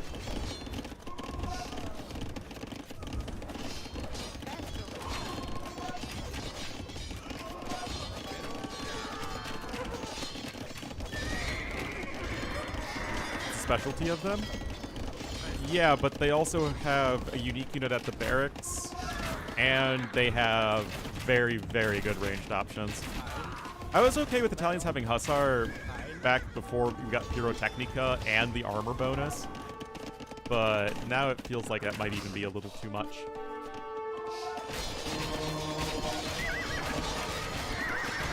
Is rough in the trash situation, but I think that's fair.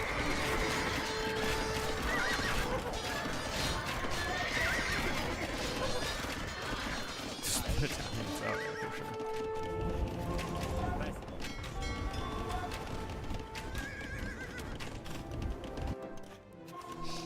Crab coming in on the side here. There's having fun finally. Now, blue is out of gold. I mean, both players are in a trash spamming situation, but still no horse collar even for Rays, guys. That's so bad. Oh my goodness. Is APM? He sure does.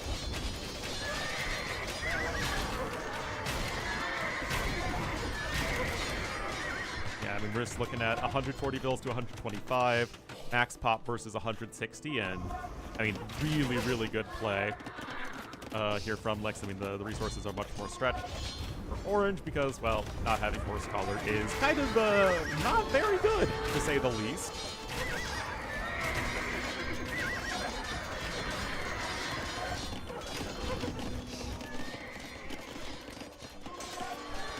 Italian, Sicilians, Roman, Papal States, Milan, Venice, and Genoa.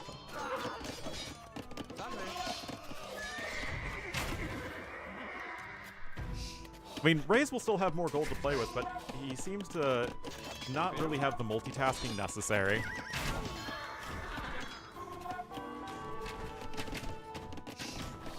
Like, with Reyes getting beaten back so hard in Imperial Age by Lix, I really have no reason to believe that just right now he's going to be able to start turning things around, as he's been pretty thoroughly outplayed in Imperial Age.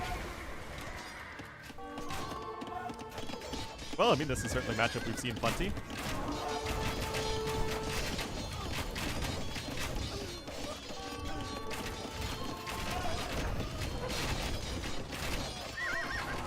Idle TC. Yeah, that's true. Gonna have guilds. Guilds is gonna be nice to have. And needs crop rotation too. Rotate those crops, baby. Malians have it.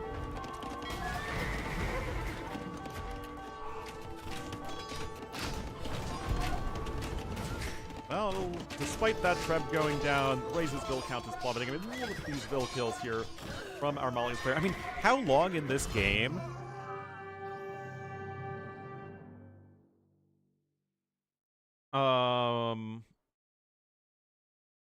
Yeah, how long in this game was Lix stuck at home and not really able to use the mobility of his army and not attack Rays?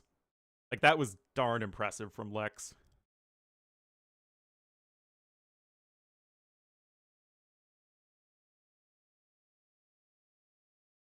I mean, he got ahead in resources at the very end, still a little behind in gold, but yeah, Raze definitely started coasting. He wasn't throwing, but he really wasn't closing out the game, and it gave Lix an opportunity, and he took it.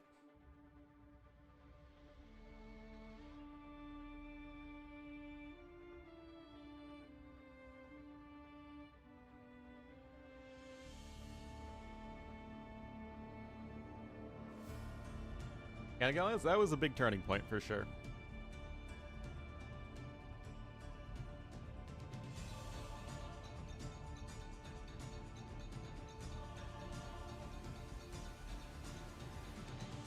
Anyway, guys, sorry. That's gonna be it for me today. I was gonna cast Heaven and Hell, but I'm tired, and it's just not worth it for me right now. I should probably do something else. So I'm gonna end it here. I'll throw you over to John Slow, though. But thank you so much for watching, everybody.